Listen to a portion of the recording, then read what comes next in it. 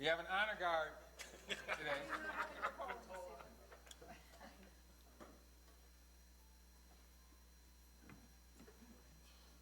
Thank you.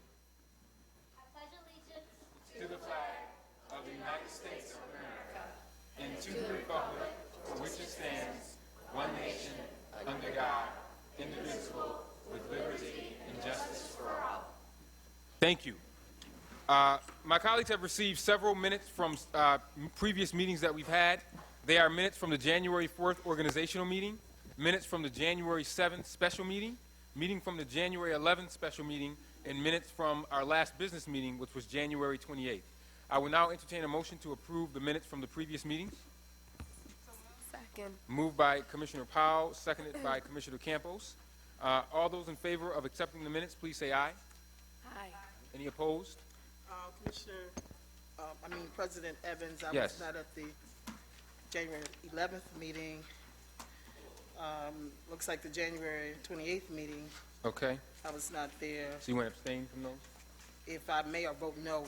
I thought we couldn't abstain, so Okay. those two I want to vote no on. Okay. Thank you. The minutes are passed. We will now, I'm going to move right on to our speakers list. We do have many speakers, and because we're supposed to be getting this impending winter storm, they say it's going to hit late night, so that's between 8 and 8:30, so I want to try to move this meeting along pretty quickly. So please forgive me if I cut you off in mid-sentence. I'm doing it only because I need to move quickly and expeditiously because of the weather. So I'm going to start with speakers addressing an agenda item. The first speaker I'm going to call up is Tequila Francis. Is Tequila here? Tequila Francis? No? Dayla Smullen. Is Dayla Smullen here? Dayla? Okay, come on up. Dayla, if you can just come on up to the podium. And you have 2 minutes. Right up here, Dayla. And you got 2 minutes, Dayla. Do I start? Yes, go ahead. And when you hear the beep, that just means that your time has passed. Good evening, ladies and gentlemen of the board and Superintendent Brazard. My name is Dayla Smolla, and I'm a 6th grader at School 39. I'm here to tell you how I feel about music and art. I am glad that I have the opportunity to participate in music and art in school. I think that art class is fun. I can express myself in art class and use my talent. I especially like painting with acrylic paint and still remember my favorite art project in 4th grade. I also love music. Music helps me release tension. When things build up, it helps me to release them and relax. I especially love to sing and play violin. I am a member of the choir and orchestra at School 39. For the 2nd year in a row, I am participating in the all-city choir. I enjoy violin too and have been playing it for 3 years. I already like getting to work with kids outside of my classroom. This year, I will be auditioning for School of the Arts. Music and art are what I enjoy, and I would love to become a singer or an actress. I will be upset and disappointed if I did not have the opportunity to do music and art in school. I don't know for sure yet what I want to be when I grow up. I'd like to be a teacher, a lawyer, a doctor, a veterinarian, an actress, or a musician when I grow up. One thing I do know is that I like school and I always do my homework and stay on track. I don't get easily distracted and I like to participate. I really love music and art and I want them to always be a part of my life. Many or all of you had the chance to experience music and art in school. My mom and I researched and we know that district has less money to work with. But I will leave you with one final thought. Please don't cut the arts. Thank you. Laverne Thompson. Is Laverne Thompson here?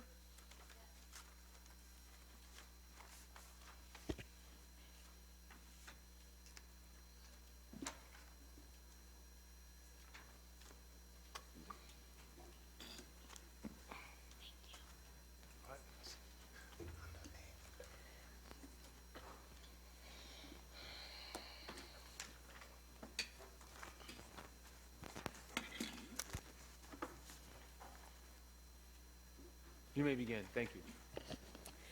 Mrs. Langhoff, Mrs. Villanueva, Mrs. Chadwick, Ms. Moskowitz, Mrs. Brown, Mr. Blaine, Mrs. Shames, Mr. Morgan.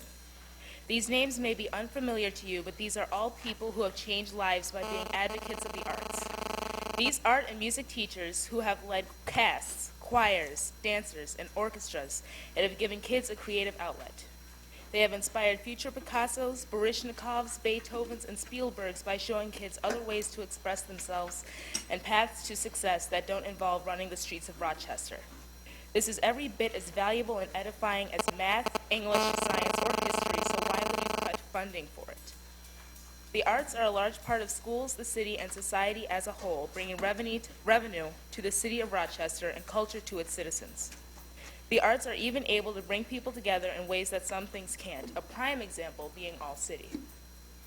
Every year since I joined the school band in 7th grade, I have attended the All City concert in which bands, orchestras, and choirs from schools across the district gather to perform. The various orchestras that play are an amalgamation of some of the best instrumentalists our high schools have to offer, and it is simply astounding to see the sheer talent that these individuals possess. I can say from experience that as members of this orchestra, we practice just as hard as any basketball player and study like we would for any test. It pushes everyone to their limits as a musician, and it amazes me to say that somehow, after only 3 group rehearsals that go without hiccup, incident, or even argument, that come opening night we have taken notes on a manuscript and turned them into a sensation that resonates with the beating of your heart. This is no easy feat, and yet it is accomplished by everyone in attendance, from kindergartners to seniors. The showcase reminds parents and students that while no child is perfect, they are still brilliant and passionate, and there's a soul inside of them that needs expression. It fills me with pride and honor to count myself among the ranks of kids who find the time, discipline, and energy to come willingly and peacefully for the sole purpose of making. Thank you. Thank you, Laverne. Edwin Canales. Is Edwin Canales here? Hector Paulino? Is Hector Paulino here?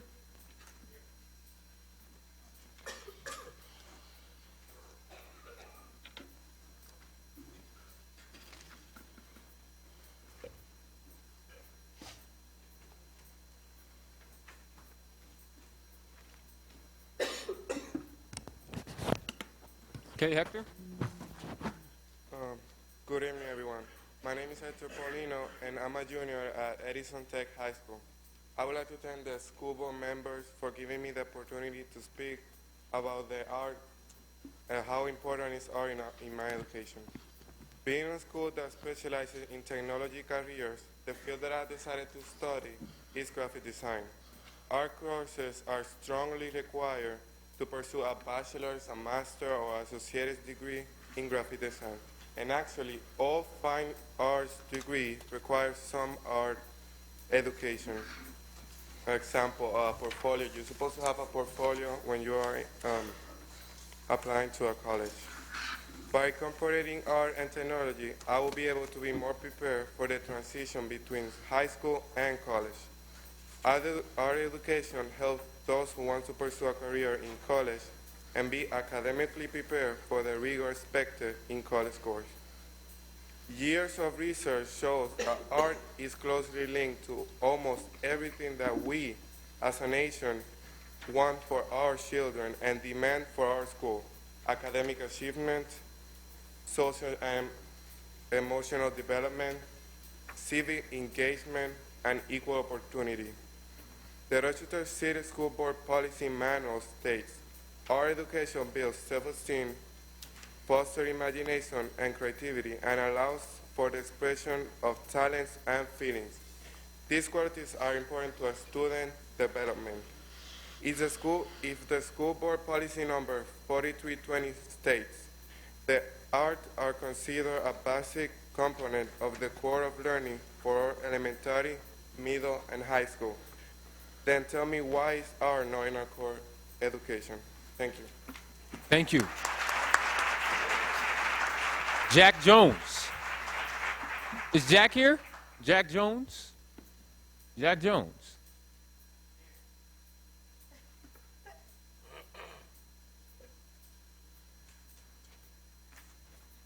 Good evening. I'm a senior from Wilson Magnet High School, and I'm part of a contingency of XCATs, which are high school students and mentors from Wilson Magnet. and we have some concerns about FIRST robotics.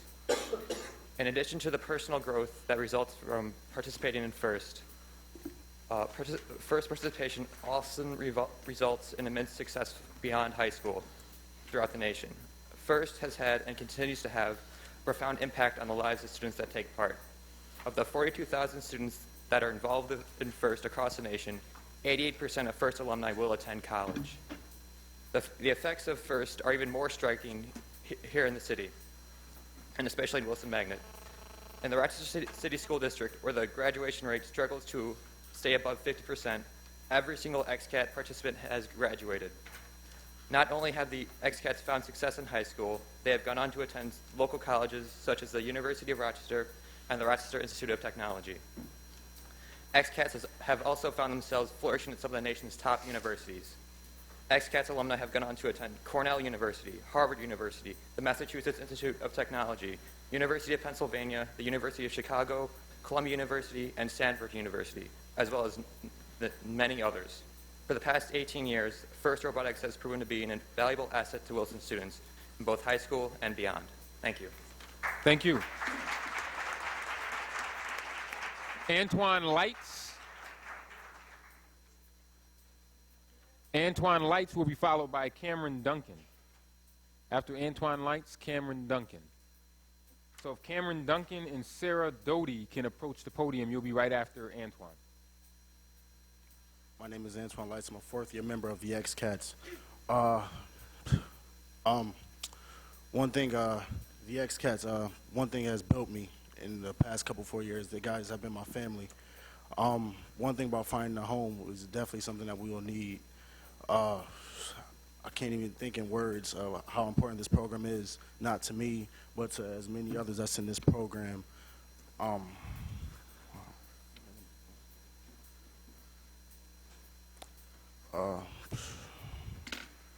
of a little nervous right now.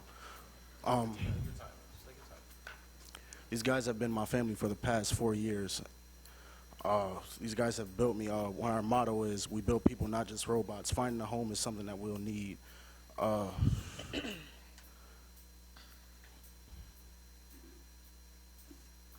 Excuse me. Antoine, can you repeat the motto for me? We Nice build mouth. people, not just robots. We build people, not just robots? Yes.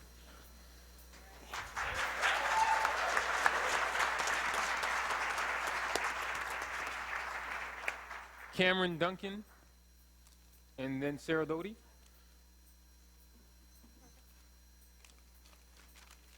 My name's Sarah Doty, and I'm from the XCATs. One positive attribute that the XCATs have taught me is that we are more than just a team. We grow and learn together, much like a family to which I know I will always be able to return. I became interested in XCATs through all three of my older brothers who were all on the team. They would come home and talk about how the mentors helped them and how they made new friends. Although I could not fully understand what they were talking about, I found it fascinating to hear all the things that they would do. All of their enthusiasm about the XCATs substantially affected me in changing my mind about following my best friend and attending a Catholic school and instead going to Wilson. For this, my parents put off moving out of the city for at least another 4 years. I have grown to appreciate all of the mentors and students on the team, and I have made long-lasting friendships that I would not have without joining the XCATs. As I previously stated, we as XCATs are not just a team. We're a strong family of diverse individuals that grows bigger and bigger each year, and every family needs a home. I have learned so much from the XCATs, and it has had such a positive impact on my life. It is something that should be carried on. Without a place to hold our meetings and build our robots, I am worried that the XCATs, a team that has accomplished so much and gone so far, will be no more. Thank you.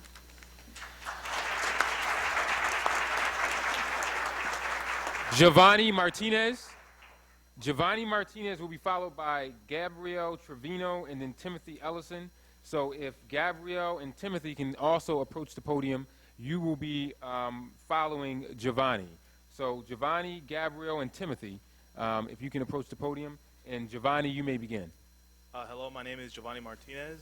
I'm an alumni to Wilson Magnet High School as well as the XCATs. I've been on the XCATs for 4 years, 4 wonderful years with this team. This team has helped shape me as an individual. As many of the board members probably know me by now, I was the valedictorian of Wilson Magnet High School. I've been a recipient of many prestigious awards for Hispanic Heritage Month, as well as been helping my community. I find that the XCATs is not a team, but more of a family, as we've all stated. I try to bring more people from the school as well as the community to understand the concepts and the ability that this team has to build someone. Antoine stated, our motto is not that we build robots, but the concept is that we build people.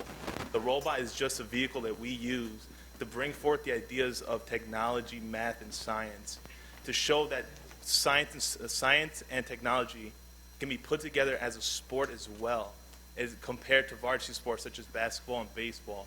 But yet it has the integrity to show people that they're still better out there in the world. This world is full of problems, such as the economic crisis, the global warming. These ideas and problems that we have can be solved if we start with our children early, to understand the concepts of math, science, and the importance of them. And with such teams such as the XCATs and other teams in FIRST, we can bring that to the community. But when we lose teams because we can't afford a home, then we cut off our way to help others as well. For instance, you see these children here, you see them in their highlight and such. This student right here, personal friend of ours, his name is Jay Lopez. He was also a member of the team for 4 years, as well as his brother Dan Lopez. Jay currently goes to school at UPenn, and he comes and checks on us to see how we're doing. And I believe he somewhat owes his success to the XCATs because of the help from our mentors and our team members. So I ask you, board members, to please give us a home. Thank you. Gabriel Trevino. Okay. Hello, board, public. Thank you for being here tonight. My name is Gabriel Trevino. I'm also a senior at Wilson Magnet High School, and kind of to attest to the legacy of greatness that the XCATs has, I'm the current valedictorian. I'd like to talk about how the XCATs has helped connect me to the world around me. In my 3 years on the XCATs, I've been able to meet students from New Zealand, Mexico, London, Hawaii, and all parts of the U.S. and Canada. And I think it's important to know that the XCATs lets me, not only broaden my community connections, but really on a global scale, it allows me to succeed.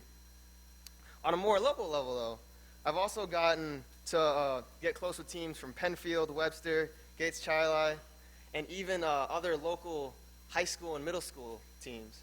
So I really want to point out how XCATs it connects me to the world around me on a local and global aspect, which I think in this growing global economy is a really important thing for kids my age to have. I know Giovanni talked a lot about the hands-on experience you get on the XCATs, which is really vital when we're losing jobs, to India and China.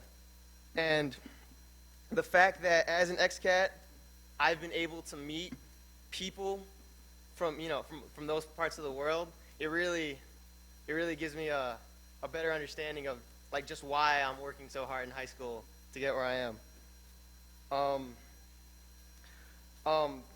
To comment a bit on the XCAT's work, not only on the robot, how we build people, we regularly work in the community to mentor other teams. We help middle school and high school teams, build their robot, help the middle school teams for their competitions. We volunteer at their regional. I guess we mentor a New Zealand team, and I guess my time's done. But thank you very much, Gabriel. Timothy Ellison. I am here to represent musical education for all of the students who love music and for the many students who do not get the opportunity to explore musical training. Music education is a wonderful course which improves many skills. It improves the communication skills by being able to communicate through song. It improves literacy skills through reading of music. It also promotes creativity as students learn to compose various types of music. Many literacy skills are needed just for that. Participating in a musical ensemble teaches knowledge of your own part, cooperative learning with others, and excellence. Without these skills, students are more inclined to fail, and the dropout rate will skyrocket uncontrollably. Many students come to school because they love music and are in band, choir, or piano class. Most students cannot get this opportunity anywhere else but at school. Another reason music education needs to stay in Rochester City School District schools is it is an emotional outlet for many students.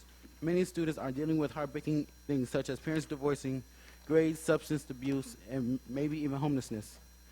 They then come to school and go to band or music or band as they play instruments such as flute, clarinet, bass clarinet, baritone, or even sax. They get to express themselves in a way only they can understand. From my personal experience, playing tuba and flute starts off a wonderful day, and I'm able to complete all my assignments in all of my classes. Music gives me something constructive to do after school as I spend many hours practicing.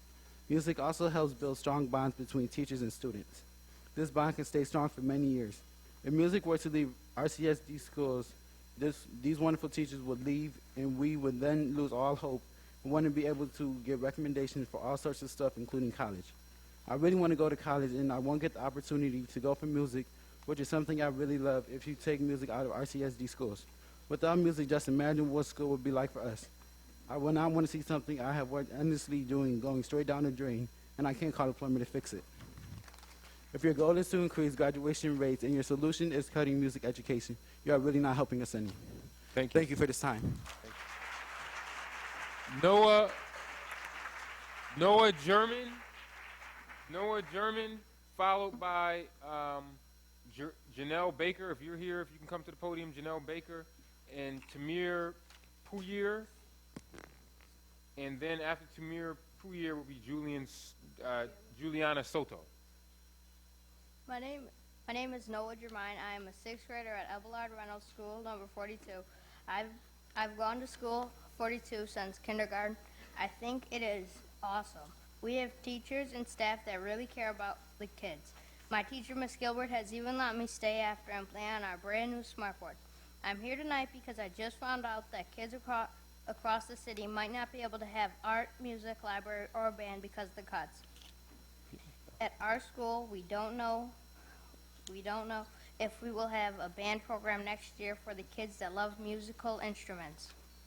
I've been in the band since 4th grade. I have been playing percussion in my school band and think it has been the best idea I've ever had, and I would like to thank my mom and Miss Eccles. I have learned how to be respected, disciplined, and practice. I've enjoyed being a respected band member and a student of our school. It would be a tragedy if our instrumental program for all the kids that would like to play band next year. My sister Kezia in 2nd grade would be upset if she didn't get to play an instrument like her two brothers.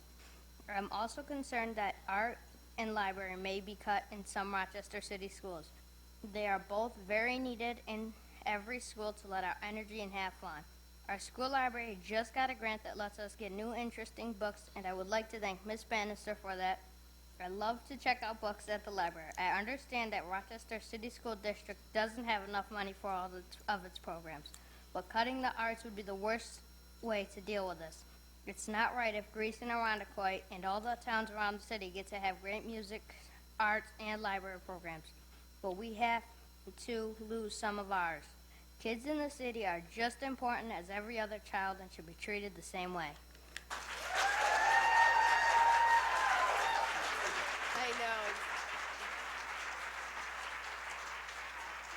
I know. Janelle Baker.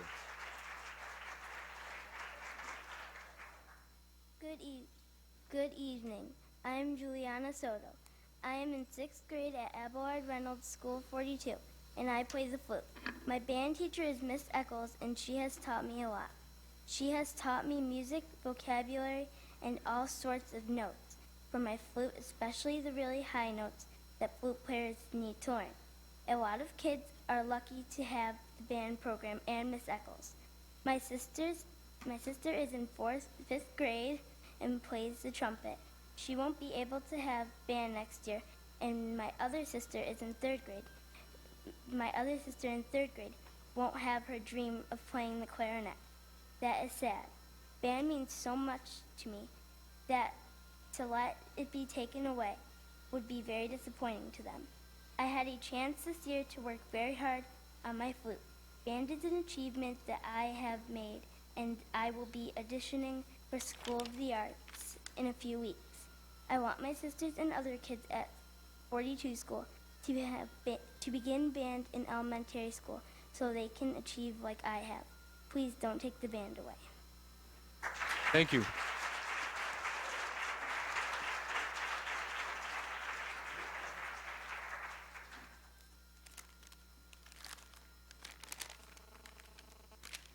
Hi, my name is Tymir, and I'm in 4th grade, and I go to school number 42. This is my first year of band. I play the trombone. I love it so much. My music teacher is Miss Eccles. She is a great teacher, and I've learned a lot being her student. Band has helped me in math and reading. I got a better grade on my report card this marking period than last time. I got 3 satisfactories last time. This time, 1 satisfactory, and the rest were excellent. Now think of all the students you will be disappointing if band is cut. Please don't stop band. I'd also like to talk about my storytelling award I got last year. The library teacher, Ms. Bannister, worked with me and I got first place. It's encouraged me to read books more. Please don't take away our library privileges. We learn a lot in library.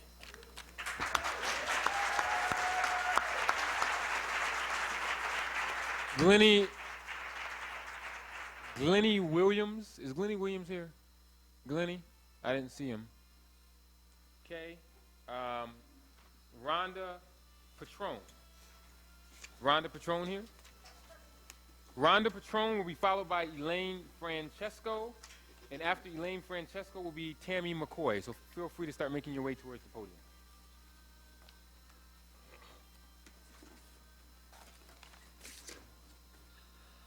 Hello and good evening. My family is here tonight to speak to you about keeping our art program in our schools. Art is the most beautiful and universal form of communication. Without it, so many important voices would be silent.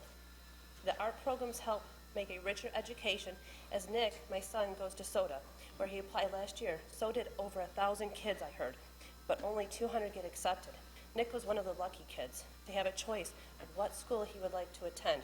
Yes, it would be a lot easier for us, being parents, to have all our kids go to one school, but that's why our school district is so beautiful. We have choices. Maybe if all the kids that wish to go to the school like SOTA got accepted, maybe our graduation rate would increase because they are doing what they love and makes them happy. That's what's so important, raising smart, knowledgeable young adults, ready for the world come 12th grade. Having music in our elementary schools really helped shape Nick, who he is today, and help find out his talent. We all love American Idol.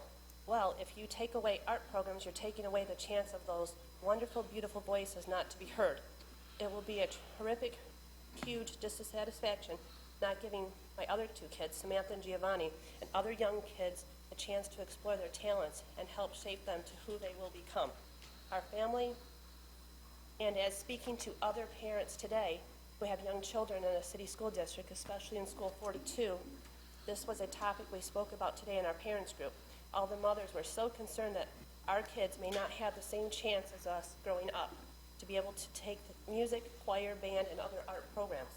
I know we all have to tighten our belts and wallets as well as we had to do in our family. But please, look elsewhere for our kids' sakes and save the art programs. Thank you and good night. Thank you, Ms. Patron. Elaine Francesco. Elaine will be followed by Tammy McCoy. Tammy McCoy, after Tammy McCoy will be Charlie Richardson. Hi, it's me again. While everyone else is flapping around about mayoral control, mayoral responsibility, responsibility, mayoral oversight, mayoral, it's my turn to play with the ball. There are chores to be done. The work continues. Daily evaluations and decisions that will impact students, teachers, instructions, and outcomes now and next year. And budget season had opened. Always challenging, this year even more so. Early days yet, but I've heard a 10 to 20% cut for next year in our building. I can't hope this is across the board for all schools. It would be devastating. But I also have to hope it's not a penalty for success in one building. Mr. Broussard, you have said repeatedly that you want to keep cuts away from the classroom. On behalf of all students, I ask you also to keep them away from the arts. ESEA, aka NCLB, calls the arts core subjects, but that does not mandate them or certified arts teachers. You have heard the passionate and enthusiastic reasons, but those are not all. Those many students who gave up and dropped out, in part because they couldn't relate, couldn't connect, might have stayed in a school where a strong arts program could help give them a different sense of belonging. Trouble shared is trouble halved. An expression through arts can give ease and strength to stay in school and attack academics. There is a reason therapists provide young patients with crayons and paper, and age doesn't really matter. You have called for creative solutions, cutting administration, pairing off what isn't working to keep what is, and including parents in defining what is important.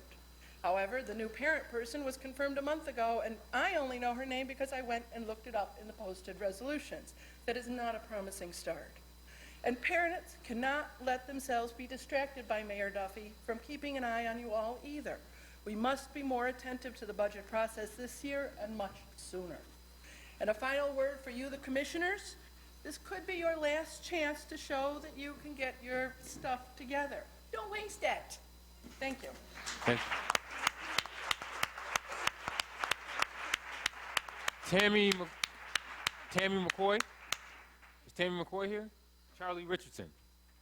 After Charlie Richardson will be Natalie Rogers Cropper.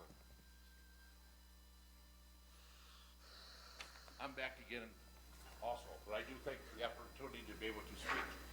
Starting tomorrow morning, we're going to go out into the community and find people that are grant writers.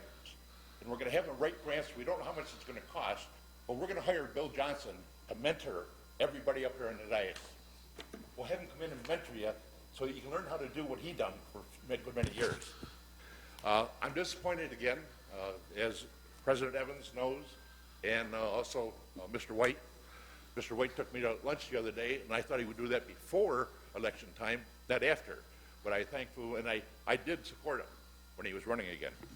But there's a problem. There's been a problem for 4 years, and most of us were here, okay, that I brought up. You all have packets on your desk. And I'm going to read this. There's a mission statement. It is the mission of the Learning for Life to enable young people to become responsible individuals by teaching positive character traits, career development, leadership, and life skills so they can make ethical choices and achieve their full potential. That's for learning by life. It used to cost the school board a little bit of money, but these surveys that you have there, okay, cost you nothing for the last 2 years. The Boy Scouts thought that was so important.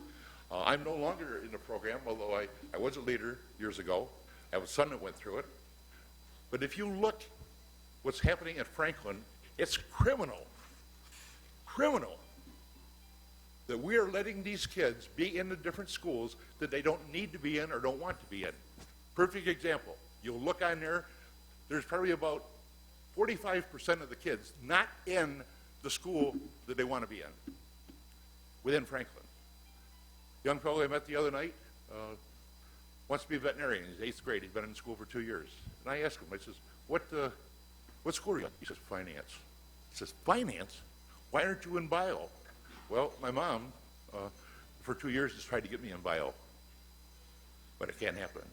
We can no longer, I understand, but we can no longer, okay, no longer let this continue to happen, that we're putting kids in the wrong schools. They're not having the opportunity. Like these kids out here tonight. Right. That's a wonderful thing.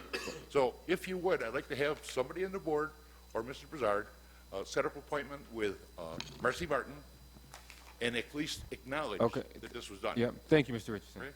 Thank you. Natalie Rogers Cropper.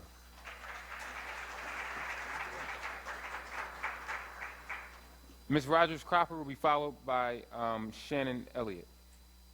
Ladies and gentlemen of the board, I'm a direct result of the infiltration of government into the schools in the form of an art form. I just would like to say that I'm the school director for Garth Fagan Dance School, and we have been in the many schools in Rochester teaching classes and so on. And I think it is a great mistake to assume that if you pull arts out of the schools, that the other subjects would suffice. Because art was created as a response to humanity's need to express themselves, to rejoice, to celebrate, to even express bitterness, but it's resolved. And if you take that away from young minds, you're going to result in minds that are not geared towards that. And hence the reason we are having problems now in this society, period. Not just the Rochester, but it's hard for me to teach children who aren't already understanding the value of expression, of self-expression, of arts expression. And dance is a particular field that I went into. It's just so invigorating and so important for kids to go side by side with math and science, because the arts is a science. And I'm married to a scientist, so I know of what I speak. There's very little difference. So we cannot just keep separating the subjects. Education is all-encompassing. And it really worries me when we start pulling apart subjects that we think are not mandatory. This is mandatory. The arts need to be mandatory for all students, because that's what gives us the human beings that you are sitting here. This is how you got there, by creation, by your invention. So I thank you for listening, and I hope the things change. Thank you. Thank you. Shannon Elliott. Shannon Elliott will be followed by Jeffrey Grubbs. Hi, I'm Shannon Elliott from Nazareth College. Thank you. That was my dance teacher. I ask you to suspend your opinions about art and art education for 2 minutes. I will advocate for a strong visual art education program taught by certified art teachers, K through 12, by making 3 points in 2 minutes. Art is a form of communication. We are living in a conceptual age, no longer a manufacturing one. We are bombarded by thousands of images every day. In order to compete in this visual and global society, it is now more important than ever for our students to have visual literacy. I'm not talking about training a couple of talented few to become artists. We don't teach English so that a few can grow up to be novelists. It's not what I'm talking about. Rather, I'm talking about preparing the next generation of people to have the ability to think creatively, solve problems, and participate in a democratic society. Just as no one would come out and say, I can't read a sentence if my life depended on it, and laugh, we should no longer hear, well, I can't draw a straight line to save my life. It's time to step up and realize that we live in a visual world. Creating art, point 2, is part of what it means to be human. The hallmarks of our greatest achievements from all over the world are seen in a culture's artwork. Art is not a frill. It is at our core. And I will speak very fast. Thank you. Art saves lives. Art in schools prevent disengagement. It provides students new ideas for future careers, in new media perhaps, in jobs that parents don't even know exist.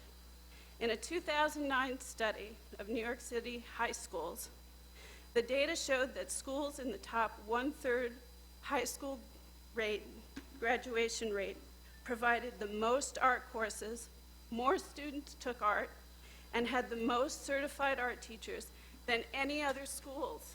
Ms. Elliott, I'm going to have to ask you to conclude there, I please. drove here in the snow, and there are people that didn't show. I'm going to make 2 more sentences. I'm going to have to ask you, if you can be very quickly, as It's I 2 said, sentences. because of the snow, I'm just going to ask you to conclude quickly. When I taught art in New York City in a junior high, students would tell me, this is the only reason I come to school. And I know that Rochester City Arts teachers hear that as well. And if you are a Rochester City art teacher, raise your hand if you have heard that. Thank you very much. Thank you. Jeffrey Grubbs.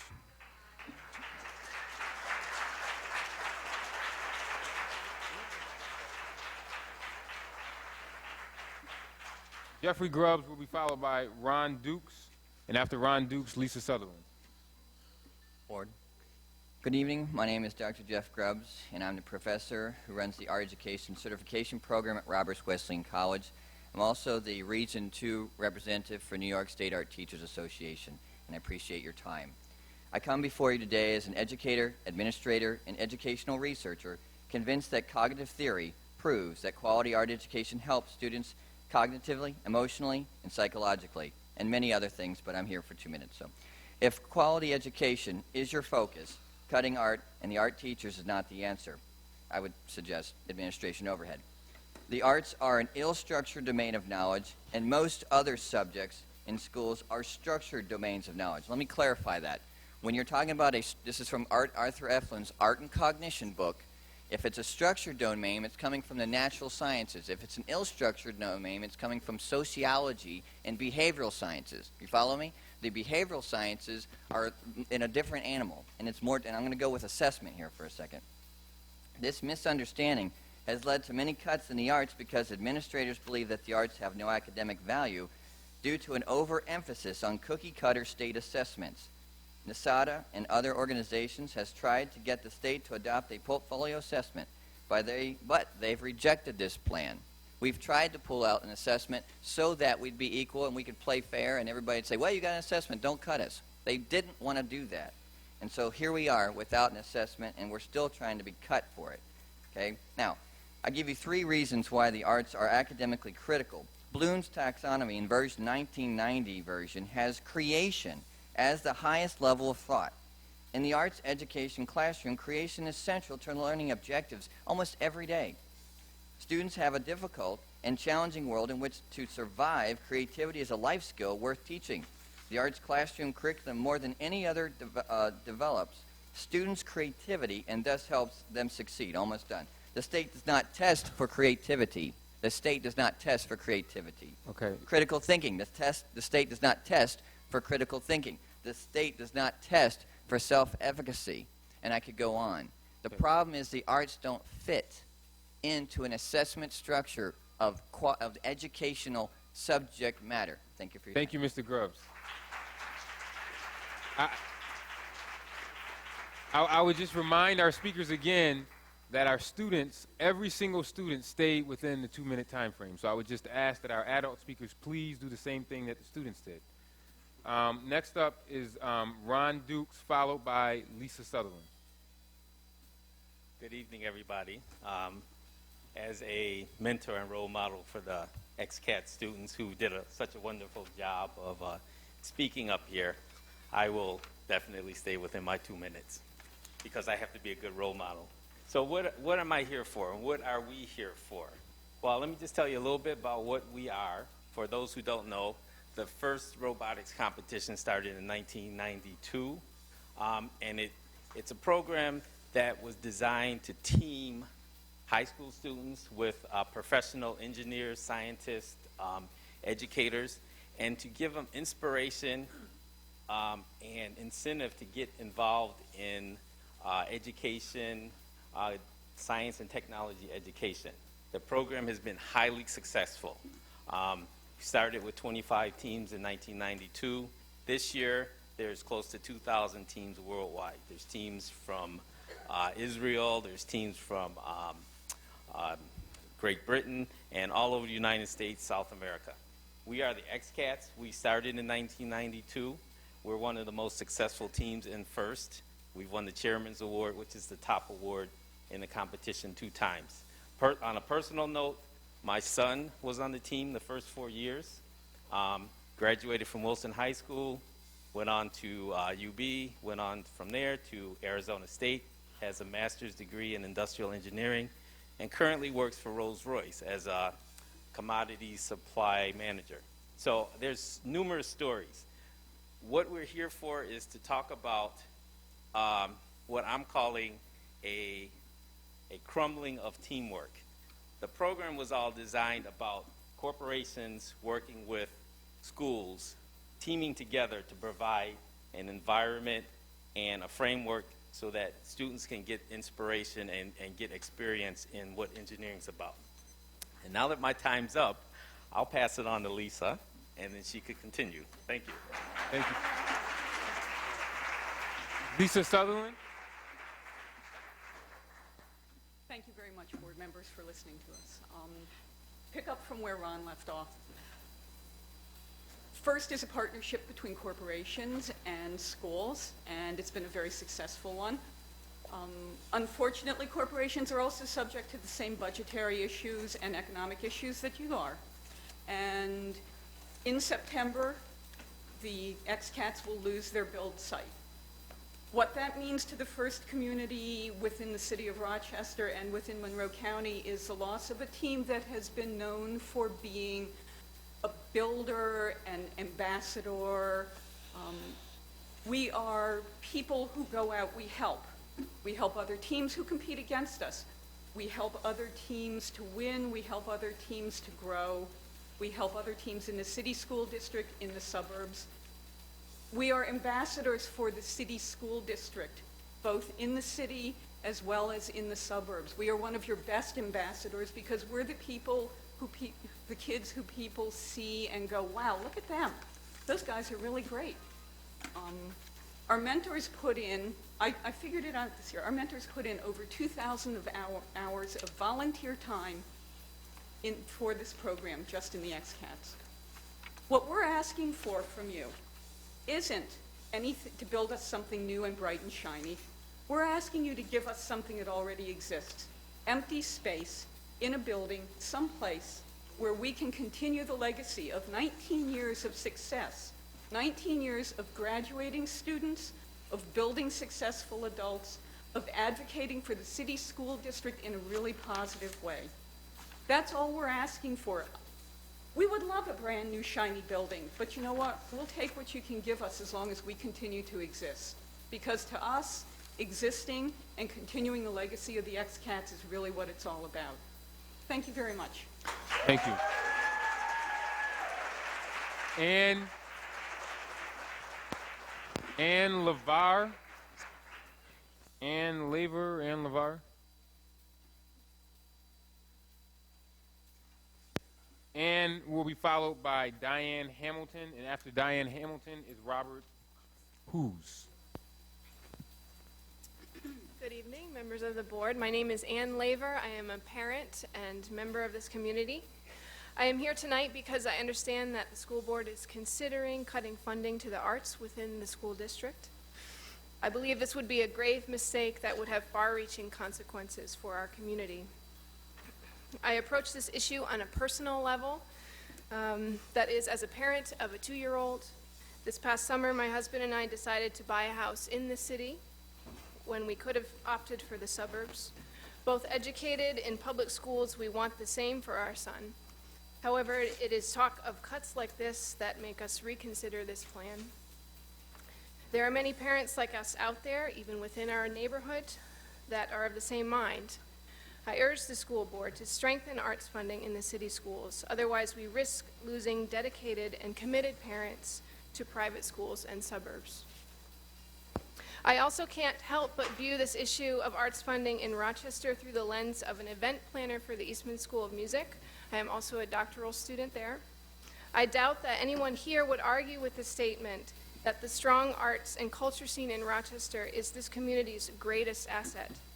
It is what sets us apart from other mid-sized cities. It is what attracts people here for conferences and visits, and it is what made my husband and I decide to relocate here ultimately.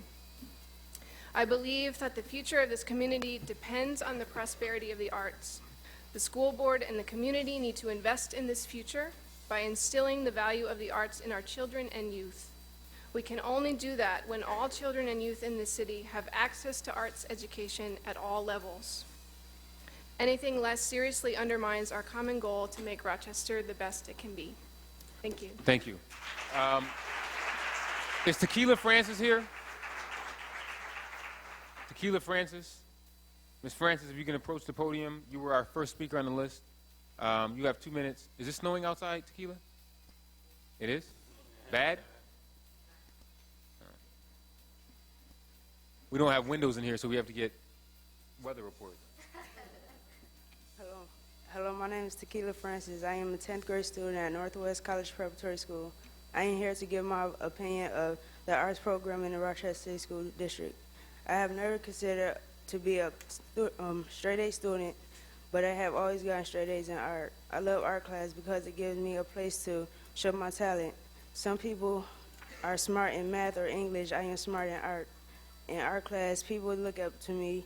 If they need help, people ask me. Art class makes me feel like I am a part of the school. Last year, I was doing very poorly in school, and I wanted to drop out. My art teacher, who is my mentor and my friend, reminded me of how good I was at art and how greatly I would be missed in school. Because art was the place where I was doing well, you should say that art kept me in school. If I didn't have art and a place where I could express myself and show my talents, I would not be here, which will only be adding to the district dropout rate. You keep the classes that make the district look good on paper. Art makes me go to school, but there is no way to track that on paper. If there was, I would think you would see that there are many students like me who stay in school so they can have a place to feel important. People think of students like me who might not do well in other classes but continue to come to school because of art. Think of me when you are asked to make more cuts to the art program, because I can tell you honestly that without art, I would be one of your dropout statistics. Thank you. Diane Hamilton. Is Diane Hamilton here? Robert Hughes. Robert Hughes will be followed by Alicia Messenger and then Joseph McAvoy. Good evening, Superintendent Brazard and board members. Thank you for letting me speak. I'm a certified art teacher as well as a CTE teacher at the School of Imaging and Information Technology at Edison. Knowing that difficult budget decisions are coming up this next year, I want to advocate for equal access for all students to the arts. Board policy number 4320 addresses the school district's policy for art education, and it affirms the district's commitment to the New York State Learning Standards. It also states that all students should have equitable access to the arts and extended opportunities to explore art and art careers. According to a survey conducted by city school teachers, we found that in conjunction with the RTA, we found that at least 25 of our schools do not have full-time art teachers, and students in 4 of our schools do not have access to art classes. Students in at least 17 of our schools do not have full-time music teachers, and students in 8 of our schools do not have access to any music classes. And students in only a few of our classes, our schools rather, have access to dance or theater classes taught by certified teachers. Earlier this evening, you saw one of my former students, Hector Paulino. He's a junior at our school, and he spoke to you about the importance of art in his life and that his future career. Hector is an outstanding student. He is intending to become a graphic designer, and I had him as an art student last year, and he couldn't be in my class this year because we have 1 period of art per day, and his schedule conflicted. At a suburban school, Hector would be able to explore many different kinds of arts and develop his portfolio over the course of 4 years in high school without sacrificing other academic courses.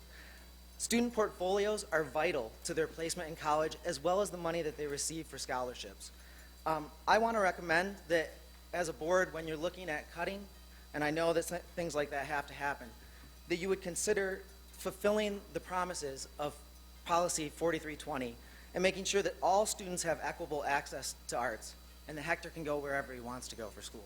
Thank you. All right, thank you. Alicia Messenger.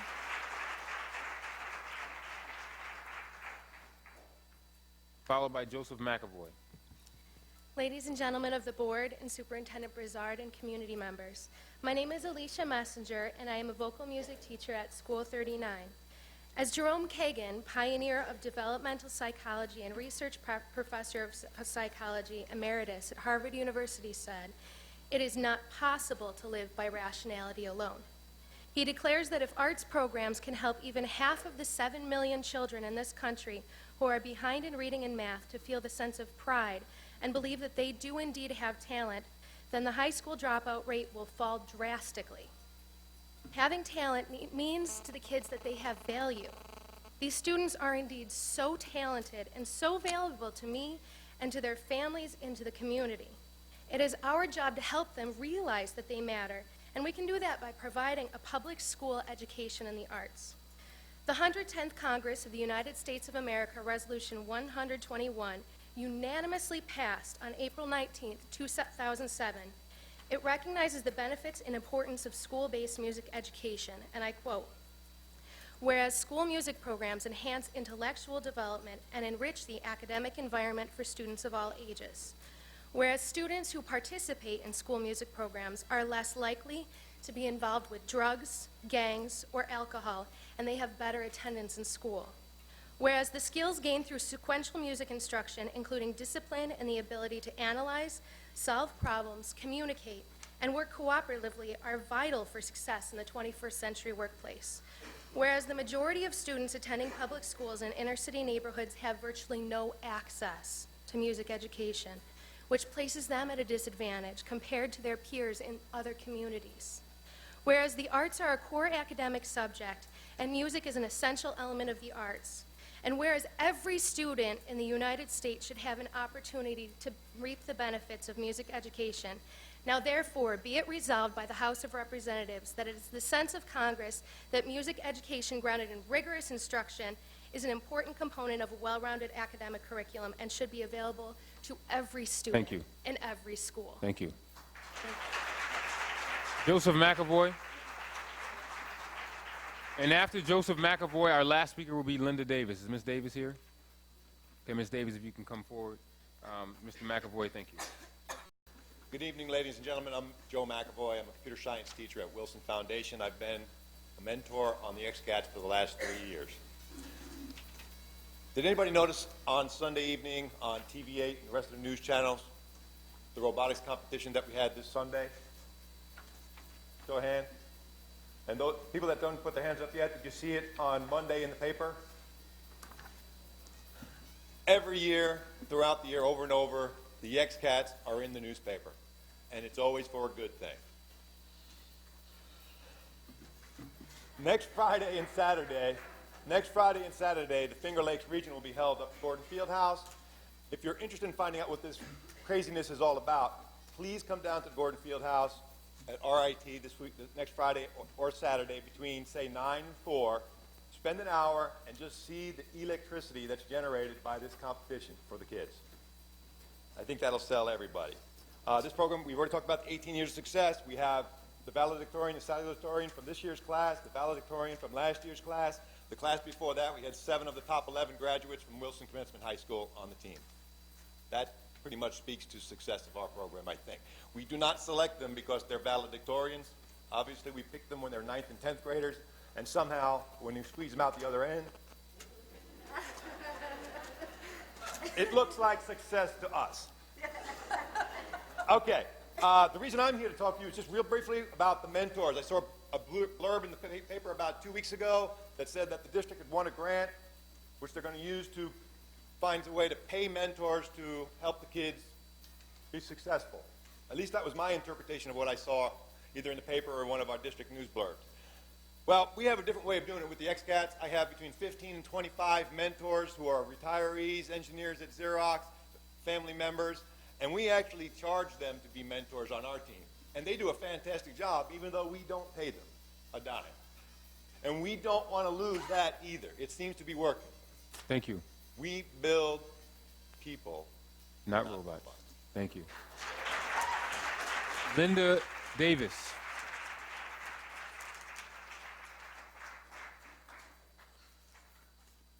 Hello, I'm Linda Davis. I'm an art teacher at Monroe High School.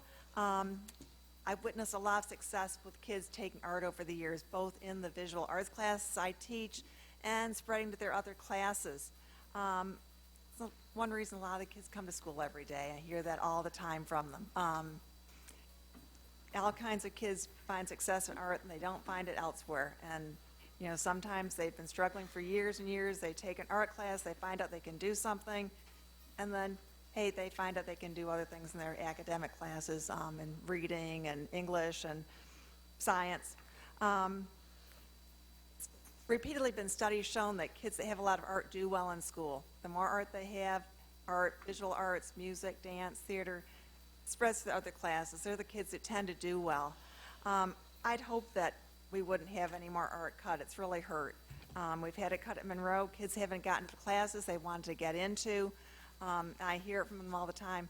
Yeah, miss, I wanted to get in your class. I wasn't able to get in. What should I do? And again, we've had art teachers cut, music teachers cut at Monroe, and it's for the kids that want to have it. I have a student this year who's a senior who has tried to get into art every single year since his freshman year. He wants to go into art for a profession, going in for an art school after high school. He has not had the portfolio he could have. He's missed scholarships because he hasn't been able to have that opportunity.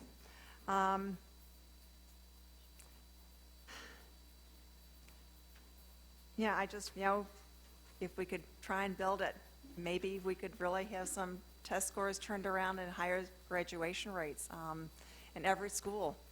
They have the same opportunities for all the kids. Okay, thank you. Thank you. This concludes our speaking portion. Usually I don't comment on speakers, but I just want to say that all these arts and education speakers that have come up, this is news to us. The board is just beginning our budget process. Our budget has not been decided.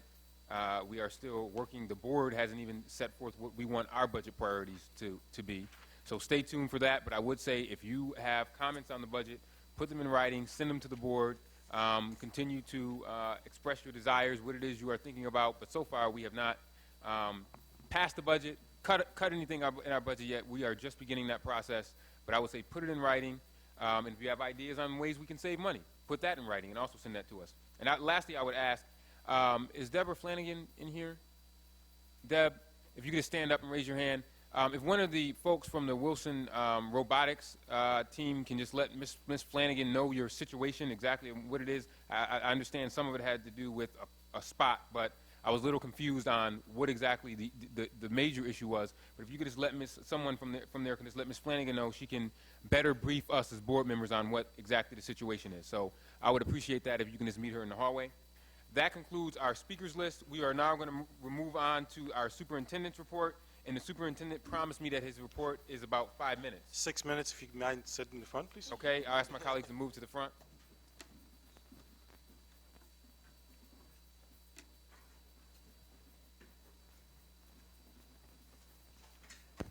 And Commissioner, I'll start talking as you're moving down. I was hoping to be the first to invite everyone to the Finger Lakes Regional for the first robotics, but the XCATs beat me to it. Just for the record, when I was principal, my school was Rookie of the Year and won the Chairman Award. So I'm a big fan of the FIRST robotics. And for this, what FIRST stands for, it's for inspiration and recognition of science and technology. Dean Kanan from MIT put the program together. It's an amazing program. I, too, was not aware of your situation, so if you would mind communicating with me as well so we can help, would love to actually do that. So if I may bring up Kevin Klein, if you're here, Kevin. Or just stand up.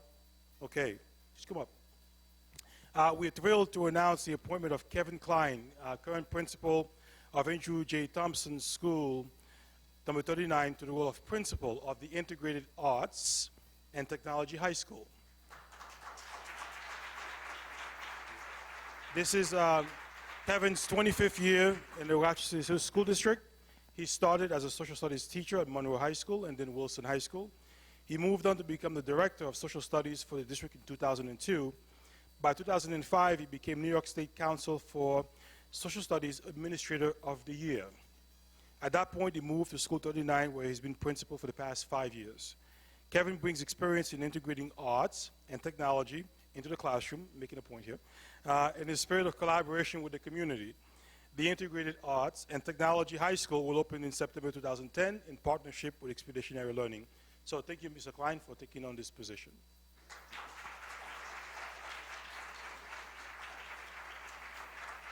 And the presentation, the 4 minutes that I'd like more, I'll bring up LaJuan Brown, one of our amazing directors down in Human Capital Initiative, to show you something we've been working on, or she's been working on with Dr. Michelle Hancock, and the wonderful work they've put together.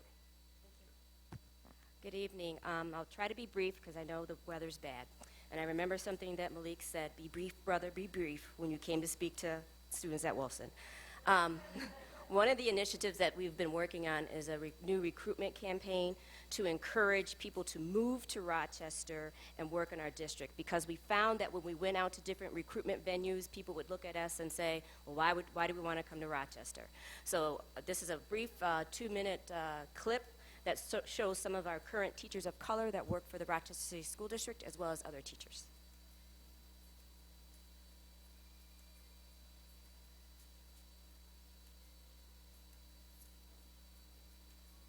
Our students are eager to learn, and we're eager to find the right teacher to make a difference in our classrooms and in the lives of our students. So take a look at what some of Rochester teachers have to say about their experiences in the City School District and the City of Rochester, and find out more about what we have to offer.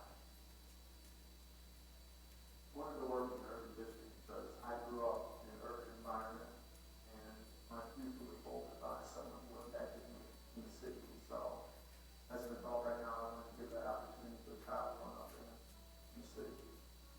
As I grew up through elementary, middle school, high school, a lot of things that happened, those positive things that happened, my interaction with teachers, as well as coaches, motivated me to come in and work. I grew up in a suburb, and I pretty much knew what that like. It knew that it could have been better. So then I got to go teach for a summer in Brooklyn Heights, and I taught there, and I realized I loved the pace of the city. I loved the people that I worked with, and that every student that I worked with was from a different background, came from a different experience, more so than one background of like a farming community or the suburbs. I wanted to come to Rochester City School District because I'm from Rochester and wanted to contribute to the success of some young individuals in my own community. I chose to work for the school district because, one, I went to Rochester School District. I went to school when I was younger. And two, because I like working with students in the inner city. I enjoy their experiences. I can relate to a lot of their experiences that they have in the household. I used to teach in a grade 7 content. I come from online teachers, and they recruited me in action. And they were telling me that to come in the classroom and visit the classroom and see what's going on, and I could bring in my challenges of teaching. I mean, we between lessons with them our music lessons with them. That's something I was good at. And then eventually we moved to counseling, and then I was encouraged to college to become a teacher. And since that setting was always a more natural setting that I was in, that's the setting I chose.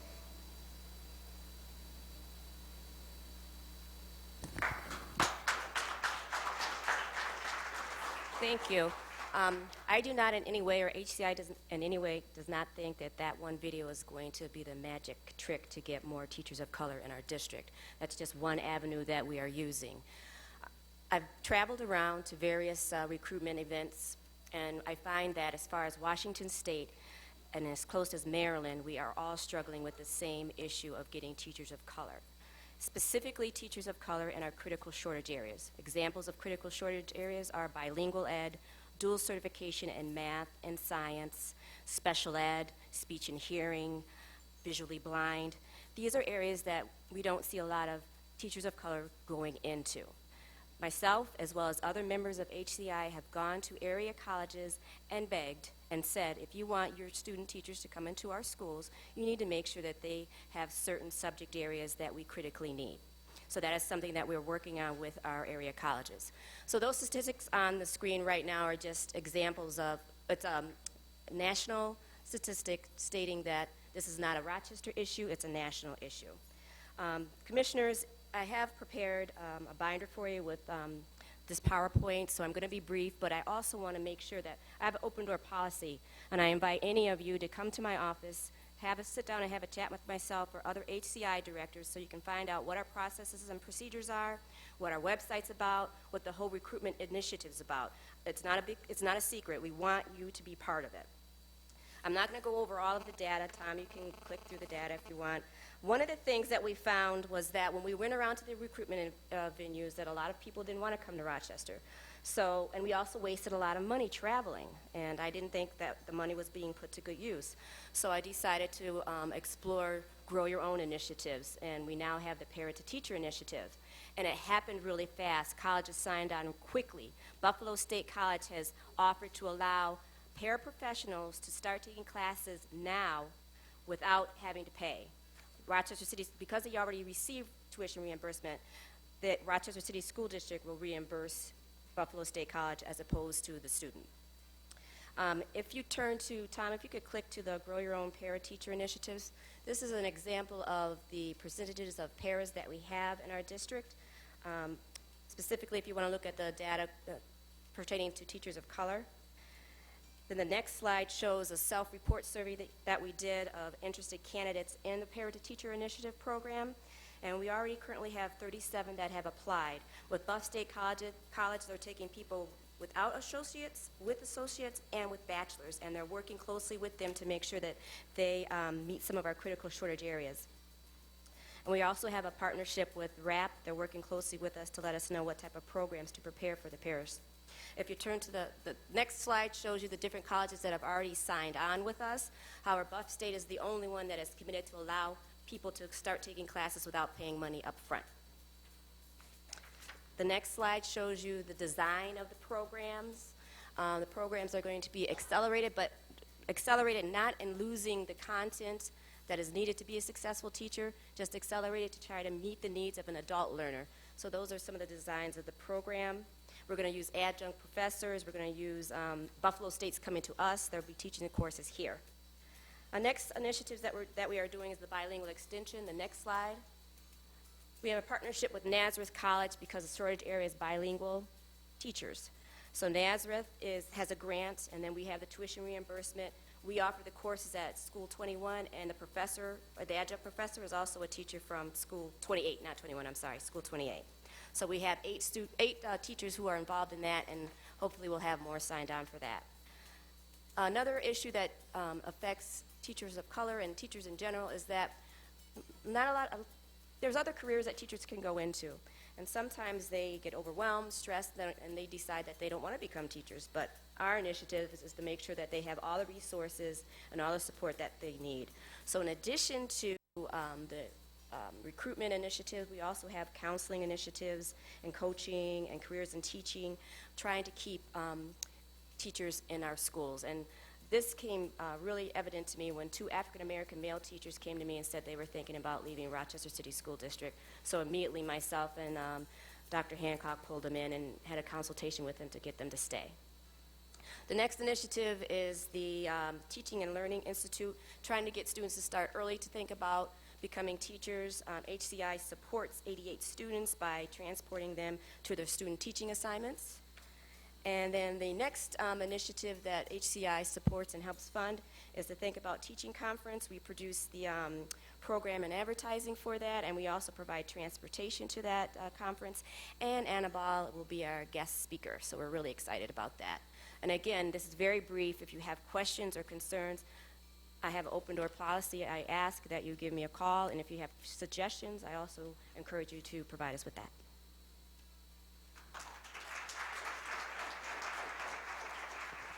And we also have a brochure that's going around that Luan and Dr. Hancock put together that I think really is a wonderful document that looks to recruit folks into our district. So clearly, commissioners and community, we listen, we hear. When I first came to Rochester, I kept hearing about this 85-85 rule or 85-85 situation, whatever you want to call it. We're trying the best we can. It's difficult, of course, in a sort of reduction in force situation, in a budget situation, as you're looking to hire to try to integrate at the same time. So it's a doubly difficult job for us, but we're working very hard to make that happen. So thank you, Luan. I also want to introduce, since I heard someone say that we've not introduced a new parent director to the community, we are beginning to work on that quickly. I heard today she interviewed with the DNC, so that should be coming out rather soon. She's actually here tonight, and her name is Dorothy Evans Flaherty, if you want to stand up.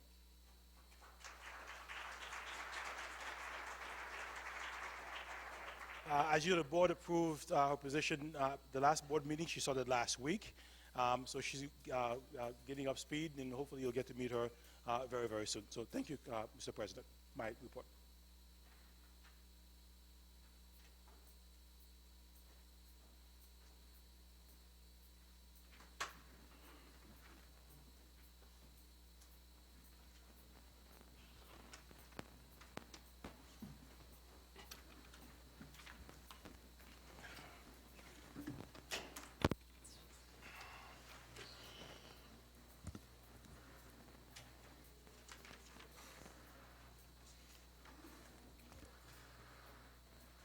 Thank you, Mr. Superintendent. Thank you, Ms. Brown, for your presentation. Does any questions for the superintendent briefly? Commissioner Cruz, any questions? No. Commissioner Elliott, any questions? Yes, but let me sort of get my head together around it because we didn't get the information prior to, so I'm going to sort of go off the cuff, and then once I read the material, if I can ask questions, email some questions at a future date. Without getting into specifics, I don't remember your name, but what is it? Ms. Brown. Without getting into specifics, and I'll go through you, Mr. Superintendent, what were the barriers that these two black men had that were causing them, if you could speak in generally about it, that was causing them to consider not staying at the district? They didn't feel like they had support within the building or within the district, and they were considering, one had been in the suburbs and came to the city to work, and then the other one was considering going into the suburbs to work. They didn't feel like they had support in the school building or enough resources. Okay. And then I know personally that there have been persons of color, particularly African Americans, who have applied and were not considered. So I'm not sure of all the details there, but they have been applying, and I do know that there are people out there that want to work in the district but have not been able to be hired. Then, and I'll say this also lastly, and I'll read the material, then get back to you. Mm-hmm. You talked about the paraprofessionals. One of the things that I think that, and I think I see President Margie in here, but one of the things that I've been trying to fight for on this board, particularly when it comes to African American men and African American women, 75%, Margie told me, of the paraprofessionals are black females. Mm-hmm. And so, but we only pay them $9.33 an hour. So I'm asking the president to talk to us more about increasing that, because if you're interested in having them as teachers, at $9.33 an hour, they've got to go somewhere else and find other jobs. And so they don't know that there may be some opportunities for them to consider right here in the school district, not at paying them $9.33 an hour. And so I would, Mr. Superintendent, some way negotiate with the RAP union about increasing those salaries so that if they are interested in staying around and perhaps pursuing teaching as a career, that we may have a greater pool and people who are really committed. Annette, you're correct. That's one of the barriers that we've had when we've sat down and talked with them, because a lot of them do have second jobs, and that's why we're trying to really cater the program to their needs to help to assist them in that area. But you're absolutely right. Yeah, and I would just say this for the record again: we could pay secretaries $1 zillion. We could pay our paraprofessionals more than what, and because they are on the front lines. Thank you, And Mr. I just would like to speak to your statement about people who are applying. We have an online application system, and we also have an extensive website. And I'm going online, pulling people that are teachers of people of color, and I'm checking for certifications. And we do have a process where we want everybody to have all their information in before we bring you in. But we are reaching out there, and I do encourage you to come and sit down and look at I can show you the online application. You can invite me. I'll come. And one last thing that I'm reminded of. There is a diversity study that was done for the district. Are you familiar with that, Mr. Superintendent? Have you all seen this, the diversity study that was done? It got put on the shelf. I have not seen it. And it's a good, I'll send copies, and it's a good report. And somehow it just got put on the shelf. We did it. It goes on the shelf. We didn't take it seriously. So I will email copies of I do have it, so that it's a very good report that we really consider. If we're serious about it, we'll consider the study, because it was a very well done study. Okay. Thank you. One thing I failed to say is that our numbers did increase from 2005. My predecessor, Graciela Perez, did do a good job, but not enough. And then it did go down last year because we had the reduction in force. Oh, and I'm sorry, one other thing. Last point, Mr. President. Let me just also say, we can't just get people of color just because of their skin color. They have to have, in my view, they have to have experience working in the urban environment. They have to be sensitive to the urban environment. And I would argue that the disconnect becomes in when you have people who are not sensitive to the urban environment as reason why we have a challenge in our district the way we have, because they don't people who are not sensitive to the urban environment have a very small clue in terms of how to manage and how to teach those children, unless they have love.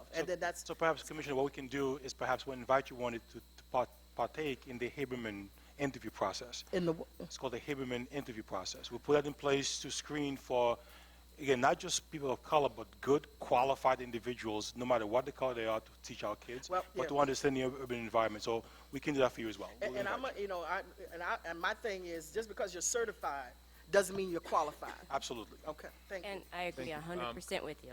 Thank you. Commissioner Powell, any questions? No. Commissioner Campos? No. Commissioner White? Yeah, first of all, I want to thank the superintendent and his staff, Michelle Hancock specifically, for answering some of the questions. I had a series of questions that I had asked, and these materials apparently get to some of those questions. And Ms. Brown, I think, just answered one of the questions that I wasn't sure was answered by the questions that I had asked in the wake of the whole flap over my son, who was one of those rare African-American male teachers. Less than 2% of the United States public school teachers are African-American males. And so I continue to have an ongoing interest in the subject and will not relent to any politics or discussions about my intentions, because this issue, is, as Ms. Brown has indicated, is too serious for us to leave to politics. I would agree with Commissioner Elliott that we have not done a good job in the past, and this is no reflection on Ms. Hancock or Ms. Brown. In fact, it appears that Ms. Elliott, Commissioner Elliott, is correct. There is a report, and Ms. Lee and I think Ms. Flanagan will recall last week or two, I asked for a copy of that report. That report, I think, if Commissioner Elliott and I are on the same page, was done under the Manny Rivera administration. And it pointed out that there was an 85 cent, and it very honestly and forthrightly indicated this district had a serious problem. And what is interesting is I saw quite a few people shaking their heads saying they had never seen this report, which I think perhaps Ms. Brown may be reinventing some work that others have already done. So a couple weeks ago, I asked that people locate that report and dust it off, and we need to take a renewed look at that report. One question that I don't think was answered, but it may be in these materials that we just got, was why is it, and again, I have no shame in using my son as an example because I think he is reflective of some of the anecdotal stories we've heard for years. Why is it, and you don't have to answer this now, but this was one of the questions, why is it that my son was able to, within a 2-week period of time, get a job as a substitute teacher with all the requirements? Maybe the requirements are different, but I can't imagine that these two suburban school districts will allow him to substitute teach in a district. He was basically able to get a job, just started working 2 days ago at Rush Henrietta School District. Why was he able to do that in such a short period of time, and yet, and again, this is just an inquiry, I'm trying to figure out how we can improve what we do. The district couldn't seem to process, and I understand there was a process. What have we looked at what they may be doing differently? Because my fear is that we may, Commissioner Elliott talks about some people being turned away, that we may be turning away people and they may be finding other opportunities because we're not maybe operating perhaps, I don't want to say as efficiently, but operating differently. Have we considered what they might be doing that we might do a little bit differently? I think we are operating efficiently. In the past, people have gotten through without fingerprints. People have gotten through without an original transcript. So when I came on board, I got a little bit hard-nosed about it and said, these are the processes that you have to follow. We welcome people in once they get their information in. And I share with people, as long as you get everything in, please give so-and-so a call and we'll get you in. So I'm a stickler for process and procedure because I want to make sure that we have highly qualified teachers and substitutes in front of our students. And also, Rush Henrietta does not get the volume of candidates coming through their door. Rochester City School District is also one of the highest paid substitutes. So we got a lot of people, qualified and non-qualified, who are trying to get through the system. So we're just trying to manage the volume and make sure that we are efficiently getting every document in. And we communicate with people via phone and email. You know, the thing about the fingerprints, and you may not have an answer to this, but I would imagine, and I could be wrong about this, that Rush is also looking for fingerprints too. So again, I think I said I didn't think we were operating inefficiently, but could we perhaps operate differently? And let me give you an example. Again, I can use Archie Allen, or I can use my son as an example. My son was specifically told that they did not need any more substitutes. And I've heard other people, Commissioner Powell has said that. So there was no inquiry as to whether they were qualified, certified, capable, competent. It was that they were told, and again, Commissioner Powell as an example, Vicky Govia even told me, when your son applies, he's going to be told. He might be told. There's no room in the inn. So that's an example of maybe could we be doing something differently? Are we still, and I asked this question, are we still telling people up front that there is no room? We do not need substitutes. Because that's what my son was told. That's what Commissioner No, we're not. And Rochester, like other districts, if you look at other district websites, they have an abundance of substitute teachers due to our current economy. Now, when we sign, and Narlene can speak to this, when we sign on a certain amount of subs, there's a cost to the district if we do not use those. So I'll let her speak to that. Okay, briefly, too. Hi, my name is Narlene Reagans. I'm the Director for Temporary Employee Services. It is not our interest at all to turn away any employee or any candidate that's looking for employment. But with our economic conditions, we are getting an abundance of qualified applicants. How soon we hire someone really is contingent upon where they're at in that process.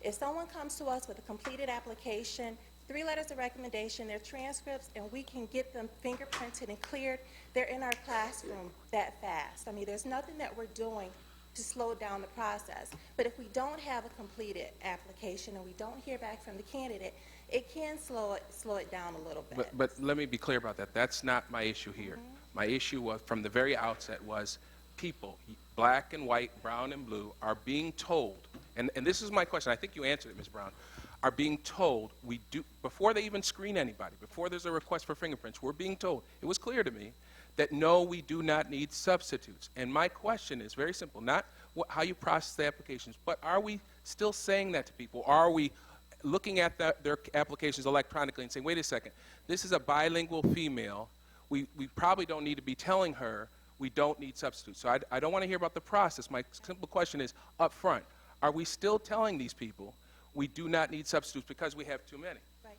I don't think that we're telling them that we don't need substitutes. I think what they're hearing is that we're saying there may not be any permanent positions available, and they may be interpreting it that there may not be any substitute positions available. What we have instructed our staff to say is that once your application is complete, we will review it. And as we're reviewing applications, we are looking for individuals that are highly qualified, specifically in those areas that we need candidates in. And we really are bringing on as many people as we can. This school year, we've brought in over 200 substitutes, including well over 100 of our student teachers. So we're having ongoing hiring, not necessarily just at orientations, but on a day-to-day basis. We're bringing in people all the time. So I apologize if the message that's being communicated is that we're not hiring, because we really are. We just can't accommodate every single person, and we really are striving to bring in the best highly qualified candidates that we can. Okay. Anything else, Commissioner White, before I go to Commissioner Williams and then go back to Commissioner Powell? No, other than to say, it's not altogether clear to me. I hear what you're saying. It sounds like the process is running efficiently, but again, I want folks to know, and I saw Commissioner Powell pull her mic. My son is not the only person who has said this, and it sounds to me like I said to the superintendent. My son said to me, hey, listen, maybe I would have done some things differently. But I don't hear the district saying that. I don't hear the district saying what, quite frankly, the superintendent said to me when this whole issue came up. For them to be telling applicants there's no room in the inn, we're not even accepting any applicants, is wrong when you have an absence of people of color. It appeared to me, and I still don't seem to have the answer, that there was not an attempt to look at teachers of color who were interested and pull them into the process. My question again is, are they still telling people that we're not accepting applications? Because that's what they were telling people. We accept applications on a daily basis because it's online. So we do accept applications on a daily basis. And in regards to the bilingual person that you're referring to, I personally sent that person an email before all the documentation was uploaded and said, we need bilingual teachers. Please call me when you get everything in. Contact my secretary so we can set up an interview. And if that had happened in a speedy process, she would have been in my office and had an open contract had she gone through the... I'll say one other thing. One quick thing. I just got to remind folks again about the weather outside, so I got to keep this moving. Well, and also we shouldn't be talking about personnel matters, but right. I want to... You know what, quite frankly, I don't hear from the district, and it's very frustrating, because I heard it from the superintendent, but I don't hear from the staff, that we were doing some stuff that probably was turning away people of color. And it wasn't just people of color. It was, again, Vicky Govia told me she had instances of it.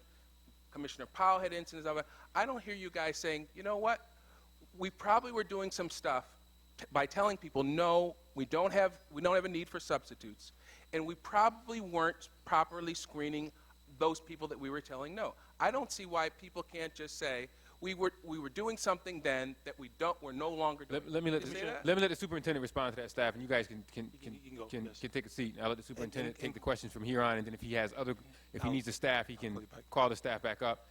So, Mr. Superintendent, please respond to Mr. White, Commissioner White, and then I'll go to Commissioner Williams to see if he has questions. Go back to Commissioner Powell and then Commissioner Cruz. Then I need to put a button around this conversation, and if we want to do it at other times, we can do that, but we need to move forward. Go ahead. And Commissioner White, I responded to the question without first talking to the folks in HCI. I can tell you that these two individuals work very hard in getting folks into the district. So if you would like, same invitation to Commissioner Elliott, please come down and see the process, see what they do. I know they've revamped quite a bit downstairs in trying to get folks. We do get a lot, and compared to Rush Henrietta, we have a very large school district. I mean, we're the largest, honestly. Well, third largest now in New York State. The volume that we get is much, much higher.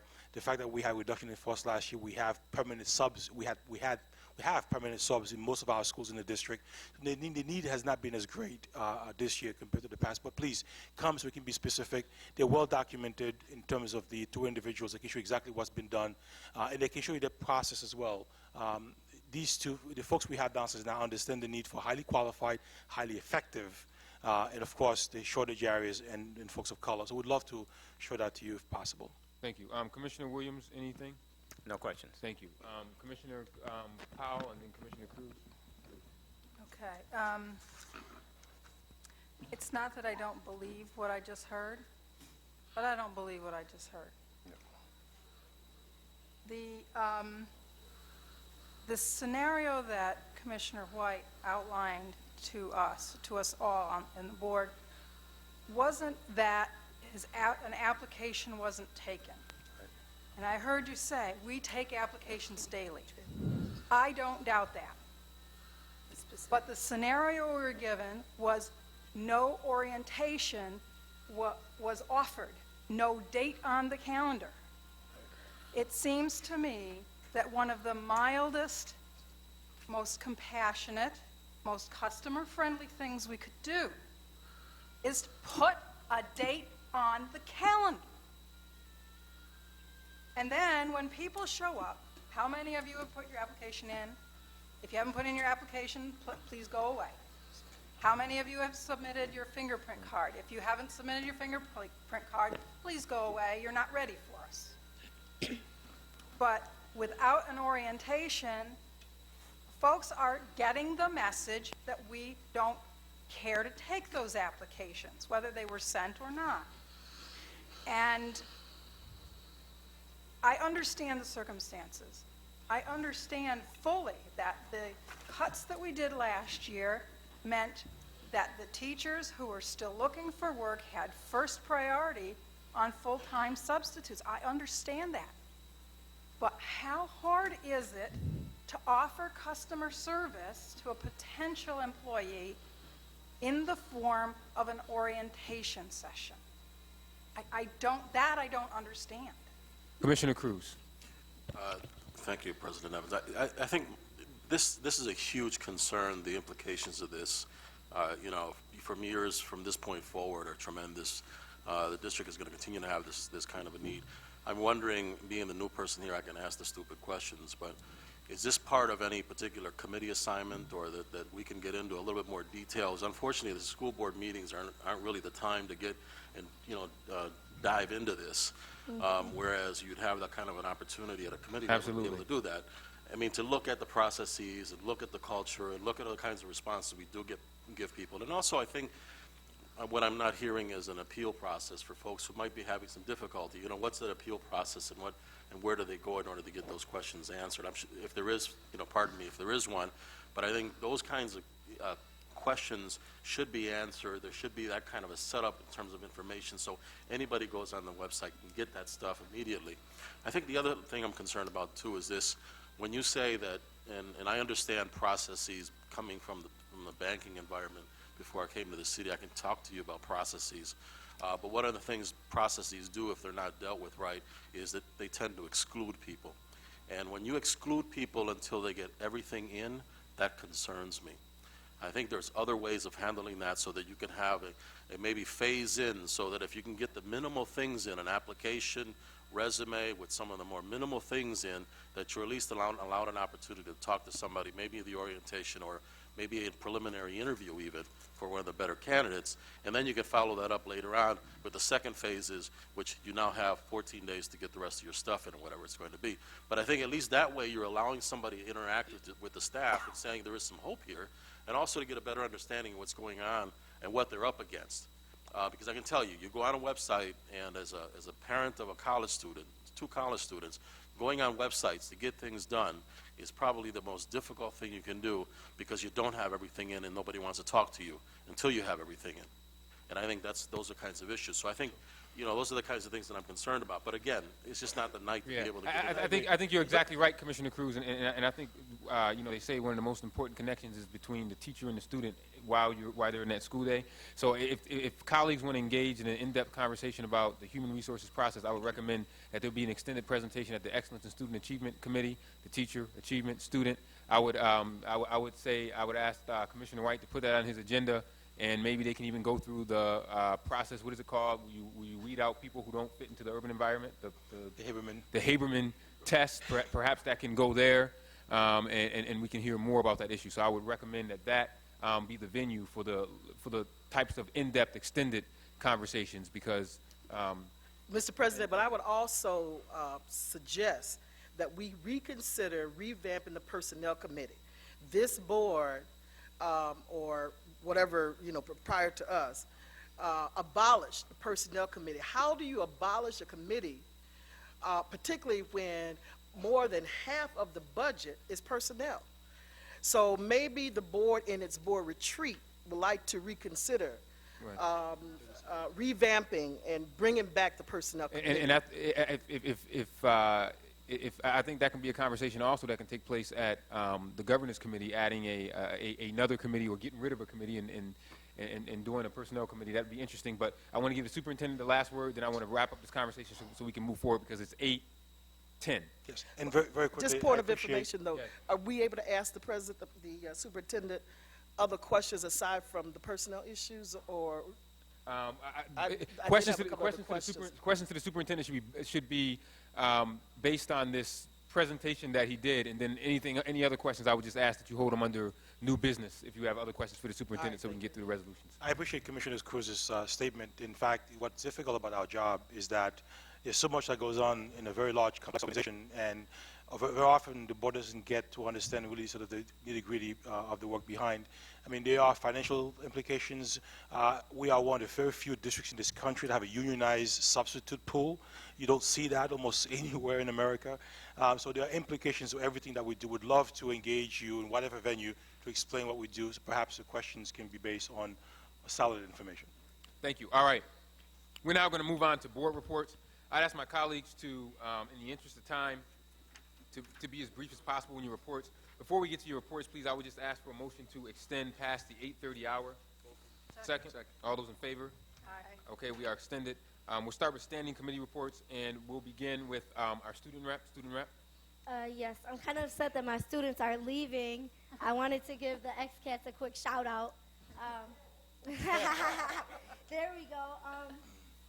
Anyway, first I just wanted to thank HCI, Luan Brown, it's always good to see you, as well as Mr. Broussard for that presentation. Quite frankly, I really believe that a teacher comes from within, and it was that kind of video and that capsule to look at a teacher's perspective and interview of how they have been in the classroom. I agree with what Commissioner Elliott said is, it's qualified in certification. I really believe, and also quantity, experience. Many teachers that I have come across, I can connect with them or I can't, but I really enjoy that because I think that that's where you get the heart of a teacher, is understanding where they're from. So I wanted to thank Mr. Broussard for giving me the information on the Junior Achievement Program. I was able to learn about that. I wanted to congratulate all the scholars who were awarded tonight, to know how proud I am of them. A lot of times I wonder why I do what I do, but it's the 4.0s and the speaking out on behalf of the programs that make us who we are, that keep me advocating. And I also wanted to commend Timothy Mitchum for coming out and sharing his talent. He's a role model to those who are aspiring to showcase their talent, and I always enjoy watching him and listening to him perform. SLC met yesterday, February 24th. We were delighted to have Mr. Broussard in, as well as Mr. Mott, correct? Yes. From the Buffalo District. We did an interactive called Inside Me Drawings, and what this was towards was to show people that we can't judge a book by its cover, and we can't have mixed notions and perceive people and make assumptions about people that we don't even know. We drew a full body, and a lot of part of the body, each kid was able to talk about what represents them. They were able to draw symbols. And for me, that shows that perceptions can go a long way. We also talked about our partnership with the Rochester School for the Deaf, as well as Gates Chili High School, to talk about some of our differences in districts. What do they do that might work that we haven't tried, or what do we do that they want to learn about? And I think it's really important to look at a community with a disability, because we can definitely relate to them, because they're still teens and are in school like we are. Our next meeting is March 24th, and that concludes my report. Thank you. The Audit Committee, Commissioner Williams. We did not have an audit committee meeting this month. The next meeting is scheduled for March 8th. Thank you. Commissioner White and the Excellence in Student Achievement Committee. Yes, a point of personal privilege.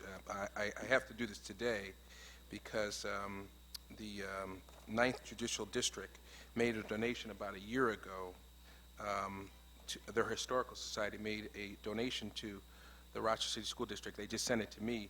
It's a series of books, actually. There's probably about 20 in this box down here, regarding the life of Cecil Poole, A Life in the Law. He was, we're talking about Black History Month, he was actually the first U.S. attorney in his district who was African American, first U.S. district court in his jurisdiction, and ultimately became a United States Circuit Court judge. To tell you how important this guy was, Chief Justice, Supreme Court Justice Ruth Bader Ginsburg said, "Cheers to the 9th Judicial District Historical Society for telling the inspiring story of Cecil Poole's life in the law. I count it part of my great fortune to have known him as a colleague and a friend." If Naire Strong could come up and just accept these on behalf of the 9th Historical Society. I asked Naire because she's our Director of African American Studies. I have a whole bunch of books and a lot more of these little straw peanuts in here, but they're all yours. Thank you very much. And Mr. Johnson, you'll make sure we get a resolution. Do we have to have a resolution for these books? Workers' No? comp if you get injured. All right, good. Thank you very All much, right, Mr. President. I've been meaning to do that. Bye-bye. The Excellent Student Achievement Committee meeting was scheduled for February the 11th, but we had to cancel it because there were scheduling conflicts. The next Excellence in Student Achievement Committee meeting will be held on Thursday, March 11th, 2010 at 5:30 p.m. This meeting will be a committee of the whole to discuss the school portfolio for the early college high school and the integrated arts and technology school that will open this coming fall. There will also be a discussion on school naming at this meeting. Mr. President, let me remind folks that we encourage people, not just board staff and district staff, to make their ideas known. The reason why I had Charlie Richardson out for lunch is he has an idea about learning for life. Is that right, Charlie?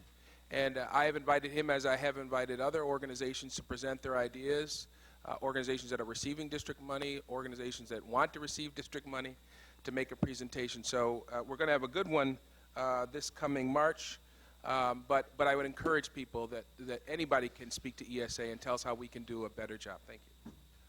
Mr. President, hold on. I'm reading a note here. Jean-Claude, you want to help me out here? Your writing is about as good as mine. I know, it's awful. Just on March 11, it's not just about the arts and technology in early college, but the entire portfolio. The 9 high schools are on the list, the future of those 9 high schools, and our plans for a number of schools in the city. So it's an important meeting for the community. We anticipate a lot of interest that we'll be discussing. And I think that's a committee of the whole, right? Yes. Yeah, we did say that. Okay, committee Yes. of the whole. Yep. Okay, good. Thank you, Mr. President. Thank you. Very brief report from me. Again, let me thank the district's Black History Month committee chaired by board staff member Jackie Morgan. Hard work again. If Jackie is still here, great work that she always does. The fashion show kickoff again, a taste of show, soul, and the observance meeting tonight. Thank you so much.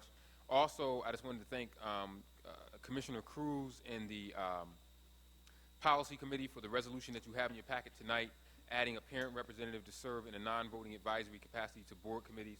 Thank you, Commissioner Cruz. That's something that the board has been talking about for a long time. And then lastly, I'm calling a public hearing on Tuesday, March 9th at 5:30 p.m. As I said in January, I wanted to try to do it earlier than that, but our schedules has just been so busy.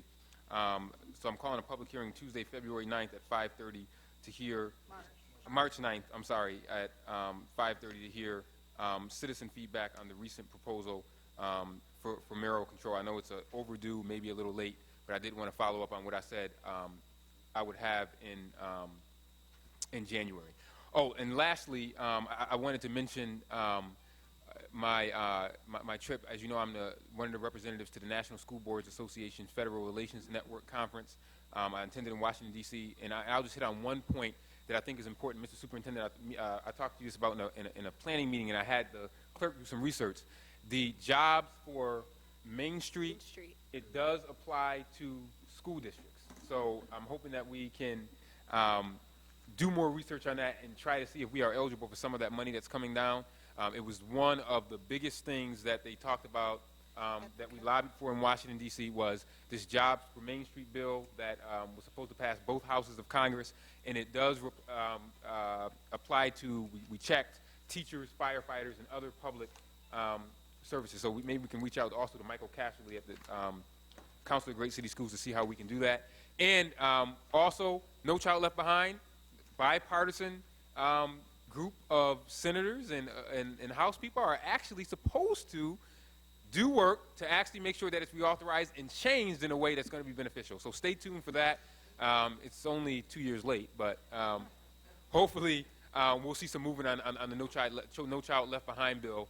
And I look forward to maybe coming to the Community and Intergovernmental Relations Committee with Commissioner Elliott and talking about maybe how we can benefit from that also that Jobs for Main Street as a board. Maybe we also could discuss it at the retreat this coming Saturday. And also, yeah, the name may change on that proposal. President Evans, I have a question about Yes. your report. Yep. About the retreat that's coming up. I looked at the agenda. I guess I'm concerned that we have the superintendent presenting at this meeting and not having him presenting at another time, because it's only 4 hours, and I was thinking that we would be able to do. Yeah, his report is supposed to be, he promised me it will be very, very brief.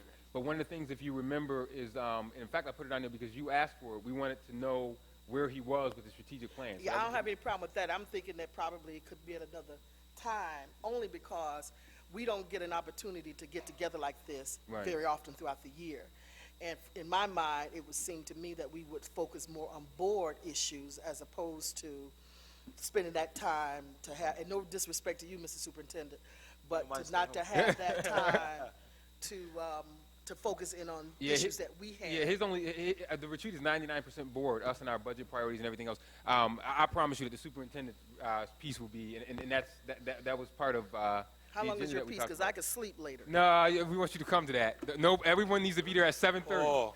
Everyone has to be there at 7:30. No, not against you. Oh, no. No, because everybody's time is important. Yeah, but it'll be, Commissioner Elliott, I promise you it won't be more than 15 minutes. It's only a check-in because we want to make sure that we said we were going to keep the superintendent, his feet to the fire on that strategic plan, and we want to make sure that he take 10 minutes just to say where he's at, what he's doing, and that's it. And I think I did, Mr. Superintendent, send you an email with regard to the plan. I remember in the Center for Governmental, the CGIR committee last year that we talked about giving us updates about your plan. So I think I did send you an email about that. So it'll be very brief. Commissioner, thank you. Yep, Commissioner Campos in the governance committee. And just to build off of that, we figured we would start off with the superintendent's strategic plan because we're going into board goals, so it aligns very nicely in order to get us in that framework. So that's why we said 15 minutes with that, and then to be able to go into an hour and a half with our board goals so that it gets us in the right mindset.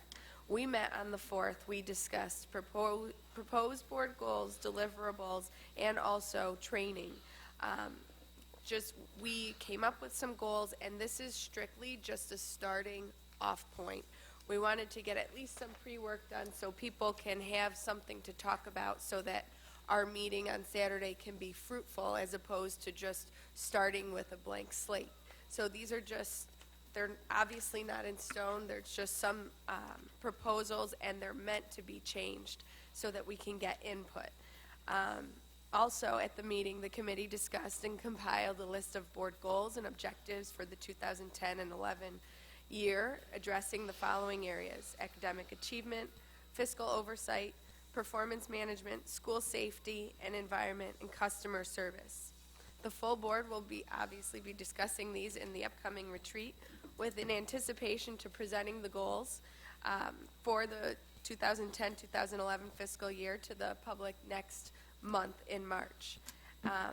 Also, I was able to attend the Federal Relations Network, which President Evans talked about, and I just wanted to give a shout out to 2 schools that I went to go and visit over the past couple of weeks, which is school number 17. I went to go and see a couple of classrooms, and man, you can tell when teachers have great classroom management skills, and you can tell when kids are learning, and I definitely saw that at 17.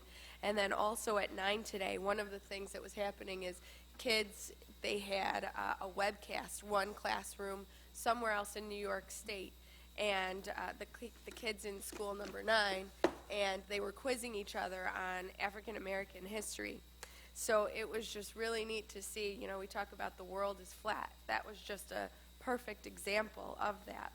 And our next committee meeting is scheduled for Monday, March 8th at 5:30, and at that time we'll continue the discussion of the board goals based on what's happened and also work plan. Thank you. Thank you. Commissioner, any questions? I'm sorry, any questions for Commissioner Campbell? Commissioner Powell in Finance. Thank you. Before I get to the Finance Committee, I should say I spent yesterday and the day before lobbying in Albany with the Big Five. Jim Fenton, I discovered, was the administrative representative, and I think it was a positive experience for him because he had a chance to talk to his counterparts in the other Big Five schools. But I'll tell you that for my part, I have never been so disheartened in all of the years I've gone to Albany. I have never seen so much dysfunction and finger pointing, and they had terrible news for us. And that terrible news was that the assemblies, and it may have come out in the news already, but the Assembly's budget projections were $1.2 billion lower than the governor's, so that the governor's proposed budget would have to be radically overhauled and restructured in order to produce a balanced budget. So it was, I mean, that was bad news, but for me the very discouraging news was the reliance on standardized testing and race to the top, the enthusiasm for race to the top dollars, notwithstanding that it means focusing on test scores and not the soft skills and not our civics lessons. I'd like to go into that briefly over coffee perhaps before we start our retreat to give you a better flavor of what I'm talking about. I was also especially discouraged in our last meeting, which was with Commissioner Steiner. The tenor of the meeting was one of blaming the teachers for the failures for school, those teachers who were in the schools who were in need of improvement, that were on the SIR list, that were chronic failures. And certainly there are some bad teachers, but I wouldn't say that 50% of a school has bad teachers, and that justifies why it's only graduating 50% of its students.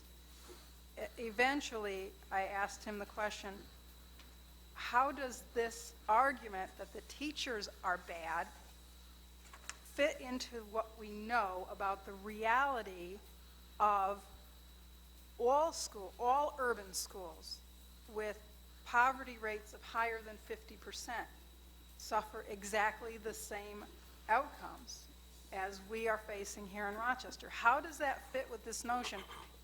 Do only urban areas have bad teachers? How does this fit with what we know about the effects of poverty and the concentrations of poverty in our urban areas? And the first glimmer of hope was that Commissioner Steiner actually was listening very carefully to that. And he didn't have an answer, but he was listening very carefully to that. My fear is that we're going down a path of authoritarian solutions to problems that cannot be fixed with authoritarian solutions. So that was my last 2 days. Getting back to the Finance Committee report, however, Finance Committee met on Thursday, February 18th. We reviewed the monthly financial reports. This is the point in our calendar where we do budget amendments, and we considered the budget amendments. There is an increase in our budget because of federal grants that have been awarded. This is consistent with our calendar cycle. So there are both increases on the revenue side and increases on the expense side. We also had the quarterly student activity funds report and a very light agenda in terms of procurement um, um, final payment resolutions and the sort. So I'd like to, at this time, offer up a motion to approve the finance report. Motion to approve the financial report. Is there a second? Second. Seconded by Commissioner White. Any questions or discussion on the financial report? Hearing none. Commissioner Williams? Just alluding to what Commissioner Powell was saying, and looking at the new budget, well, the proposed budget, the overall budget went up by about $16 million from the original budget back in May.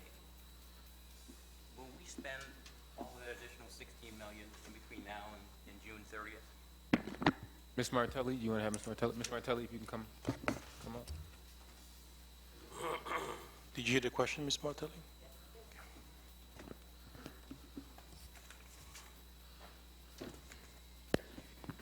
When we receive money for grants, we put into the current year, the 09-10 year, what is projected to be spent. It is a budgeted figure. Sometimes the grants will run into July, September, December. So we only put into the portion of the budget what we believe that we can spend for that year.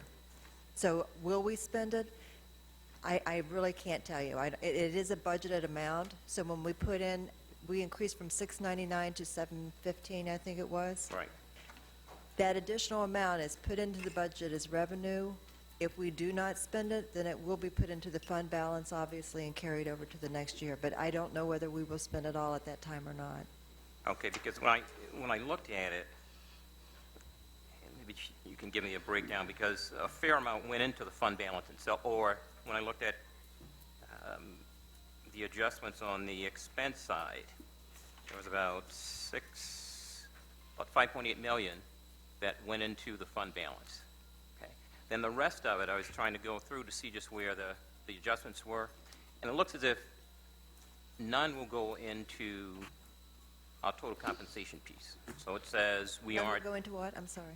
into the total compensation and benefits. So it doesn't look as if we are increasing our head count at all. No, we are not. Okay. Some of the grants will cover head count, but you would have to look at each individual grant to find out what would be covered as a head count and what would be covered for materials and supplies. Okay. Right. But when I'm looking at the total number, in May, the total compensation piece at benefits came to about $488, and the proposed budget, it goes to $489, so about $1 million overall. The rest of it, though, when I look at it, there's a big chunk that's going into the fund balance, about 5.7, and then there is a big piece apparently is going into transportation. The transportation piece is going up from $40 million to about $43 million, which I'd like to get some sort of explanation on that one, because my understanding was with a fixed contract, I mean, we were expecting to save about $5 million from last year, going from 45 to 40 million, but now it's going up to 44 to 43 million. So I'd like to get an understanding of what's going on there. Okay, and then the other thing is, when I looked at some of the other changes too, there's a fair amount going into the professional technical services piece, which is always a concern because that piece is fairly discretionary. I mean, that's where we put in a lot of the consulting contracts. And then there's another sort of a small amount going into agency clerical. I'm not sure exactly what that is. Also, when I look at it too, there's about $1 million going into rentals. If you can give me an explanation on that one, also it would help. And then the other pieces that stood out was, looks like we're taking a big hit or adjustment on our Medicaid piece. It's going from $2 million. Last year, or a couple of years ago, Medicaid revenue or reimbursements were up to like $4 million, 4.8 or 4.3 million. This year we reduced it in the original budget to $2 million. Now It's we reduced reduced it further. by another $1.25 million. So it's about $750,000 is what the outlook is. Right now, we are not able to bill for Medicaid, so that is why we had the reduction. Because of the changes that are occurring, we have not been billing at all. So we will not be able, that adjustment had to be made because the amount that we thought we would receive as of the time that we put the budget together last year, since the things have been changing in the Medicaid area, we are not able to bill right now, so we will not be seeing that money this year. Okay. If I could add to Yeah. that, in addition to that, the state has not done what it has to do to make sure that funds pass through to the school districts. Correct. That's, so this is not a case of the district not having things in place. The state as a pass-through agent, is not going to let any Medicaid dollars through or maybe the problem is that the state won't receive any Medicaid Right. dollars until the state does what the state has to do. Okay, right. So are we still doing the work? And if so, We're still doing the work, but we cannot, have to by by law, law. we have to do the work, but we are not able to bill for that at this time. and then we're covering it, we're out of the fund balance or where? It'll be Contingency? covered out of the fund balance or savings that we have in other areas. Okay. And the one other question, too, when I look at the E-rate revenue projection, it's gone up by pretty much, well, gone up 100%, from $1.7 million to $3.4 million. Now, last month, if I remember, there was an issue where we were paying out, I can't remember how much it was, to... Was the IC short? Right, the right, the telecom, telecom. telecom company. And we were paying it out because the rate that we had expected, or the reimbursement that we had expected from the E-rate was a lot lower than what it actually came in at. The E-rate funding or the E-rate revenue that you see there, that is from prior E-rate billings. Okay, So it's from prior years, and we did receive more from prior billings than what we thought we were going to. okay. So that's why that is increased over what we had in the revenue for what we had as projected revenue. We probably will not be receiving any more E-rate fund for it. We will not recognize any more in this year for prior billings. My understanding is we are all caught up with prior funds from E-rate. Okay, all right. And then also, just one other, I'll be brief. I see the appropriated fund balance for the general fund went from $2 million to $8 million. So there's $6 million we put in there. That was What- put in actually the last amendment, I believe. Yes. Okay, right.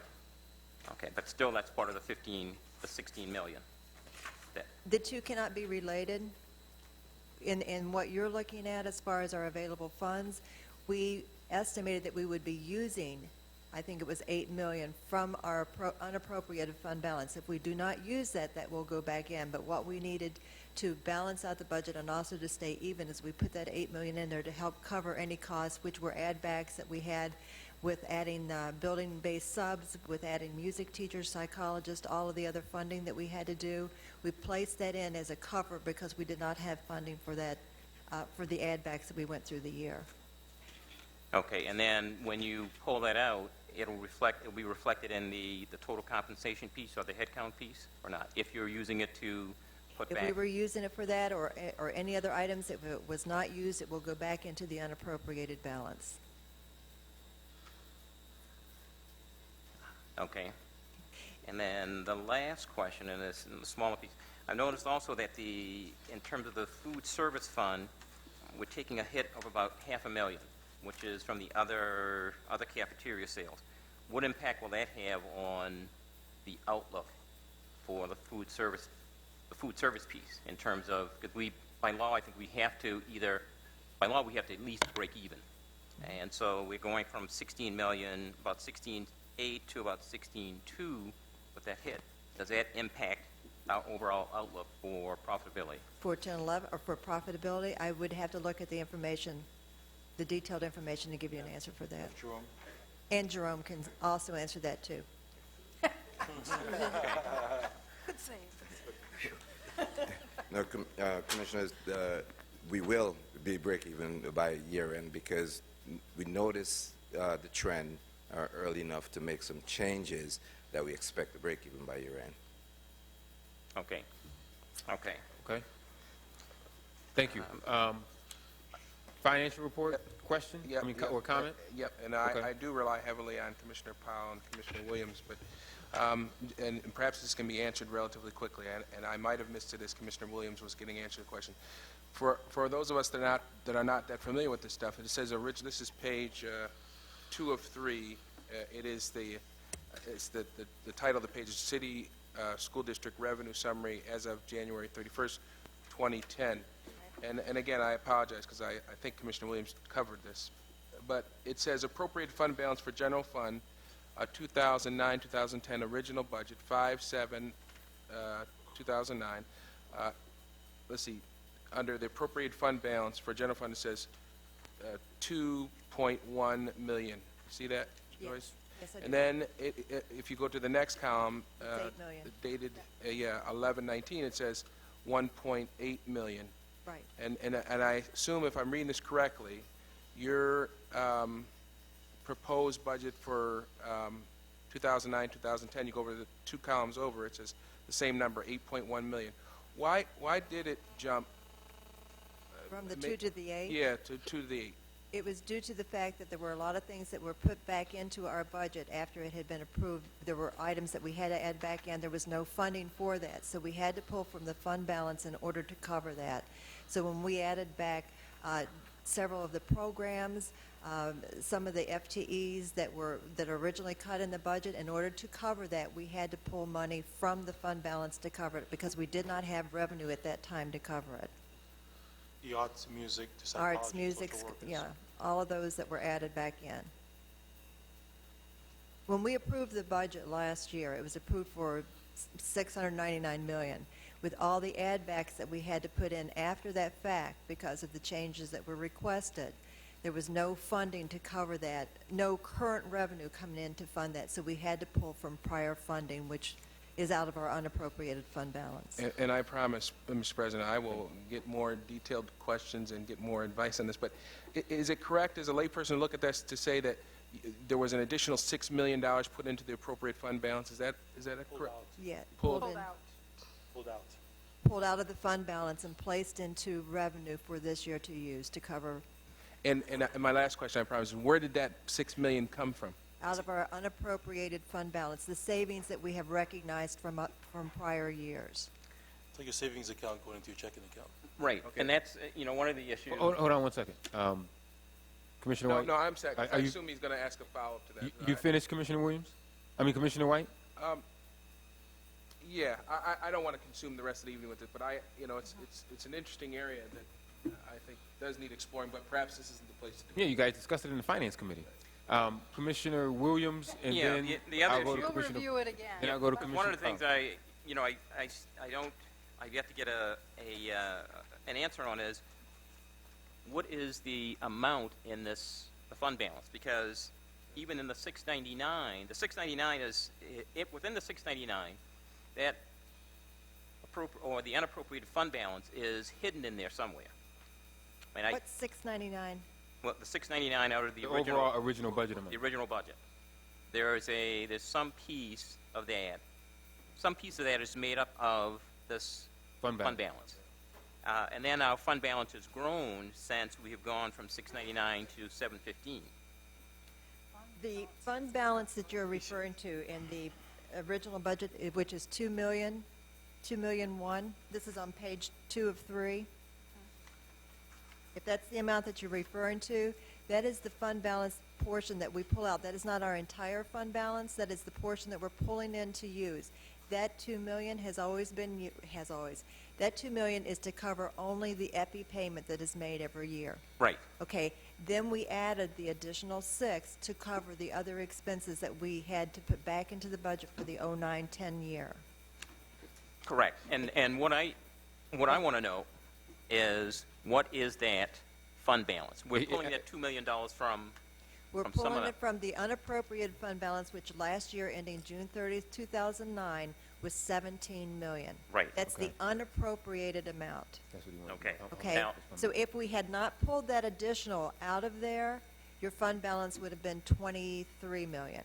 17 and 6 is the last time I checked 23. It's been a long day. I'm not Right, trying okay, to. right. Okay, so it would have been 23 million, but because we pulled out 6 additional, that reduced us to 17 million. Okay. In unappropriated fund balance. The other part of our fund balance, which I think I have provided to you earlier in the year, Yes. is for appropriated, it's for amounts that we have to hold, I hate to use the word in reserve, but we have to hold it separate because it needs to be used in a lot of our insurances are self-funded. Yes. There was an email, Commissioners, that was sent to you that explained all of that A long detail. time I ago, can send I it to you think. again if you like. Yeah, but now in that, also now, and this is the last question, within that 17 or 23 million included some amount for the other post-employment benefits, correct? Not in that 17 million, that's in the other Yes. part. Correct. And, well, yeah, we can. But so that amount, that other post-employment benefit amount is, I can't remember what. It's in the portion called appropriated fund balance. Right, 13 million. I think it was 13 I million. don't remember the figure off Okay. the top of my head, but it's, Okay. All right. We talk about it later, but that piece, I think, is a piece that's questionable in terms of whether or not we can do that. And I think Do what? can put monies aside for the other post-employment benefits. By law, we can't do it. by law, we cannot fund it. Correct. It does not mean that we cannot appropriate and set money aside for that, because that may be a liability that we will have to incur. Well- But the state right now does not have a vehicle for us to fund it. Correct. So, I mean, it's out there, we have it, we set it aside, but at any point, at some point in time, if we wanted to, we could pull that money and use it. I don't think we can. I'll have to check. All right, I don't think. Okay. Can All we- right. The comptroller himself All right. indicated that we need enabling legislation to make that All right, happen. we can get, you can get Right. follow-up clarification on that, please. Okay, and the last. And then last point, Commissioner Williams, The before last we point call is, the question. so initially, unappropriated fund balance was 17 million.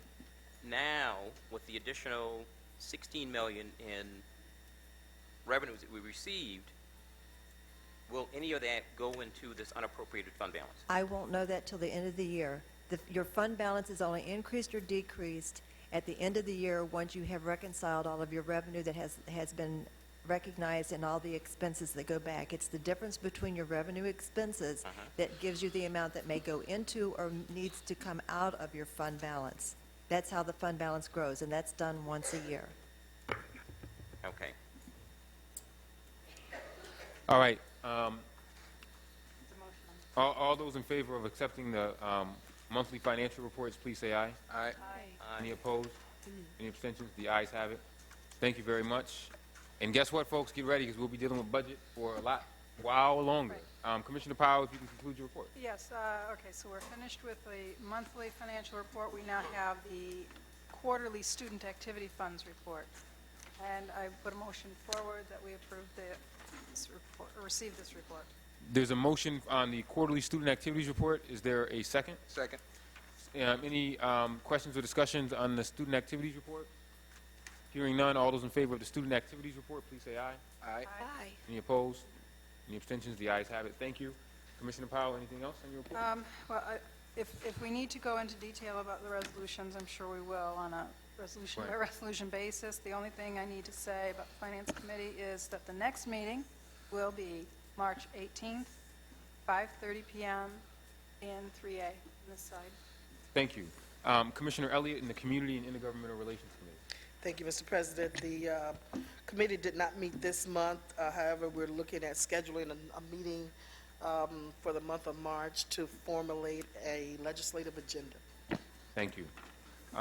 Commissioner Cruz and the Policy Committee. Thank you, Mr. President. There's a lot here. In the interest of time, I'll just try and skim through it real quick. I really want to start by just thanking Superintendent. Your staff has been fantastic in sort of helping us through all of this information. Gladys Pedraza-Burgos and Shanae has been really helpful, and Chuck Johnson and Ms. Flanagan been just really helpful in pulling all this stuff together. I think we've gotten a lot done in a very short period of time, including We're now going through the full policy manual. We've identified what our priority policies are. They've already gone through a number of them to determine how many of them we need to change, how many of them are obsolete, and we're going to continue that process for the rest of the year. Our goal is to have the whole policy manual reviewed policy by policy between now and the end of this term for the committee. Secondly, we reviewed the responsible bidders policy, had a long discussion about that in terms of being able to qualify potential bidders ahead of time before we do go out for bids, and helping, it's one way of helping folks to be able to meet the kinds of requirements they need before they actually come and bid on projects. We need some additional time to begin finalizing that proposed amendment as well. The committee also went through and had a lively discussion about change order policies. It's a very it's a complicated process. It also has a lot of implications if we don't do it correctly, and so we are decided to hold off and continue to look at other alternatives. The staff has graciously said to go back and look at some other ways of looking at things and maybe looking at what other communities are doing. One of the things that we've come across is that on most policies there is a stipulation for regulations for implementation. We are now looking at having each policy that we do approve to have a section with standard language in terms of indicating what the superintendent's plan is for implementing that policy in terms of his regulations according to that particular policy, so we can begin sort of monitoring those as they come through. My understanding is that there are a number of policies that have been passed, and sometimes the superintendent's implementation plan or administration plan on that sometimes gets lost in the conversation, and so we want to sort of bring that back and sort of standardize that as a process. And then also we also looking at any kind of superintendent regulations that are created by the superintendent to come back to the school board on a timely manner so that we can also maintain and monitor those. We are going to be talking this evening about a very important policy in terms of the board liaisons for each committee. We, again, the staff has been incredible in putting and helping us to put together this policy. I think you'll see that it took some thought when we put it together. We were looking at all the different possibilities. We really want to look for parents who are committed to helping the committees, that have background, are really interested in doing so, and we've created a process by which that'll happen. We're complete with applications, orientations, and a term, and we'll talk more about that in detail. The last thing we did was to look at what we're going to be accomplishing this coming year. We did send out a memo asking for additional policies for the committee to review for the year. In addition to the policy manual, we're going to look at attendance, continue to work on responsible bidder, purchasing. Commissioner White's interested in that. Change order policy, we'll finish that. ELL policies and student wellness are the ones we're going to be tackling this year. So that's basically going to be our work plan for the year. And if there are other policies that come across that need our urgent consideration, we certainly will take a look at those. But this is basically our work plan for the year. Our next meeting is scheduled for 5:30, March 16th. Thank you very much, Commissioner Cruz and the Policy Committee. We will now move on to the consideration of resolutions. Again, the resolutions related under human capital initiatives, those conversations need to be germane. If they're related to a specific individual, we'll have to go into executive session if folks so desire. And I'll begin with a motion to approve resolutions number 589 through 629. I'll entertain a motion. So moved. Moved by Commissioner Powell. Is there a second? Second. Seconded by Commissioner Campos. Questions or discussions on 589 through 629? President Evans. Yes, Commissioner Elliott. Yeah, I have a few questions here. Why does an acting program administrator make $101,000 and an acting, I think his assistant principal makes $70,000? The general question, Superintendent? Sure. Dr. Hancock?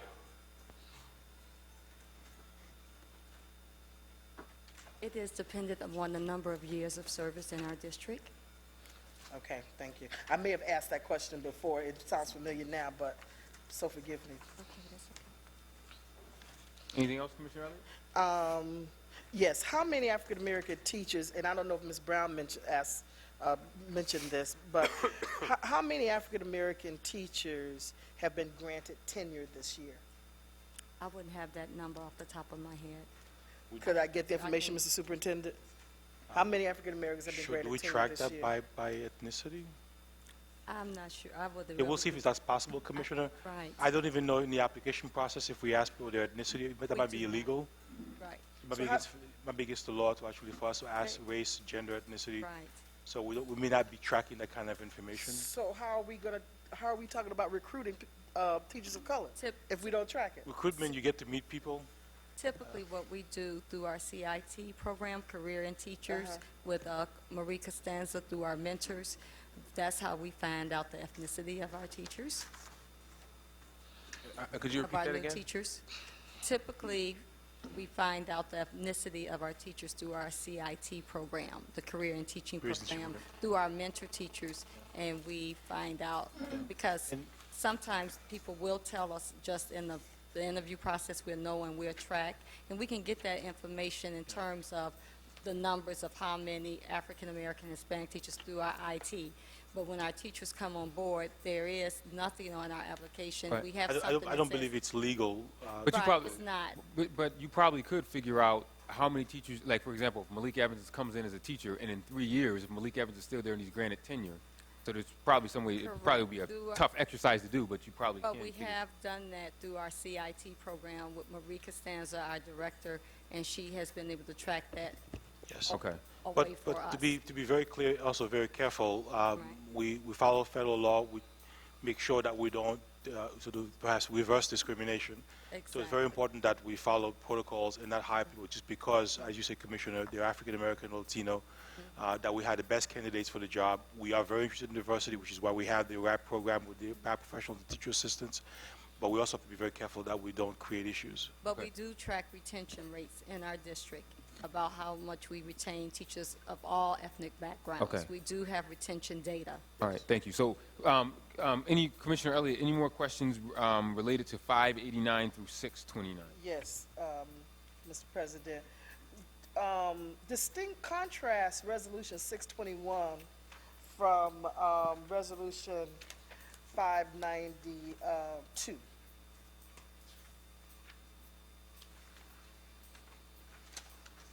It's the same person, so I'm not sure what's going on there. You said it's 592 and 21. 621.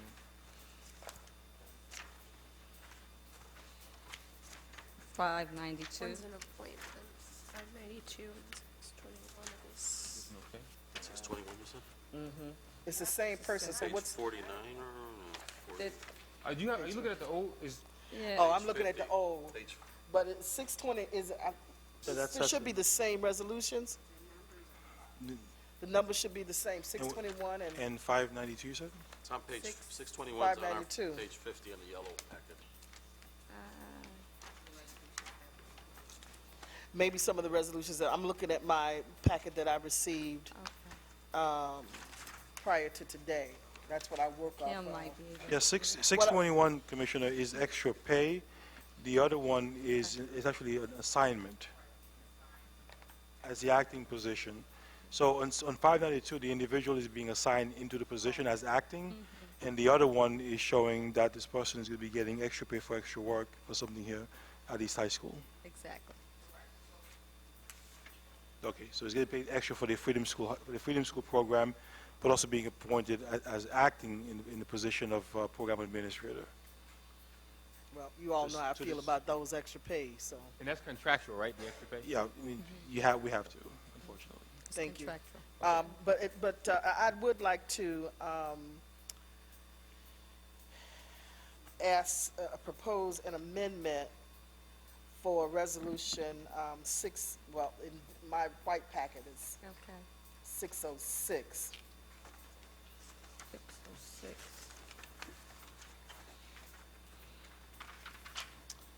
to separate the person who works at number 33 school. Again, my concern is that when these resolutions come to us, they come to us in a time in which we can vote, and that our votes are legitimate votes. So if, I'd like to make a motion, is 606, do you all? 606 is family medical leave of absence. Is that a family medical leave of absence, Yeah, that's family Commissioner? medical leave. And that individual starts May 15, Commissioner. Right. She's saying she wants to I vote want down to- the other three. Or because it's still only one? Yeah, it's after the fact. I would just vote no on all of them, Commissioner. No, that's not what I want to do if I could. But Commissioner, I mean, as we explained, I guess, in the past, we don't always control this Family Medical Leave Act.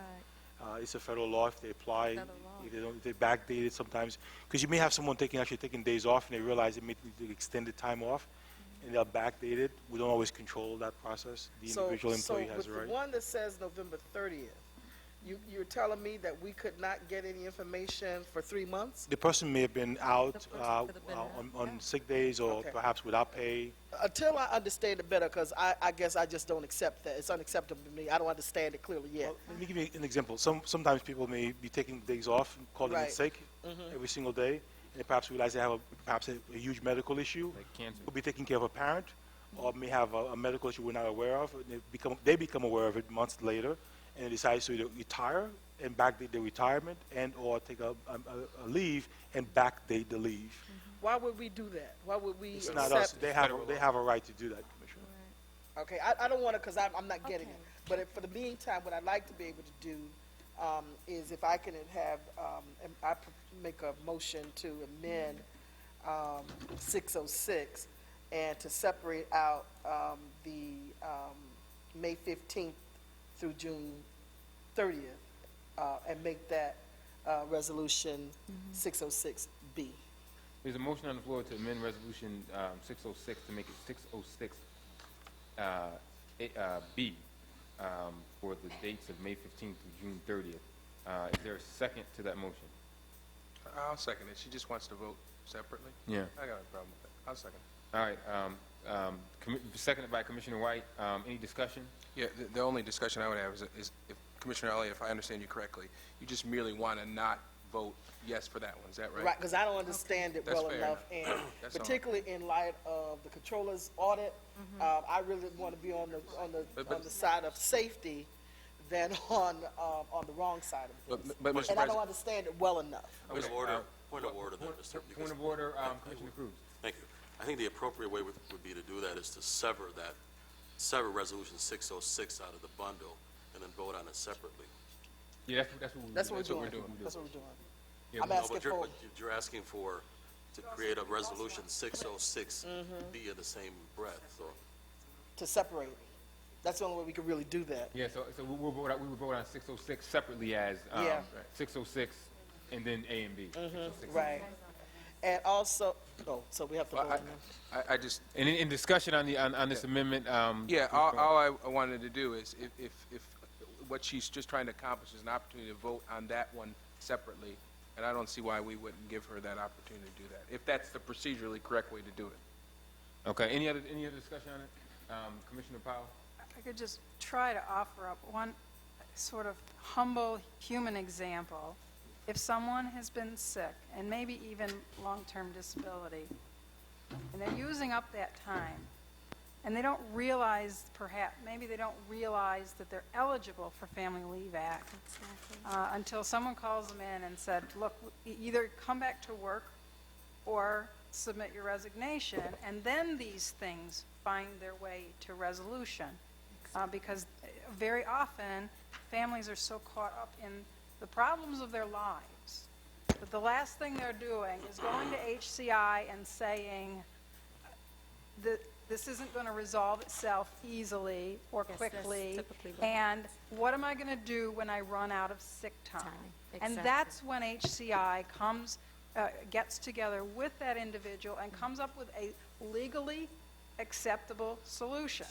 Quite Correct. frankly, if the board were to vote down any of these resolutions, backdated or otherwise, if we were to vote it down, we would be opening ourselves up to tremendous lawsuit.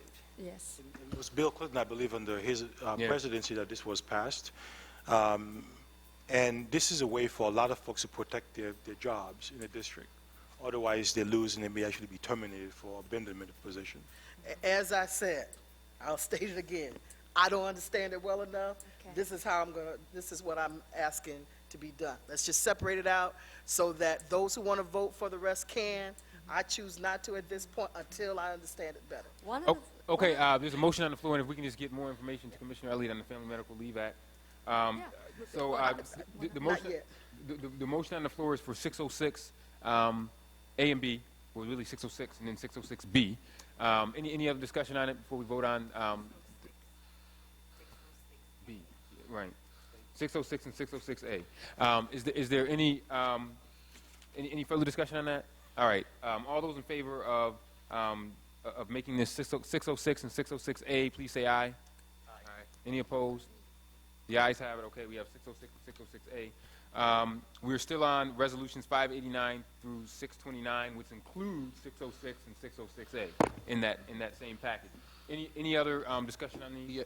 Yes, Mr. President. And I promise I'll be very quick. Okay, Commissioner White and then Commissioner Williams. Yeah, I think that Commissioner Elliott's earlier comments about a personnel committee are appropriate here because, I had sent around a resolution, a proposed resolution about creating an ad hoc committee for diversity, retention, and recruitment.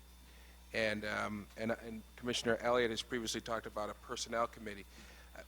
One of the issues here is, and I could be wrong, I'm not a labor lawyer, but I don't think it's illegal to put on an application, what's your race? I could be wrong about that, but obviously we would need an opportunity to talk to Chuck and you experts in HCI. Listen. That's right. So I think it's on the form. Okay, so we now know it can be on the form, and it's volunteer. So yes. my question would be, and it's not for this form, is could we and should we not be looking at this issue? And I don't know if this is what Commissioner Elliott is saying, but this is what I'm saying. Did we get to this point because we haven't been, and I'm not blaming anybody here. I'm not saying anybody's been inefficient or ineffective, but maybe we ought to be looking at this issue because we are in a bad situation, notwithstanding the recent efforts, but we are in a bad situation, and maybe we should be encouraging people when they're applying electronically to understand that they can designate what their race is so that we can encourage people of color to apply to this district. So, but again, my point merely at this particular point is to merely say, I think we ought to really begin to look at this issue from the board's perspective, whether it's from a personnel committee or an ad hoc committee on retention, recruitment, and diversity. I don't know what it is, but I think the board has to begin to step up to the plate because this report that Manny Rivera issued 5-6 years ago, maybe even longer, literally, as Commissioner Elliott has said, has sat on the shelf and collected dust, and the board, while HCI may have been doing some stuff, the board has not done anything to move us forward on this issue. And I think the time has come for us to do something. I just want to make you aware that report that you're referring to, that it has been well and alive in HCI. Because when I was Chief of Diversity and Leadership Development, I used that report for the past 3 to 4 years. Did you create it, Dr. Hancock? No, I didn't create the report. There was consultants hired under Dr. Manny Rivera to go out in the community, and at the time I was a principal, and they interviewed the community, administrators, and everyone. That report is alive and well, and much of what you've heard through Ms. LaJuan Brown tonight was driven from information from that report. So even though it might not be with the board, I just wanted to make you aware that that report is something that has driven my role, current role in this organization. Thank you. Commissioner Williams on 589 through 629. Yes. The first one on, just looking at from 589 to 594. All of those are acting positions. What's the, man, I may have asked this question once before, but what are the acting positions and what's the status of those within the district? Are these tenure positions? Are they what? Oh, no. Contractually with ASAR, there's an agreement that January, when we have new positions, not new positions, existing positions that occur because of people's personal life circumstances that change, or if there are promotions that happen later in the year, we make all of these positions acting until June, and that protects the employee in case there is reductions in staff, administrative staff, or something like that. So these positions, a lot of them that you see, are created for various reasons. And if I may add to that, Commissioner, if you take a look at the first one, for instance, the acting assistant principal, school number 33, if this individual gets bumped, if this person was to be a full-fledged AP, they would be bumped out of the system and have no job. By being an acting position, they can go back to their last position. So this is a way to protect them in a layoff situation that we know is coming our way. So these individuals are protected. They can go back to the last position. If they were not acting, first of all, it gives us leverage to place people that we need if we have a layoff, say from central office or any place else. So it gives us leverage, gives us flexibility. Second, it protects them in their job. Otherwise, they lose their job completely. Yes. Okay, and how is there I don't want to say a termination date, but how long can an acting position, can a person, To the end of June. just till the end of June? No, the person can be acting longer than that. Longer than that, but what In fact, tonight you have one principal moving from acting to permanent position That's in true. this packet. Okay. Right, So but the we- majority in this packet are to June. Didn't For happen some of them, for the end of school year, we yes. will convert. Yes. Okay. It's part of our discussion often also with Vicky Gubia as we discuss personnel in our regular monthly meetings. The other, I'd like to offer an amendment also on 611 to separate out, there's that last, within 611, that last component, the Capturing Kids Heart Workshop. It's on 23 in the 19 on the yellow book, I think. You said 611? Which one? Yeah, it's on 23. It's page 23, 611. It's Resolution 611. It actually starts on page 19. Right. But the one I'd want to separate out is the Capturing Kids Heart Workshop, because there's another companion piece to that, Resolution 647. Okay.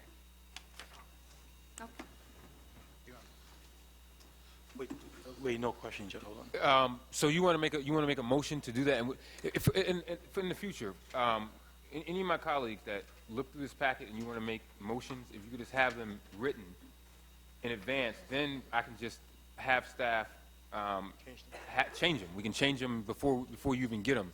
So let's do that in the future. So, Commissioner Williams, Is it good can we do it via email? Yeah, please. All right. I would change it so that way you don't have to worry about coming here and doing it. So, Commissioner Williams, if you could just give me, restate that motion again, and what you want to call it 620. So you want to have a 623A. No, it's actually 611. 611. It's So 611. 611A. Right, but there's a companion piece to that at 647. We could make that 647B maybe? 647 stands on the phone. Well, right. Well, but they're related. Well, but it doesn't need a new number. Yeah, when we get to 647, which is a separate resolution, you can Vote it down if that's you can deal with that one. So, Okay. So there's a motion on the floor from Commissioner Williams to make 611. We have 611 and then 611A. Is there a second to his motion? Second. Second by Commissioner White. Old habits. Old habits. Old habits. Is there any discussion? Any discussion? I was trying to make sure that I had the right resolutions and the right pages. What are we separating out? Just 611 and And 611. 611, there is, on page 23, there is that component piece called Capturing Kids' Heart. Workshop. Will be 611A. Any other discussion? Hearing none, all those in favor, please say aye. Aye. Aye. Okay. And the last, just one other. On Resolution 614, just something that caught my eye, and this is a credit recovery. It's the Strive for 5. And in it it says teaches to service 300 students in the core subject area. Is that, in a case like that, do we have 300 kids at this particular school who are either over age or undercredited? We have many kids in our district, Commissioner, who are overage, undercredited in 712. At this particular? This is Marshall. Marshall, I believe, has over 1,000 students. So it's very possible. The answer is yes. When you look at the graduation rate for these students, when you look at the fact when they're coming in and failing classes, some of these high schools, and if you come March 11, I guess you'll hear quite a bit more, you have these issues. Also understand that when you look at these funds, sometimes they come from special funds from the state, like cine grants, etc. They come from these. And many of these resolutions also sort of grow organically from schools. They're not coming from us here, central office. So I'm not sure what the code, if someone is here, if Sue Kaufman is here, he can give us the exact source of these funds and what this is about.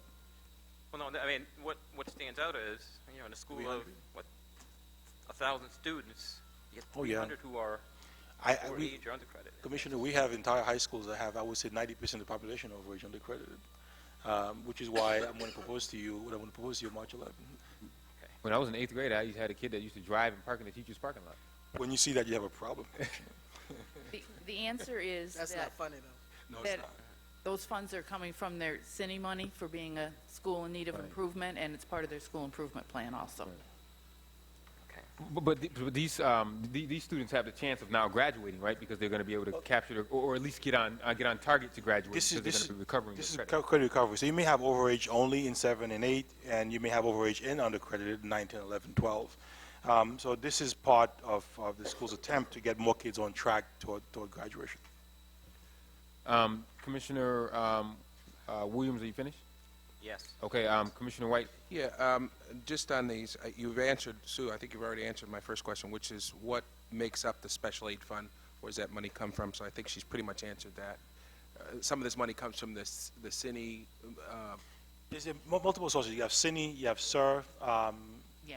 Marshall is a school in restructuring, which means that it's quite far down the ladder, so they get a large amount of money. Okay. And they have to base what they're using on their school improvement plan. All right. And it's one of the 9 schools listed as well. And then very quickly, as you look through these special aid fund programs like Capturing Kids' Hearts, Workshop, and Strive for 5, and this is going to become an issue, not an issue, but this is something I will address as we did last year. What's the track record for these programs? I mean, do we know anything about who's running Capturing Kids? Sounds nice. Yes, you have a packet here of information from the flipping group, but again, what you see in those resolutions is actually an aggregate. What was going to, wait, you may want to come up for this one. I know we haven't got to the resolution yet, but please correct me if I'm wrong. This money is not coming from central office. Again, schools have discretionary dollars, the TAPU funds, so schools pool their monies together to bring this group up to the work. So this is coming strictly from principals who are interested in working with these individuals. We've done work with them in the past. You want to add? And Madam, and Mr. G. Martino, as you know, I asked this question in the study session, so you're just regurgitating what was asked in the study session, in which I was the only attendee. So we will have to discuss as a board whether or not we want to, whether or not we still want to have study sessions. But go ahead and answer that and answer that question. What had happened? Yes, the principals, a conglomerate of principals, have expressed a strong interest in using cine, SUR, and building-based TAPU funding for Capturing Kids' Hearts. As you'll see, I know that you've requested to separate 619. That is an initial request to initiate a contract for number 6 school. What I found was that there were more and more principals coming forward to request to initiate a contract for the Flippin' Group's Capturing Kids' Hearts. I met with, a number of us met with the principals and made a determination that we would bring forth an additional request for not for funding, but for board approval, because ultimately I'm seeking a better rate from the Flippin' Group. And I've been in conversations with them, and essentially what I've conveyed to them was that we have so many principals who are interested that we are not willing, I took it upon ourselves, or took it upon myself, that I am not willing to pay the standard fee, but to renegotiate or essentially negotiate with John Scanlon and I have had this discussion to negotiate a better rate for our principals. So these are again, TAPU and CINI and SUR funds. So what you're looking at is an economies of scale. We saw it coming, and folks, as we move toward school-based budgeting, is something we'll pay attention to. So if you have 5 or 10 principals making requests, instead of having 5 or 10 separate contracts in these individual groups, negotiating different rates or perhaps a higher rate, we can look at the aggregate, we'll see what is coming pool, and then negotiate a better rate for our schools. But this is coming strictly from the schools. It is monies that they have at their discretion to spend. And finally, the reason there are 2 separate flipping group requests is because this request from Miriam Gerardo for number 6 school, that was one of the initial requests for this PD, which then activated me having conversations with our contracts department as more and more principals came forward. So they already requested to initiate this contract. It was vetted appropriately through our contracts department. It was approved. Now it awaits board approval. All right, thank you. Okay, And they have some evidence here too. Just want to go back Commissioner Williams, briefly. Well, but this, so is this in any way the companion to Resolution 647? Yes. Or are they 2 different ones? No, it's a companion to. Connected. The same group, different schools. Correct. Yeah, because that one's $100,000. The reason that's $100,000 is because there is a consortium of principals in-house or in district who are wanting or have an interest in contracting with the flipping group.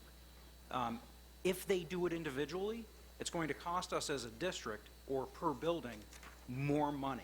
If we have a blanket contract, if you will, the flipping group is willing to negotiate, and ultimately it will save us. And if you take a look at the one with school number 6, Commissioner, this is to pay teachers who will take part of a training program with Capturing Kids' Hearts. The other one, the 647? 647 will train the administrators and bring a subgroup of teachers as well from buildings across the district for this professional development. Okay, well, maybe we'll talk about that one more when we get to that one. Because that one is the one I find most trouble, the 647. I mean, in terms of, $100,000 and for 3 days. It's a 3-day workshop. Point this at $100,000, which is... It will actually be... All right, I'm just going to, we'll talk about 647 when we get to that, that resolution in particular. Just one other last point. In going through all of these, I mean, we have Saturday classes, we have classes in the morning, classes in the afternoon.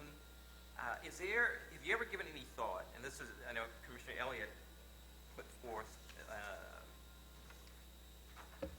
either a request that we consider extending the school day and or extending the entire year. Because here, I get the sense that we are, well, not the sense, to me it's really doing sort of piecemeal. Yes. I mean, some schools are longer, some schools aren't. Yes.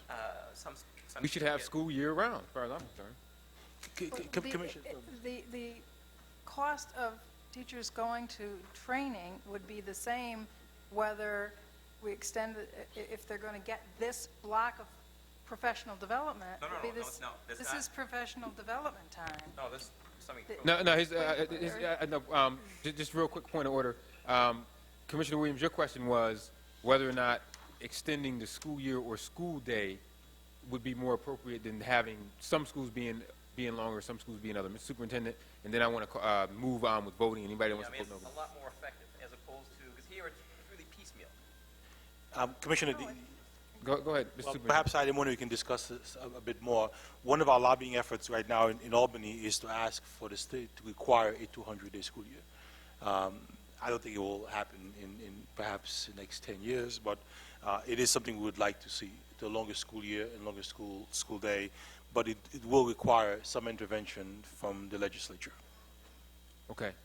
I'm going to roll call vote on resolutions 589 through 629, which also includes the amendments of the A and B. The clerk has captured those. And I'll begin with Commissioner Williams. How do you vote on 589 through 629, these human capital initiatives? So yes on all except for 611A. I'm going to vote no for right now until I get more information on, when we talk about 647. So yes to everything except 611A. So yes to everything for Commissioner Williams, except he's voting no on 611A. Commissioner White, how do you vote? Yes. Commissioner Campos? Yes. Commissioner Powell? Yes. Commissioner Elliott? I'm going to give my no votes. Okay. 592, 602 through 605, through 606, 610 through 621. Thank you. Commissioner Cruz? Yes, I know. Thank you. The next resolutions are 671 through 673. I'll entertain a motion to approve resolution 671 through 673. It's been moved by Commissioner Cruz, seconded by Commissioner Powell. Discussion on the motion. Commissioner Cruz, any questions, comments, or concerns on 671 through 673? None at this time. I'm sorry, and this just the real things. Really, 671 and 672. 73 is pulled. Commissioner Elliott, anything? What are we voting on? 671 and 672. HR resolution still. No. Okay. Commissioner Powell, anything? Campos? No. Williams? All right, 671, 672. Yes. No, no question. White? Are there questions? No. Yep. No. Okay. All those in favor of 671 and 672, please say aye. Aye. Any opposed? No. One no. The ayes have it. Thank you. Next resolution is an instructional technology resolution that stands alone. He's right there. The resolution stands alone. Yes, Oh, I'm sorry, yes, yeah. If I may. Oh, recognitions, those who just were appointed. Is the Mark Matthews here? Yeah. Mark, congratulations. Mark's done an amazing job beginning to phase out 14, and we'll make sure we take good care of him in the near future. Anybody else there? And by the way, whose father was a superintendent, or was a superintendent, so he gets it. Yes, I'm sorry. Can you help me, Michelle? Rebecca?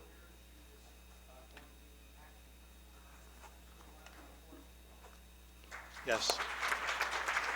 Congratulations, Rebecca.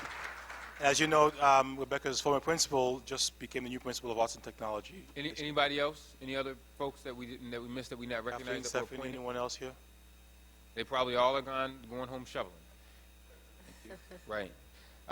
Resolution 631. Did I get a motion on that, Madam Clerk? I'll put a motion on the floor. Okay. This is to expand, read 180. Yes. Read motion for 631, which is read 180 first. Is it moved? It's in Right now. part of this. Moved by Commissioner Powell. Is there a second? Second. Second. Okay. Any discussion on 631? Yes, President Evans. Yes. How do we determine if the money that we spend on all of these various programs are really having an impact? Given that we have a 46%, as they're saying, graduation rate, I think that the money that we're spending, may be for naught. So how do we know that this kind of money that we're spending is increasing graduation rates, is increasing ELA scores, Kristen. increasing math scores, because it seems to me that a lot of this money we're spending is wasted. Mr. Superintendent. I got this one. Thank you, Kirsten. Commissioner, you remember almost 2 years ago, we brought this forward. I remember having a long conversation with Commissioner White about Read 180 in the district. So perhaps I'll answer this and try to be a bit more global as well. This is a literacy intervention program.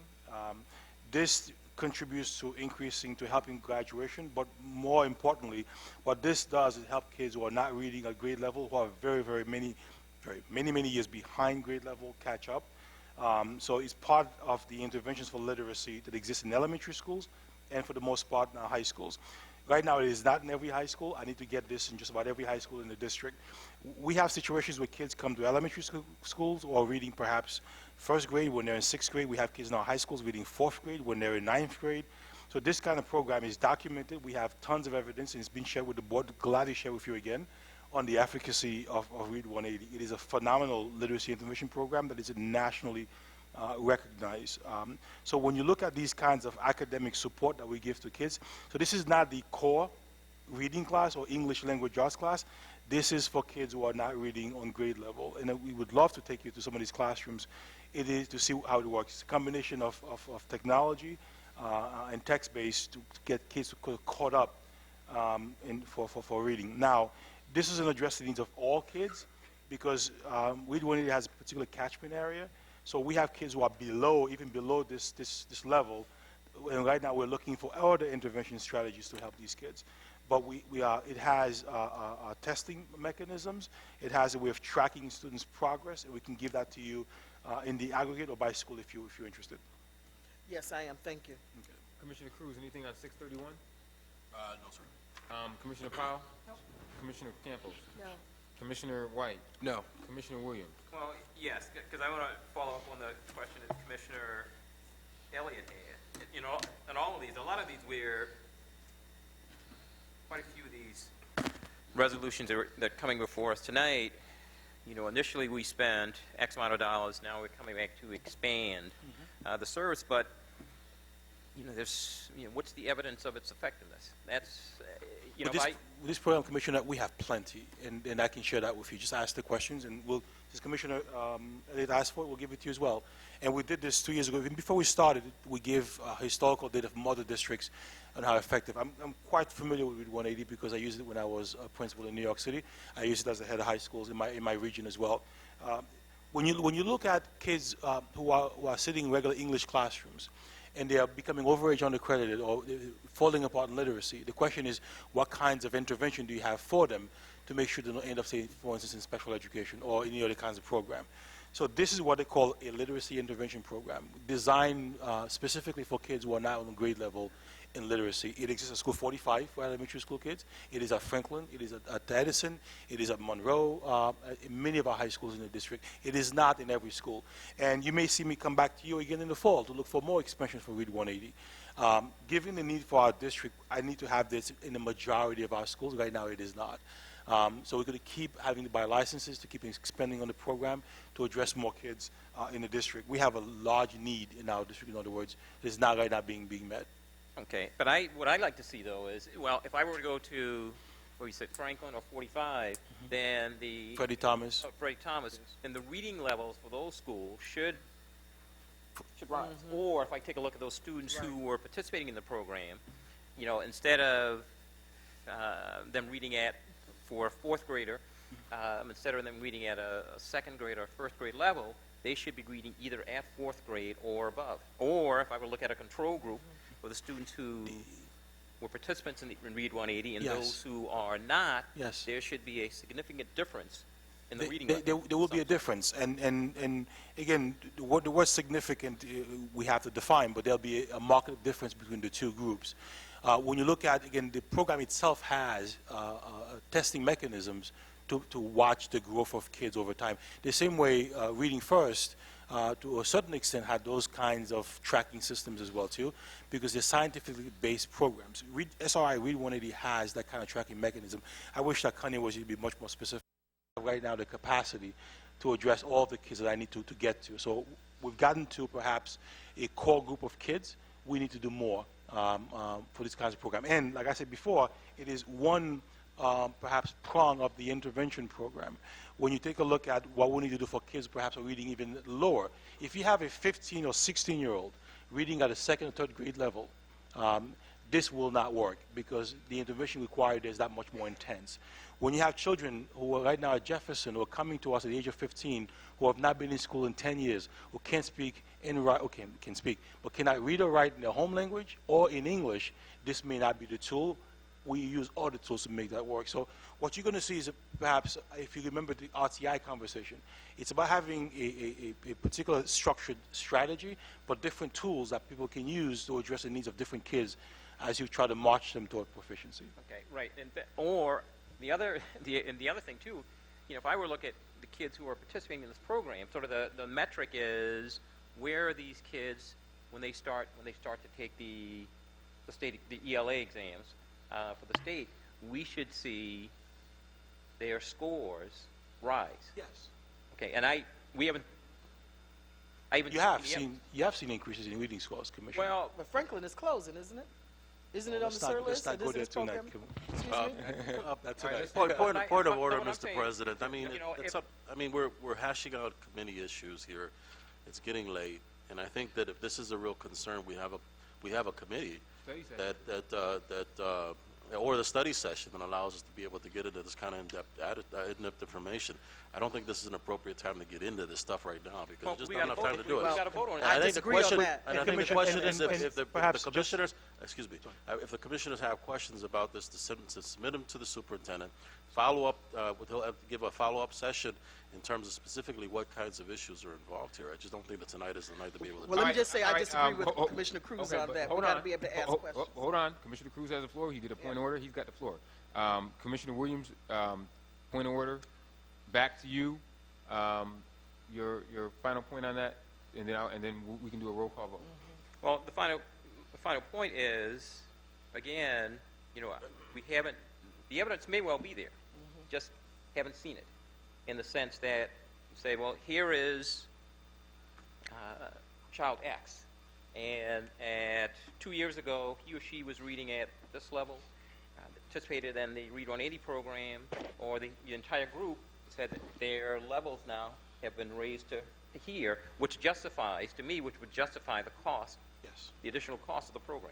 And I think also that it's funded by a DICA grant too, so it is grant if I- funded, if I can not just coming like- out of our general fund. Yes. Mr. Superintendent, and then I'm going to call the question. Hopefully I can close this. Let me just be clear.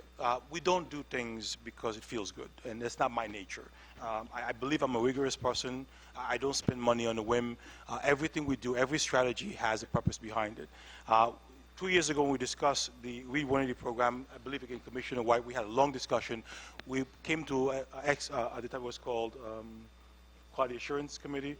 We presented the data even before the program started. This is a program I've been dealing with for over 10 years. The data is clear. It is something used across the country. It has been approved in the past by the board. Yes, Commissioner, there is tons and tons of data that will show you that this works. All we have to ask is ask the question, we can provide it.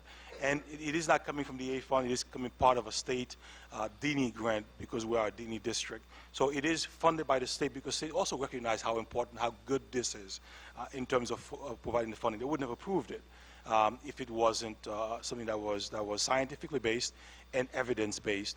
And this kind of work you're talking about, watching control groups, so we don't need control groups. We have kids who are in the program, kids who are not in the program, and I can show you the difference. And the fact is, if we want reading scores to improve, I need to provide an intervention for kids. Otherwise, we'll never get to where we need to get to. Commissioner White. and Yeah, then- I was just going to say, the superintendent is correct. They presented at least twice. I know Connie presented at least twice. And going to Commissioner Cruz's comment and to Commissioner Williams' concern, we can certainly have Connie present again before excellent student achievement. They did that before, and I'm sure they'd be willing to do it again in the context of asking what do we have in terms of more recent data to suggest that this is providing a positive response in terms of student performance. Thank you. President Evans, I would just say to the superintendent that if there are resolutions that are going to be presented, the commissioners are going to have questions. And so it may behoove you to just make sure that the people are here because, I was out of town, so I was not at the study session. And I don't remember that we did it 2 years ago, not saying that we didn't do it, and I don't even know if I was on the committee. So don't get agitated with us. We need to make the appropriate decisions, make the appropriate vote. We need to have the information. Now, I would have thought, that if this is the second year, that you can, just sort of say that, what the results have been over the 2 years. But, I just get a little frustrated when we can't get the information readily available in order to make the decision. I think I get a little frustrated because I think that if I would have had the question in advance about what we wanted, we could have had it. And I had every single member of the cabinet at the study session on Tuesday. Also, all of them there. And I think that could have fleshed out a lot of the questions that we're asking, because Well, a lot, Mr. President, and I agree with you. A lot could, but there are times when you don't think of everything. that's true. Okay. That's true. That's Roll all call I'm vote. saying. Commissioner Williams, how do you vote on 631? No. Commissioner White? Yes. Commissioner Campos? Yes. Commissioner Powell? Before I vote, I want to say, I know the superintendent wouldn't put these resolutions before us if he weren't willing to do everything he needed to do to get a yes out of every commissioner. But if he doesn't know you have a concern, he can't possibly address it to the level of detail. And so, to Commissioner Cruz's point, if it has to come up early, we give these packets get put out 2 weeks ahead of the board meeting. This was part of the Finance Committee meeting a week ago. We had a work session 2 days ago. Everyone had an opportunity to read these packets. They didn't have to come out. If they had a conflict, they're out of town. I was out of town.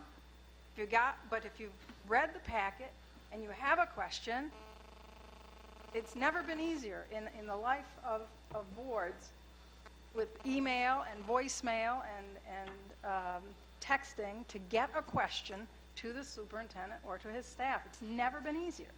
And I vote yes. Commissioner Elliott?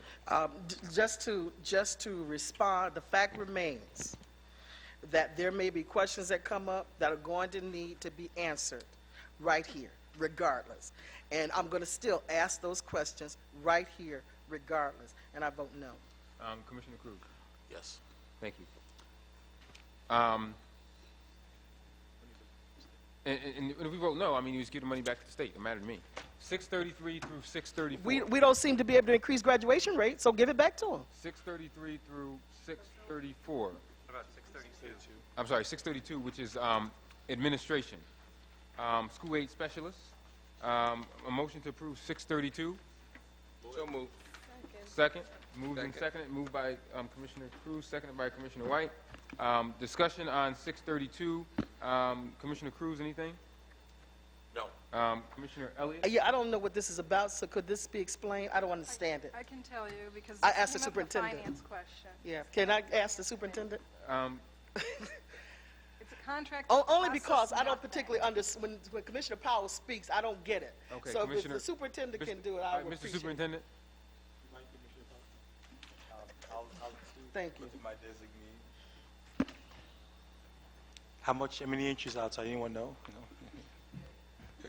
The school aid specialist is a request that we hire them on a commission basis. What they will do for the district is to go back and look at our prior revenues to see if there's any money that we may have missed in our filing that we can recoup. So for instance, if we recoup $1 million because they go back and look and find things that we did not understand or didn't see, and they find $1 million for us, we only have to pay them 10% of that $1 million.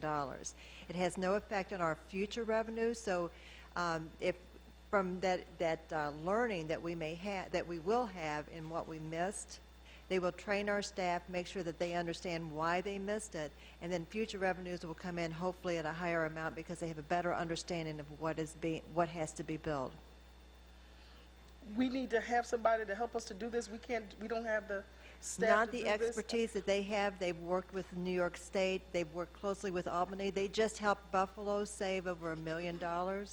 Is this the same kind of thing, Mr. Superintendent, with regard to someone emailed me about outstanding claims that were on the website? Is that similar to, is that what we're talking about? No, we are not. And the outstanding claims has been worked. We've been on top of that for a while. But I understand what you're saying, Commissioner. In some ways, you're correct. There's a few folks who go out and look for monies for us. Yeah. This is what perhaps we didn't know before.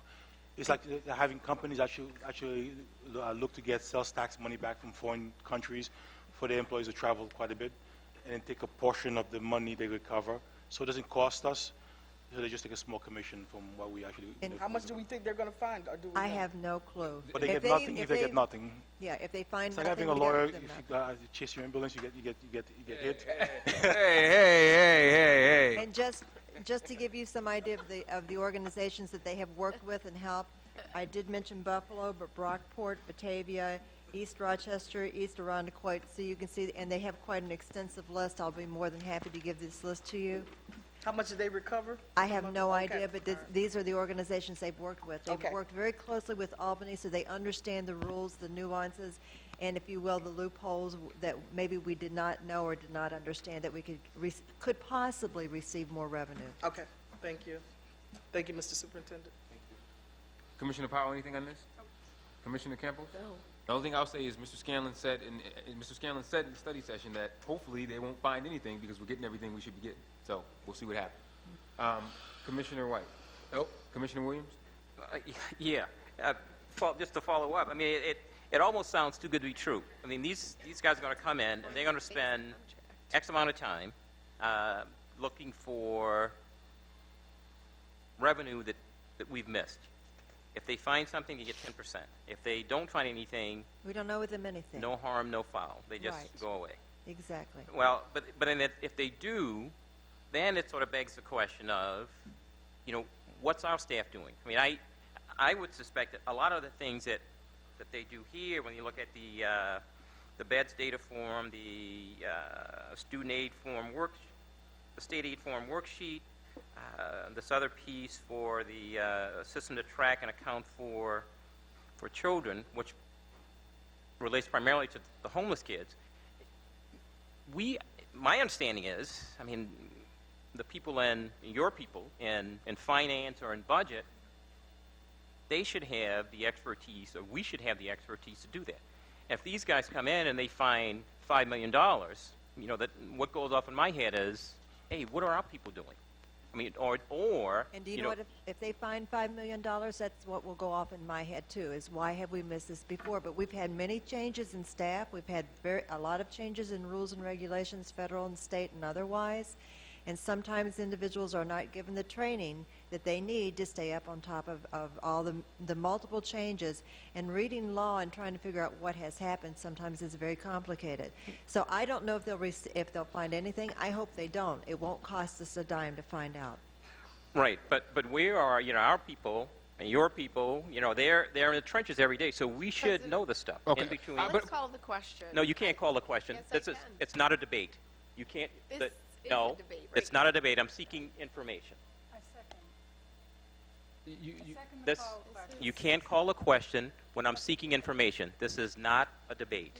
Can we get a determination from the parliamentarian? Chuck?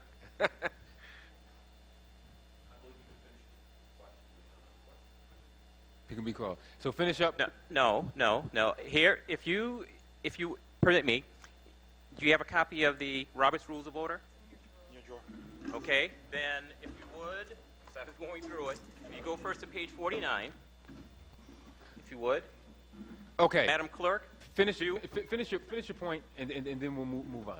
Well, yeah, you can't call a question, okay? Finish your I point. understand. Commissioner All right. Williams, Commissioner Williams, finish your point. What I'm saying is, we have people, we are in the trenches. They're doing this stuff every day. So if they do find something, 5 million, a million, or whatever it is, then Superintendent. okay, then it begs the question in terms of what are we doing? Even if our people missed it in the past, then we have to look to see whether or not, I mean, the salaries that we're paying them, is it justified? If these guys could find money that we can't, then why not, for the most part, do away with the people who are doing the work and hire them? Because, Commissioner, their job is not to do that kind of work. When you take a look at the kinds of associations we belong to, including the board, with their membership in NISBA, their memberships in other organizations who help find an advocate for law changes.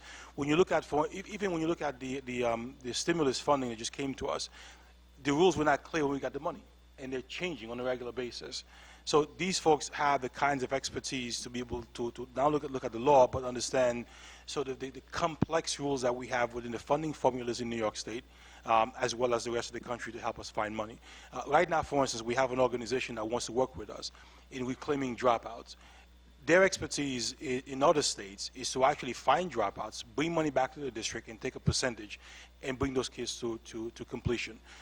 We've not contracted with them because our funding formula is so complex in New York, it doesn't fit the rest of America. So they actually are bringing their financial folks to study and look at what we do in New York to understand how they can help us drive that kind of work. In other words, if they would be able to reclaim 50 dropouts from the streets and bring them back, would the state increase our funding, and could they take a cut of that and bring those kids to completion? We don't know if they can. They don't know if they can, but they're going to study because they have that kind of expertise. So this is harmless. It doesn't cost anything, right? I understand what you're saying. If we find substantial amounts of money, yes, those questions should be asked. When you take a look at what NBC 10 found the other day, those small amounts of money that could be. TRS has those lists. People who have $1, it could be 42 cents. You never know how much it could be. It could be a small amount of money. It could be a substantial. If it is substantial, your questions are very valid, and we need to go back and look at our practices.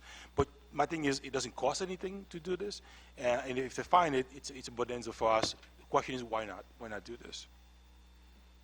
Commissioner White, anything else on this? No, I'm set. Commissioner Campbell? No. Commissioner Powell? The best part of this, and forgive me if you already said it, Joyce, because I had to go to the bathroom, but the best part of this is if they find anything, it becomes a learning opportunity and it becomes professional development for the very staff who missed it in the first place. They learned the lesson. We never have to have these people back because our people now know what to look for and how to do it the first time round. Commissioner Elliott, anything on this? No. Commissioner Cruz, anything else? No. Commissioner Cruz, how do you vote on this resolution? Yes, sir. Commissioner Elliott?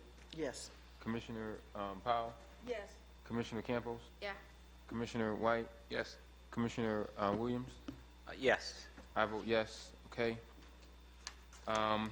We are now on resolutions 633 through 634. I'll entertain a motion to approve resolutions 633 through 634. Moved by Commissioner Campos, seconded by Commissioner Powell. Any questions on 633 through 634? Commissioner Williams? No questions. Commissioner White? No. Commissioner Campos? No. Commissioner Powell? Commissioner Elliott? No. Commissioner Cruz? No. All those in favor of 633 through 634, please say aye. Aye. Aye. Any opposed? The ayes have it. 635 and 638, we talked about these extensively during the financial, touched on these during the financial report review. These are budget resolutions, 635 through 638. Some grant funding that has come in that has increased the overall budget, but offset by on the expense side. So I'll entertain a motion for 635 through 638. So moved. Moved by Commissioner Powell. Is there a second? Second. Seconded by Commissioner Campos. Discussion, any questions on these or comments? Commissioner Williams? No. Commissioner White? No. Mr. Superintendent? Anything? No? No comments? No. Commissioner Campos? No. Powell? The question is, do we have questions? Any more comments or No anything? questions. Commissioner Elliott? No. Commissioner Cruz? No question. Thank you. 635 through 638, all those in favor, please say aye. Aye. Any opposed? Aye, with the exception of 636, I abstain.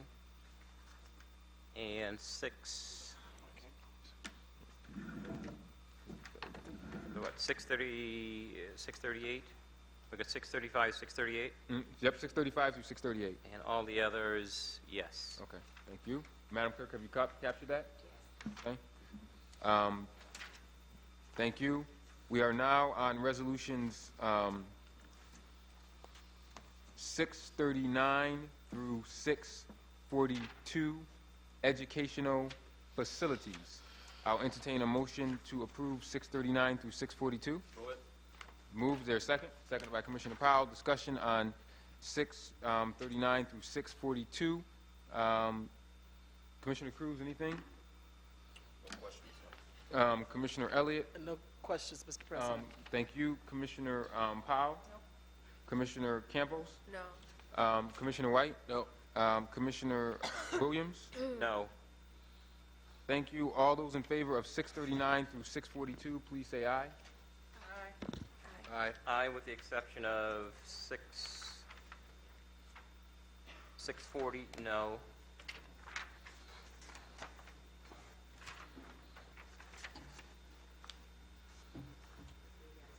Yeah, I know. Okay, Madam Clerk, have you captured that? All right, thank you. Mr. President, yeah. I have to abstain from that vote. 641. 641, Madam Clerk, you captured that? Yes. Thank you.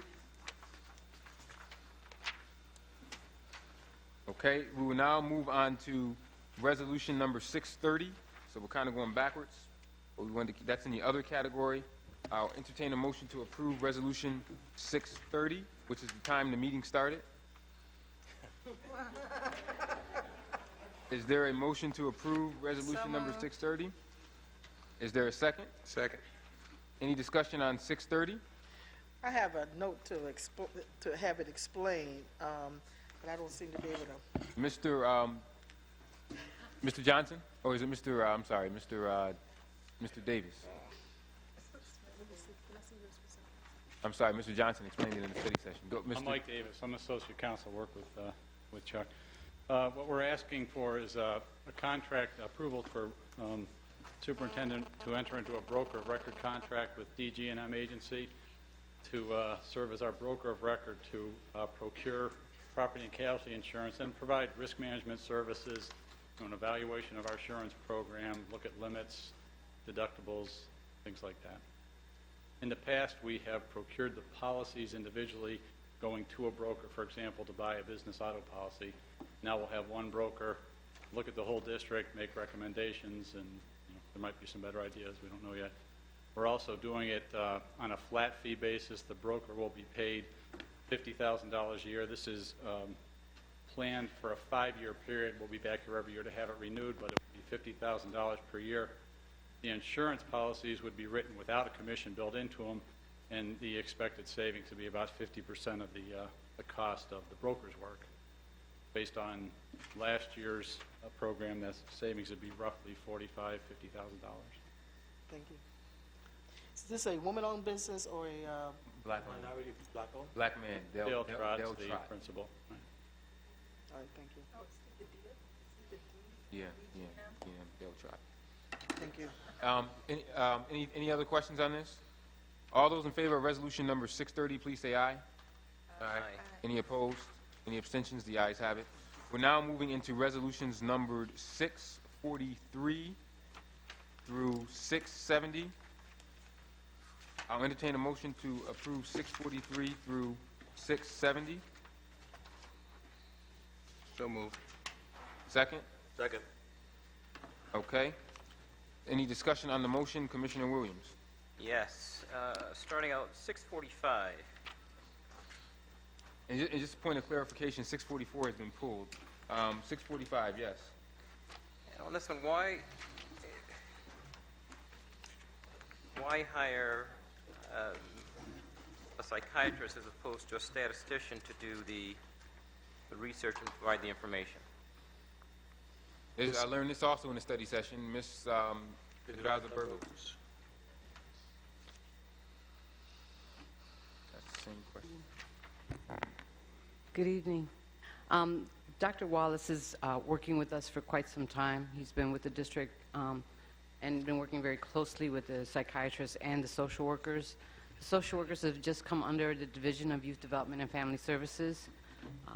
They trust Dr. Wallace, and he's going to be working with them to actually develop a survey to talk about how we utilize social workers, how we can better utilize their time, their energy, and compile that information so that we can turn around and use it with the social workers around developing focus group questions and helping them become much better and much more effective in what they're doing within the schools. Okay. When I read this, though, I get the impression that he will be analyzing data, that we're asking him, well, according to this, and I quote, to design, administer, and interpret the results. To me, that's the job of a statistician as opposed to a psychiatrist. Designing This is, it's a design- survey. What's Dr. Wallace's background I'm sorry. for survey? It's like you say, designing a survey as well It as says to interpreting design, the survey. administer, and interpret the results. Yeah, statisticians don't design surveys. They don't, yeah. A statistician may not design a survey. They might help you perhaps. But he's not a researcher interpret. either. I don't know that. Researchers develop, well, I mean, we've hired him Well, as a psychologist, right? Right, and he's Yeah. been working. Researchers He do works that. very closely with a lot of our students in terms of doing assessments. Students who are exhibiting neurological. Okay, because it's late. Yeah. So he's been working with them for quite some time. So he's been working very closely with the social workers, and we're hiring him in essence to help us look at what the social workers do in a more systematic way. And so to do that, you have to have some kind of instruments to start to get some ideas of what they do, how they utilize their time, how their time can be most best utilized. What do they see themselves being more efficient at? We want to make sure that the social workers are being utilized the best way we can. We find that they're not being utilized. They're probably the most underutilized group that we have. We have a lot of kids who have social emotional needs, and social workers can be working with them. These are general education students as well as special ed students. And I think also, I got, Ms. Lee, isn't this something I got in writing, the answer to the question I asked on this resolution? I think I did. That information is on the dais. Yeah, there's information on the dais, questions that I asked, also related to this in terms of number of people, number of students involved, the cost per hour, and a bunch of other things. But I think we missed Commissioner Williams' point. What qualifies him to to develop a survey when he's a psychologist? And Commissioner Williams, you still have the floor. Yeah. Yeah, well, that's it in terms of what Commissioner Elliott was talking about. Yeah, what? I don't have his resume. I don't know. Yeah, I don't have his resume. All I can say is that there's an established relationship because of the amount of years that he's been with the district, and so he understands what the social workers do and in terms of, since he is the one that's receiving referrals from social workers to test students, and also making recommendations for what kind of treatments students should be receiving, but it's done more on an individual basis. So he has this history of looking at all of our students, but all of them on an individual basis. So now what we're trying to do is we're trying to look at it more systemically. Right, and therein sort of lies the problem in terms of conflict of interest, because he will be evaluating same people who are giving him referrals. No, he won't be evaluating them. He will be gathering. It's a fact-finding, information, data gathering process. Survey monkeys, pen and pencil type of surveys, and putting that together. Okay. Okay. Any other questions? Well, not on that one. I have. Okay, so you done with 643? Yes. Okay, all right, Commissioner Williams, continue 643 through 670. 647 is the one that is the real issue, and this is with the Flippin Group.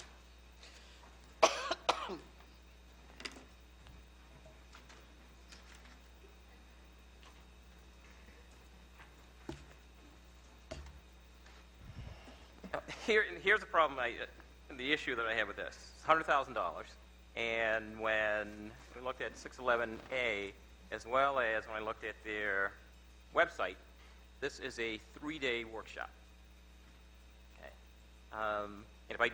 And at 611, it is 6 hours a day because the teachers are being compensated at a rate, well, for 18 hours, 6 hours a day. So when I do the numbers, this comes out to almost $5,000 an hour. It's April 1st to June 30th in this resolution. Well, yeah, I understand, but in everything that I've seen, it'll be a 3-day workshop. So that's the first issue in terms of, just the cost itself on a per unit basis, on a per hour basis. The other thing is, what do we expect, and what have the results been in other places? Understanding that if I were to go and say, well, look, show me the results that you've had with some of your other clients, of course, they will show me the clients who are very well, who are satisfied and who would give them some sort of endorsement. So it's tough to get an idea in terms of, whether or not it's truthful. And I'm just, and the last concern is the fact that, given the fact that we are up against some fairly tough times financially, to go out and spend $100,000 on a program which is unproven from our standpoint raises a lot of concern. With 647, again, let me reiterate that, as you can see, at the start of 647, the whereas, you can see that buildings began to contract with the Flippin Group. You can see that there were already money spent with the Flippin Group on an individualized building-by-building basis.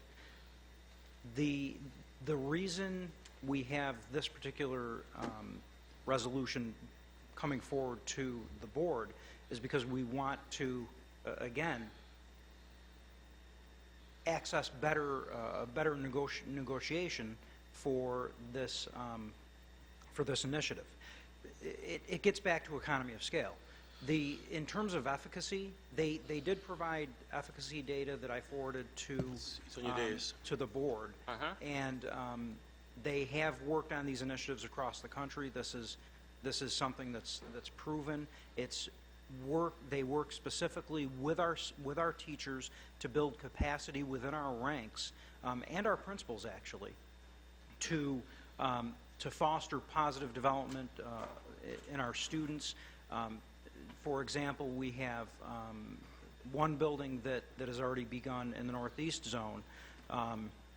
GMA has started this, and the teachers are very excited about it. And being excited notwithstanding, it's something that is working in terms of them reducing recidivism rates of students being put into in-school suspension, as well as the alternatives to suspension room. They're looking to foster more positive interactions with the students. They're looking to help professionally develop our teachers in terms of positive interactions with students during challenging times. So building social emotional development as well. And I've watched, Commissioner, these individuals in assemblies, Northeast Northwest College Prep. They had total attention of what? 400, two schools in one room, total attention. For the better part, I was there for about an hour. For the better part of an hour, they were there longer than I was. The fact is, to go back, it looks like a lot of money, $100,000, but understand this is coming from a cluster of schools who could have gone individually and contract separately. This came to me through the School of Franklin, through Global Media Arts. Introduced me to the concept, and I went. They invited me to come see. They've been trying, and our response to the group was, go sell to the principals. We've seen it, we like it, you have data, but if the principal want to buy this, then you need to engage them, and they've done that. So instead of having 10 different schools come with 10 different amounts, or 10,000, 4,000, 6,000, we pooled and said, look, we're going to negotiate better terms for the district, look at the economies of scale. So what you see is 100,000 for one resolution, but it's maybe spread. I don't know how many schools we have. We have almost 20 schools. There you go. Commissioner, if I may, these schools can complete a request to issue a contract individually, and because the cost would be lower, it would not have to be vetted through the board. But again, because of economy of scale, we wanted to access a better negotiated price for as many schools as we possibly could, and that's why we framed it or packaged it this way. So when you divide 100 by 20 schools, Commissioner, it's about $5,000 per school, and it may be 3 days. Could be 3 days in this school, 3 days in that school, 3 days in this school. That's correct. So it is not $5,000 per hour when you look at the cost that they have and what they're going to be doing. So I would say that Dr. Jim Martino and others did a pretty good job in trying to negotiate a better deal for our schools. We have 20 schools. We've seen these sort of contracts come at you on a regular basis. You see 1,000 here, 500 there. You're always approving. Whereas you keep watching. This was a way for us to stop that and say, look, you know what? We know we have a number of principals interested. Why don't we sit and look at the total cost and negotiate something that's better for our schools? So it looks like a lot, but you're talking about, first of all, the funds are coming from the schools, TAPU funds. It's coming from the CINI funds, from SUR funds that they have. These are funds that they have to spend within their schools. We just pull the money together and negotiate it for them on behalf of the schools. Okay. And I understand that. But here, my concern is that, everybody comes with a program, and everybody says just how great their program is and all the things that we'll do. This year we're going to spend $715 million. Last year and the year before that, and under all the other superintendents, every time someone comes and says, "Look what I have for you. I'll solve all your problems," and we've spent, and you can go back with all the other superintendents. And the board has always said, yes, yes, yes, yes. And in the end, the needle doesn't move. It doesn't move. I mean, we still have the same sort of issues and problems that we've had in prior years. And we get program after program after program, and that's my concern. That's what I'm struggling with. Okay. Next, you got a question?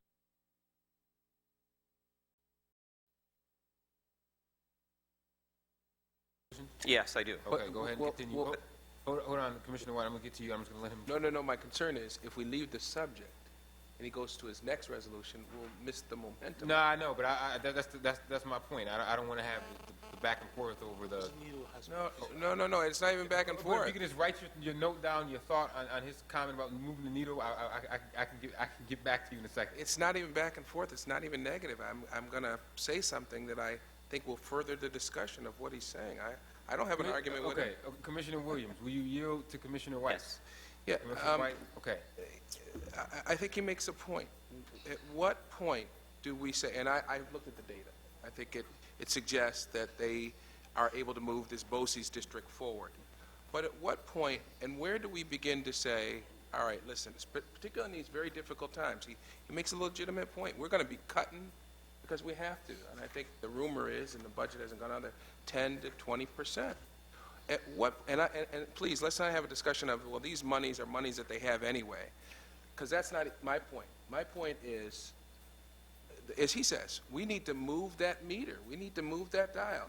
How do we know, other than what they tell us, that they are going to be able to do that?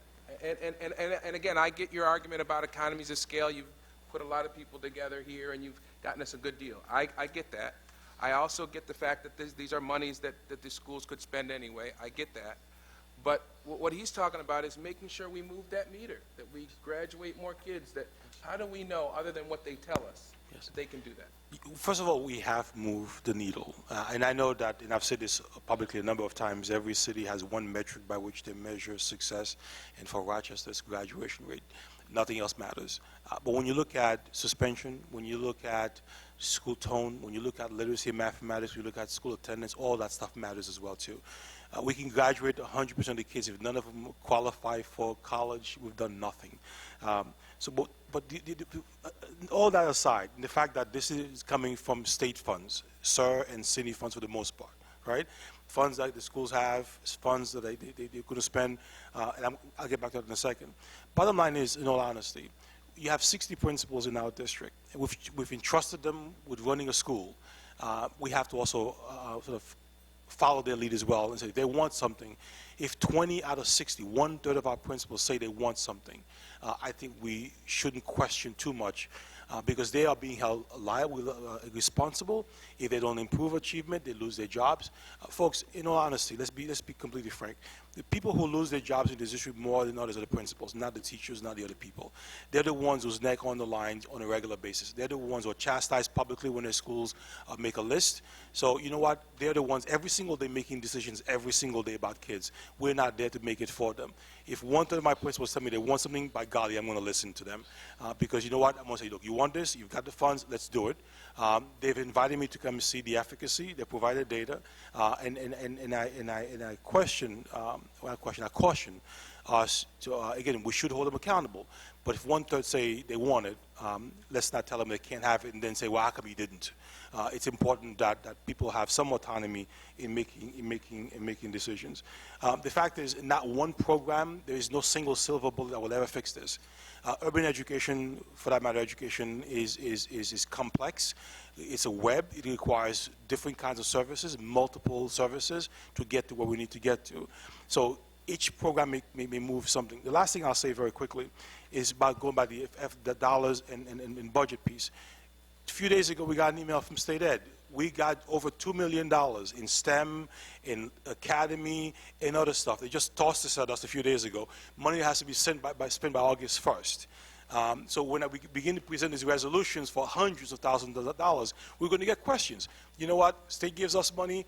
We're going to spend it. And we're going to do the best we can to spend it appropriately for our schools. So sometimes, you know, it is outside the A fund, outside of the regular budget from last May or last June.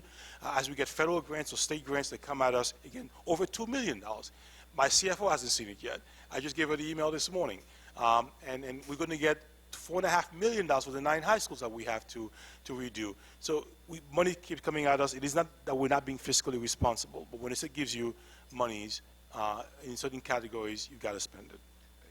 And I get all that. My only concern is that if you look at their data, they said in the control group, referrals went down 11%, and in the intervention group was 22% decrease in referrals or suspensions. Those aren't huge numbers in my mind. And again, this isn't about the availability of funds.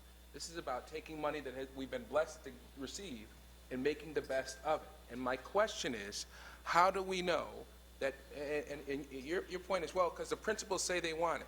Well, with all due respect, just because the principals say they want it, I'll steal Bob Duffy's phrase, the buck stops here. Not at City Hall, but here. For now, it stops here. And it doesn't stop, with all due respect to the principals, it doesn't stop there. It stops here, because we're the ones being held accountable for the suspension, ELA, reading scores, all that stuff. And my thing is, if their intervention group only experienced a 22% decrease, have we considered the possibility that there might be other programs out there that our principals may or may not have considered? You said 33% of the principals want to use this program. What about the other 66% of the principals? What are they doing? Have we considered that? This is a lot of money, which I agree we should take full advantage of. But if I take your numbers, and I might have misunderstood you, that means 66% of the principals out there don't have access to this program or don't know about it. Are there other programs out there? It is important that we move. I didn't say we didn't move the meter, because you are right. We have moved the meter. But can we move the meter more effectively? Commissioner, it's $5,000 per school. I don't think $5,000 is going to transform a school. So 22%, 11% for $5,000, I think is not a bad return when you look at, we're not talking about spending $1 million in 20 schools. It's $100,000 for 20 schools, $5,000 for training. So if that $5,000 will move and reduce 11 to 22%, I think it's well worth it. Okay. Yes, just Commissioner White, you can yield back to Commissioner Williams. Yep. Commissioner Williams. Okay, just a few more. On Resolution 648, it's on this one, the prior amount that we had approved for the National Education Resources Group was like $700,000, and now we're looking for another $700,000, so it comes to like $1.4 million. Again, concern is, you know, for the $700,000 we've previously spent, what have we gotten? What's the assessment, or has there been an assessment on their overall, on the overall work that they've done? Commissioner, this is the heart, in my opinion, of the reform in the district. This is the rewriting of the core curriculum in the district. It involves, and help me, Joyce and Kirsten, dozens of teachers who are part of this work. This has been ongoing since I got here. This is part of our overall framework with New York State to reform the curriculum piece. We are rewriting the math in ELA from grades K to 12 eventually. We did 5 to 9 the first year. We're doing 3 to 9 now. It involves the creation of benchmark assessments. All of this is funded by DICA. In future years, if DICA is not available, we need to move this to the A fund. This is the core reform to move the needle that we talk about. It is the core work of the Teaching and Learning Division. I'd also like to add that I believe in November, a letter was sent to board members regarding the NER initiative and how we had to parcel out the money. The money is driven to us out of different pots, and some Title I funds were used for the very first payment to NER, and because this is from our DICA funds, those funds weren't given to us until December, so then that's why you're getting it. We had to, in order to fund this appropriately, we had to divide the contract in two, and there was a very detailed letter that I helped author that went to the board to explain this entire funding source to you. And Joyce, DICA stands for? Well, we call it DICA, but it's really DINI, and the state calls it AOC monies, which is Audit of Curriculum money. And the superintendent has referenced that. We got an initial allotment of $3 million. The state has now given us an additional $1.6 million. So you're going to be seeing, like he said, more resolutions to spend this money. There are a number of directors that come together that have, years ago, we had ELA findings, and we developed a plan. The plan is in the third year of its implementation. All of the activities in the plan have been approved of, have been scrutinized by the state, and we've submitted updates to the state. Actually, our plan and the way we format our plan is considered a model for the state, and they have applauded us because they can look exactly at what we want to do, and they can drive it right back to the dollars that we spend on each initiative. So you are going to be seeing more. We are going to be having more summer activities for NER, for the refinement of curriculum, and so there will be more payment of staff, and there will be another resolution to pay NER for the next year of the software leasing, which is going to be another $183,000. So, Commissioner, if I may go back, let me just perhaps provide some context. We've talked about this for over 2 years now. If you remember in my presentation, March 2008, and my deputies talk about this on a regular basis, I asked, what do we teach? We had over a dozen literacy programs in the district. When you have an urban center with poverty, you have high mobility. Where you have kids moving from school to school on a regular basis, if you don't have a consistent approach to curriculum, kids won't learn to read. That's one big, major piece of this. The other two is also begins to address what many of us refer to as the structural racism that exists in urban centers, where you may have a teacher teaching at this level, one teaching at that level. Doing this work was a way to begin to have the expectation that every teacher in ELA in this grade is teaching this material.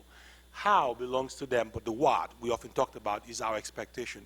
So we didn't go out. I could have gone out and contract with America's Choice or go to another company and buy curriculum and drop ship it in the district. Instead, we have teachers and administrators who are building it because it not only provides the ownership and a great material, but provides professional development in folks who are developing curriculum as well. So our teachers and administrators are actually building this curriculum, using NER as a guide. And by the way, the folks who are doing this with us, who represent NER, all former state ed assistant commissioners and deputy commissioners. The guy who helps write the assessment was the deputy commissioner in charge of assessment for New York State. So we actually are leveraging people who have the expertise to guide our people in rewriting the core math and literacy, and eventually you're going to see us push it for social studies and for science. I would just like to add, I understand on Saturday morning you'll be at Wilson Foundation for your budget conversations, and I would encourage you to stop in the library. Meeting is here. Oh, I'm sorry. We should go to Wilson. Wilson. If you can go to Wilson Foundation on Saturday between 8:30 and 2:30, you can go to the library and see the curriculum teams writing. Yes. And you may have seen me talk about this, by the way. We have a team working with NIRE, making sure you have a cultural competence, which is part of the curriculum. We have folks from instructional technology looking at embedding media, multimedia in this. This is going to be a world-class, well, already is in some grades, world-class curriculum for our teachers. And the folks who are most excited about this are our teachers, I guess, much to my chagrin, because I want the administrators to actually be excited as well, too. But the folks who are building this are extremely excited. And perhaps maybe another retreat, we can go back and revisit our original plan. If you take a look at our 5-year strategic plan, this is the centerpiece of the work for our district. Thank you. right, I'll My voice.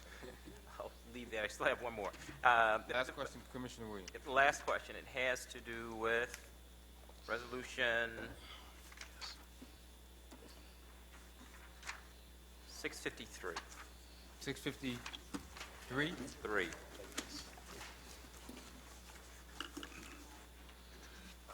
Mr. President, as we delay these proceedings, I noticed that they're looking like they're moving at that sweet potato pie. If there's any left, leave it there. And thank you for that point of personal privilege. At this point, my staff, See that trash can over there, man? If there's crumbs left, leave them. staff members who are not critical to the rest, if you need to go, you can go, please. John, your deputy, you must stay. Unfortunately, you got to stay. My attorney, Chuck, you got to stay. But my school chief, I'm sorry, I'm taking over the meeting.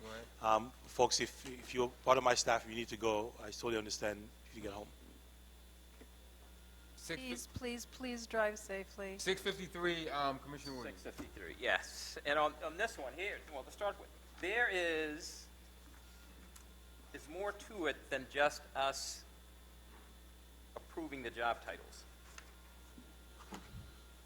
All right? If I may, good evening, by the way. The statute which controls this is 2554 of the education law. And in that section of the law, subsection 2, it gives the Board of Education the power to create, abolish, maintain, and consolidate positions throughout the district, with one exception. It describes that it gives the authority for the superintendents in Buffalo and in Buffalo and Rochester the ability to form a group, and these are non-union positions, which in Rochester are called the SEG group. And it gives the superintendent under 2554 the authority to hire, to appoint, and hire those individuals under the education law.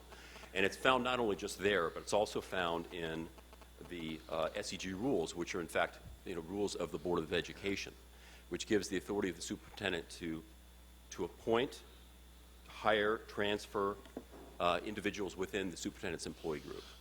And you not only find it there, you also find that as well in the superintendent's contract. He has the authority to appoint those individuals and to compensate them within the amount that's set forth in the budget.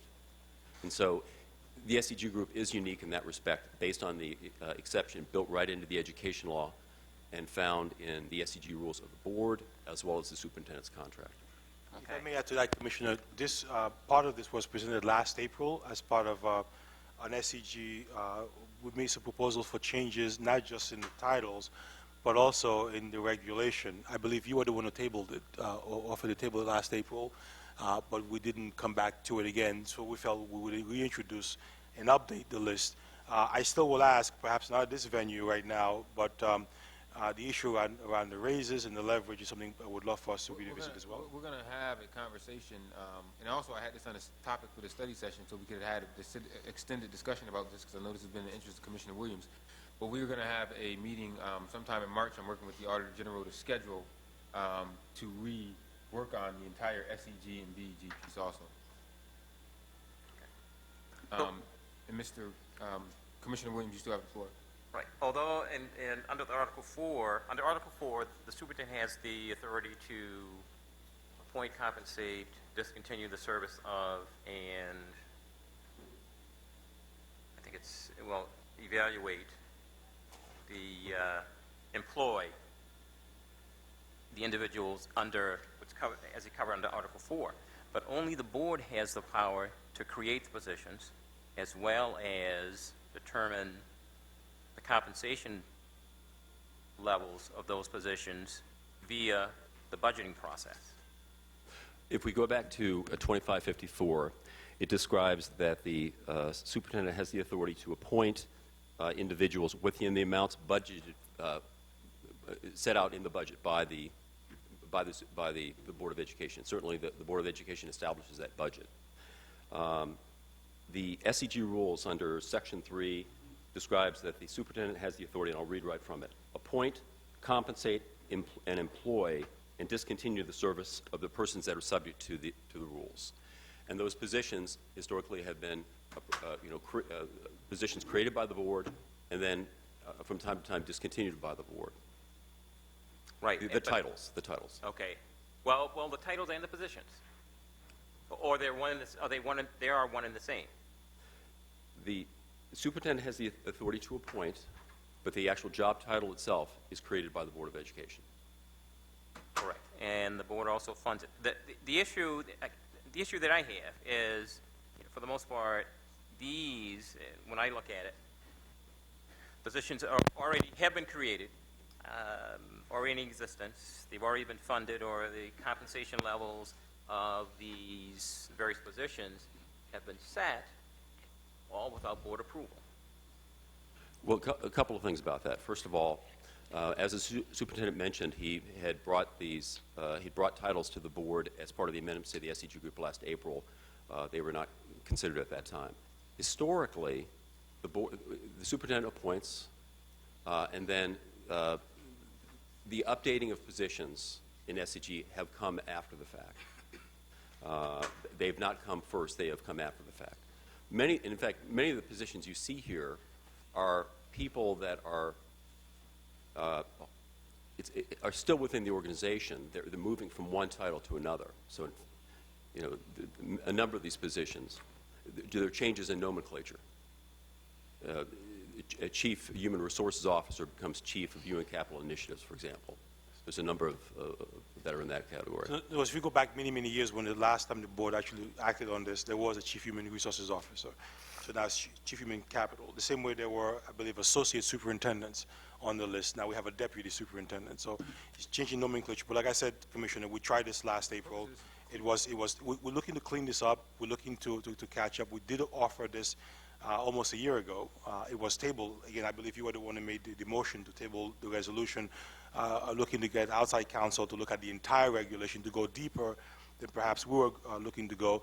For us, we thought it was a quick win to begin to look at, one, getting vacation accrued as people went along versus front-loading, to also at the time give me leverage not to give a raise because of the economic situation. Fortunately, the CPI urban was 0 or below, so I didn't have to worry too much about that. But we made an attempt last year. This is not an attempt to be to hide information. We tried this almost a year ago. We didn't. It was tabled and not acted on.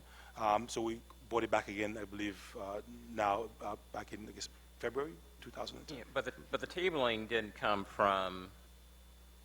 The tabling had to do not so much as, if my memory serves me correctly, there were no titles. Was at the back of the package. But even with that, there were titles that may well have been the case, but a lot of the titles here did not exist back then. And the primary reason for the tabling had to do with we wanted to expand.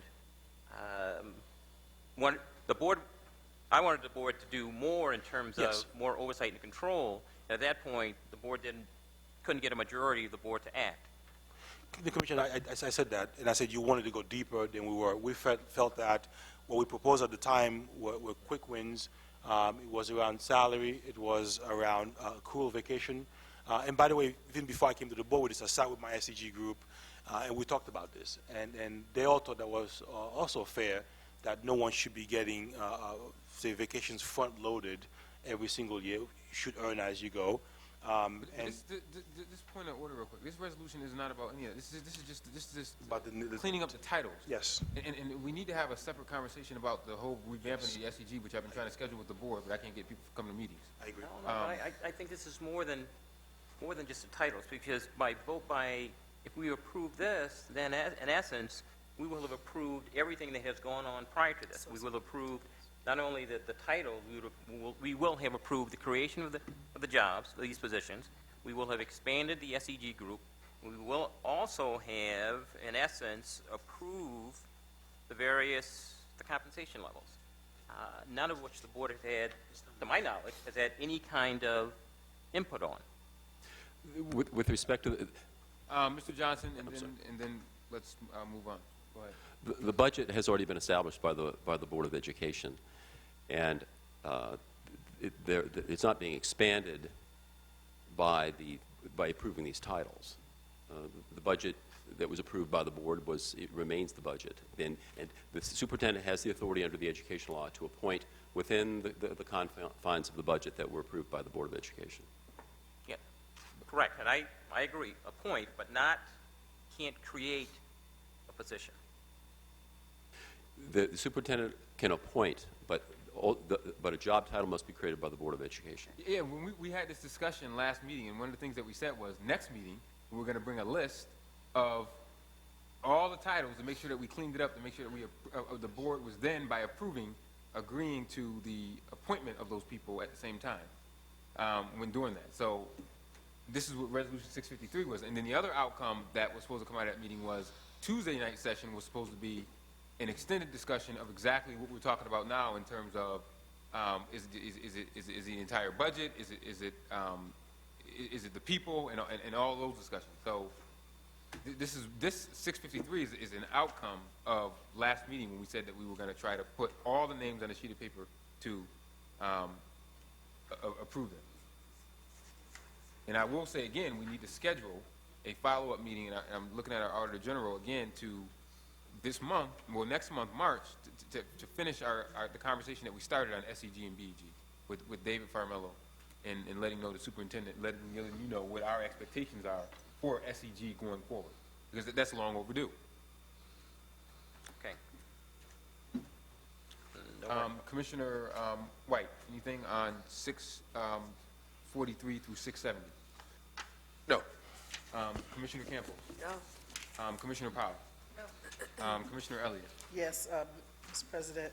In reference to, and I'm going to ask about this SEG resolution also, but maybe I'll just do it through the superintendent. I don't think you have to stay there. What background does the Children's Institute have to provide expertise around? What number is that, Commissioner? This is 643, around parents who are incarcerated. So, Robin? Use the microphone, please. Connie Rodriguez with the Children's Institute provides that training, and she did that a couple of years ago for us. She has a master's in education, and that is an area that she's focused on for a long time and done work with and studies with. The kind of training that she provides is in helping people that work with children, teachers, paraprofessionals, and others, know ways to respond to children who have incarcerated parents.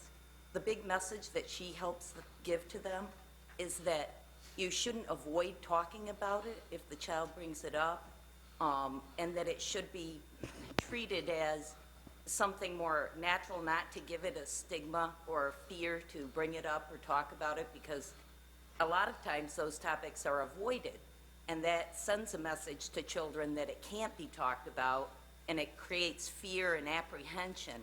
So she is more of a social worker who works with other professionals on how to work with children around this issue in a way that will make them more comfortable to share their feelings and talk about She's it. a staff trainer. Yeah. So she's not going to be working with parents who are incarcerated, but the No. teachers of children who may have parents who are incarcerated. Right.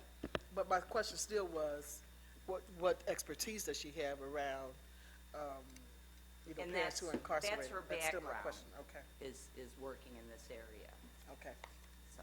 thank you.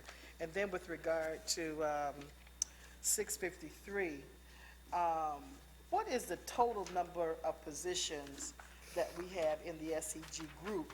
And what is the dollar amount, including salaries and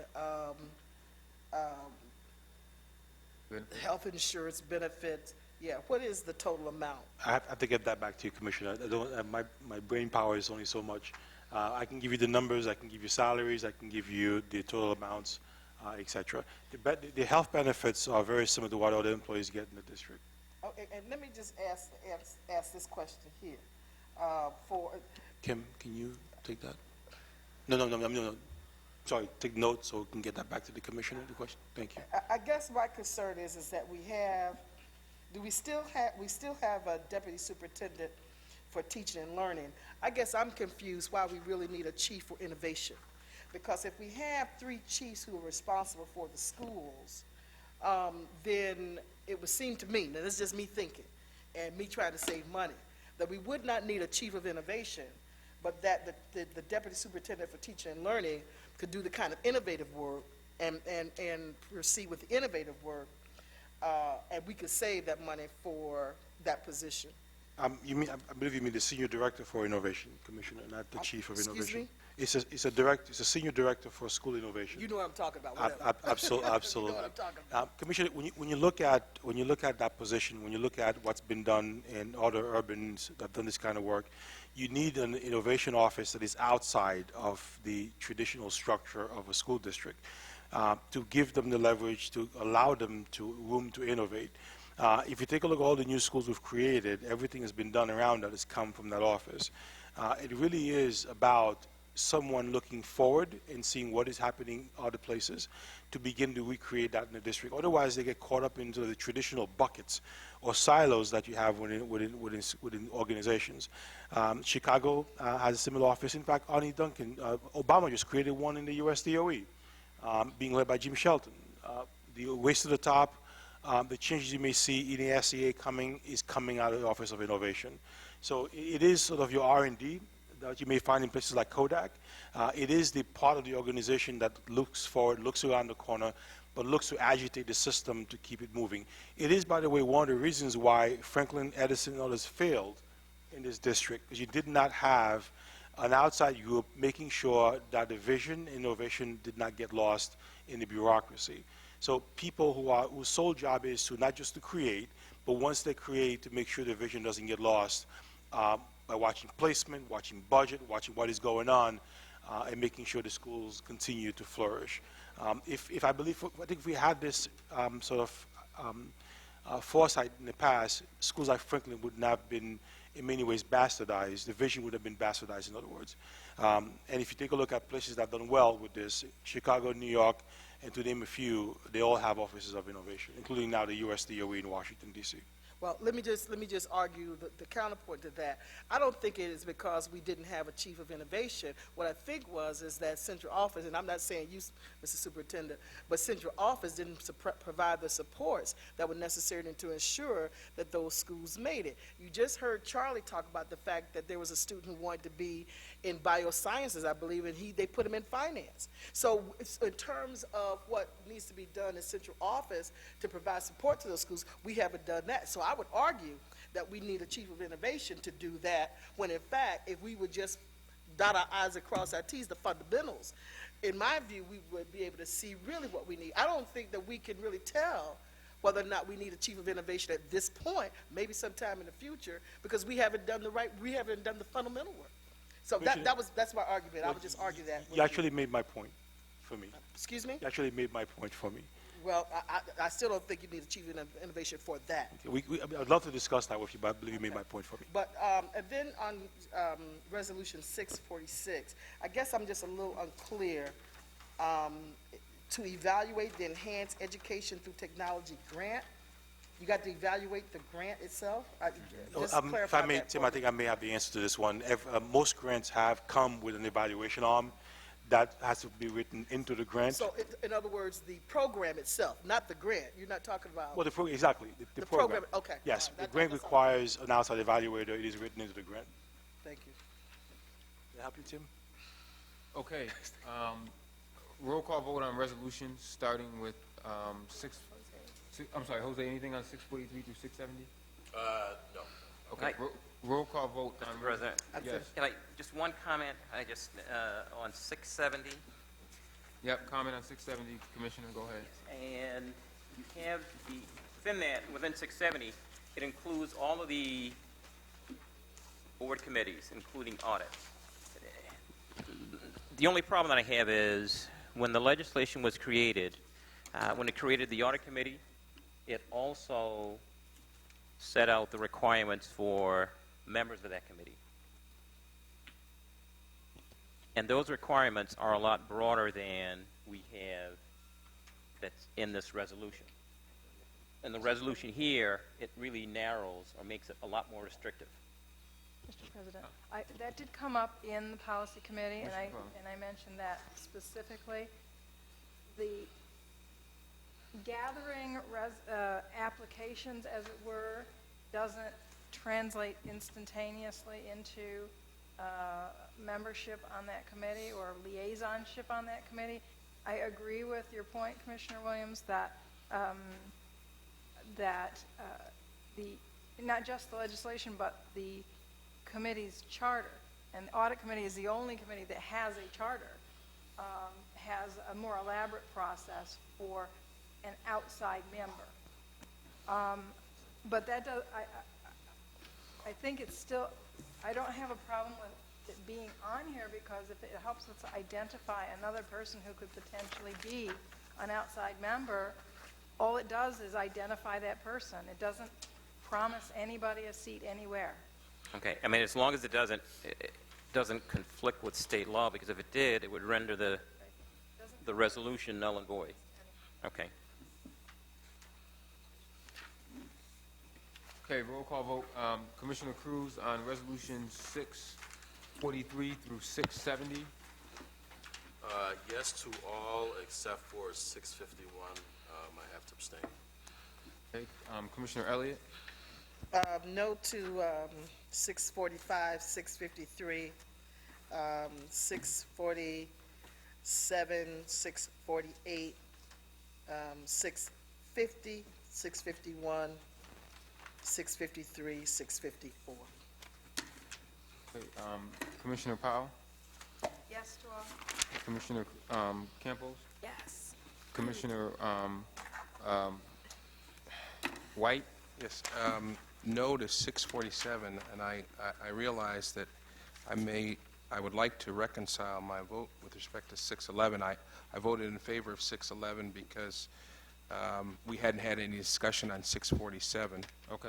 So I can keep that vote the way it was, 611, which Yeah, was we can't yes, change but it once we it's can't done. change Yeah. it. But my vote would be no on 647. Okay. Is Commissioner. no on 647. Commissioner. Yes to the rest. Commissioner Williams. Okay. 643, yes.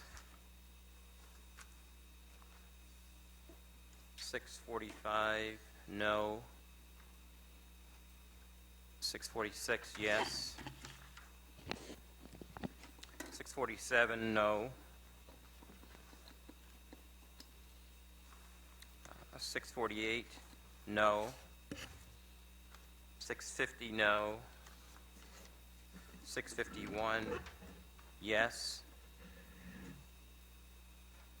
652, no. 653, no. 654, I abstain. And yes to all of the others.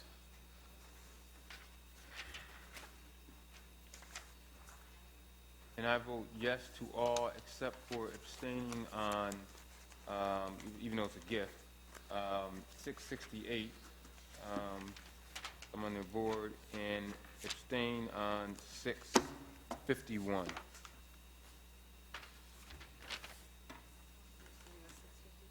Yes.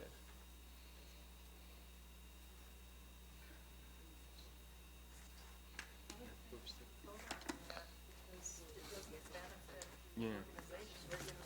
That's to the city? Six- 651. Okay, all right, no, I'm fine. All right, thanks. Unfinished business from previous meetings, none. Any new business to come before this body? President Evans? Yes. Commissioner Elliott. A few things. One is in reference to suspensions and the curriculum. I've had some parents who've contacted me whose children have been placed in the I'm Ready program. What has happened, however, and I think Kim Dice assisted me on one of these issues. What happens is that when they get into the I'm Ready program, the coursework does not follow them. In one particular case with a student at Edison, it was a math course, and it was a high-level math course. Because of the number of days that the student was in I'm Ready, the student had to take a lower math course. So, Mr. Superintendent, somehow we have to ensure that there's a continuum with what goes on in the classroom and with the I'm Ready policy.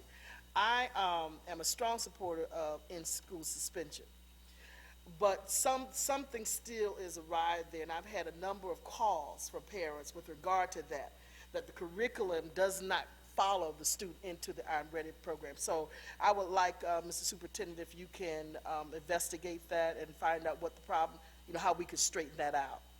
It would depend, of course, on how long the student is there. If it's a week, if it's 6 days, if it's 6 months to a year, we'll investigate that. Yeah, no, case. I don't think it was that long, the cases that I've had, but I do know that it has impacted negatively on academic performance because the coursework does not go along with the student. It is something that we've been talking about. The first step was to get kids back in school. The core curriculum is given to them. If they think it's a calculus, advanced calc, for instance, you may need to get a one-on-one tutoring taking place in those kinds of instances. So that may be an extra cost that we need to talk about in our budget. But again, it all depends. If it's 6 days, it may not be sort of, I guess, required. But if it's 6 months or 8 months, it's a whole different conversation. Yeah, it's been weeks. In some of the cases that I've had contact with, it's been weeks. Mr. President? Commissioner. Now, are you following up on what I'm saying, or because I do have some. No, I'm sorry. I'm sorry. Okay, I've got a couple more. Okay. Yeah. So also, Mr. Superintendent, we have not had, and I know that I contacted you about the lead paint, and Mr. Underwood is going to look at that. But I'd like for us to have a presentation somewhere in the next few months about our lead paint status in the district, if that's possible, to have a presentation on that before the board. Sure. Okay. At the regular business meeting? I can schedule it for. If we I can can schedule a study session if folks want to. Well, the reason that I don't want it necessarily the study session is because, people watch this program and they need to, our community Oh, you mean like needs to during know. the superintendent's report?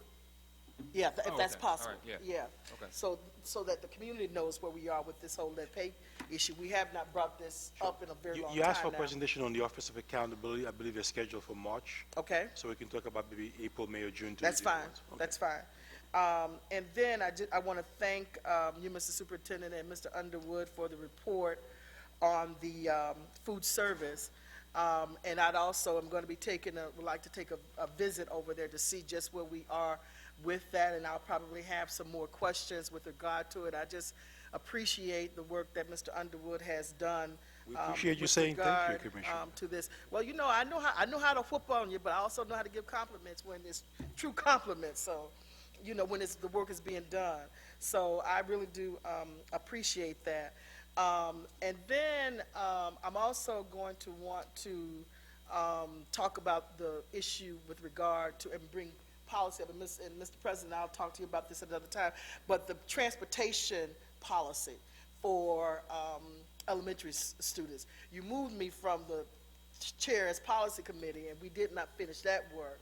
So we need to figure out how we want to proceed with regard to policy. Now,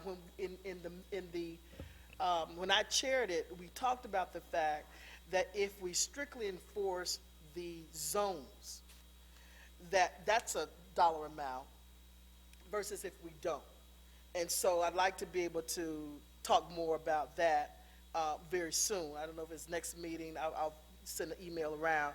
But it's now budget time, and that's something that we can talk about of course, if we have time, in the board retreat.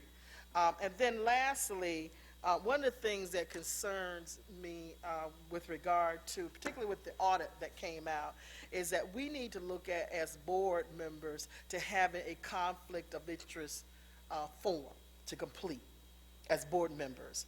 And I had Ms. Lee to contact the county office building. I'm sure that Commissioner Cruz, you may be familiar with that, and I do have a copy of it, but we need to look at a conflict of interest form that we complete as board members to ensure that there are no issues. Point of information, if I can sort Sure, of react to absolutely. that. We are talking exactly about that now. Okay. The staff, Chuck, is looking and doing some research on what a disclosure form would look like, and so we're on top of that for you. And also, Commissioner Cruz, I'm going to be sending to you, I think our Auditor General may have left, also along with that, a board code of conduct form that will be signed every year with that conflict of interest form. Absolutely. Can I add to that too as well? Because it was about maybe 6 months ago, Chuck, we talked about this, extending that perhaps to a policy even to my employees, because I have folks who leave me and then work for companies that make those who profit from their knowledge of the district. My former world in New York City, I could not do business with a company that profited from the city of New York for 1 year of leaving the district. So perhaps if you're looking at policy, that would even address my employees as well. Give too. an example of that. I'm missing. I mean, give you an example. When I left, if I were to go to work for McGraw-Hill, who did business with the city, I couldn't work for that branch of the company that had contracts directly. In other words, my intimate knowledge of the city of school district could not be used by a company for profit within a year of leaving the district. All right. Okay. Commissioner White, you have some new business? Yes, this should be pretty quick. And I'm not by any means an expert on Robert's rules, but my understanding is that you cannot change your vote after the result has been announced unless the Assembly gives you permission to change your vote. So we could, and again, it's a nuance that I don't, I would like to, I want to clean it up. I want to vote no on I motion that we do that by unanimous consent, Mr. President. All right, no, so ordered, Madam Clerk. Thank you very much. You changed your vote. Now, if this was an election and you would have voted for somebody, you couldn't go back. Well, that's true, but thankfully this is not. Just for clarification, are you changing your vote to resolution 611 or 611A. Thank you very much, Mr. President. Thank you, Madam Clerk. Is that all? Let's go home. Yeah. All right. Motion to adjourn? So We're adjourned. Anybody want to get up at 4 a.m. to look at the weather?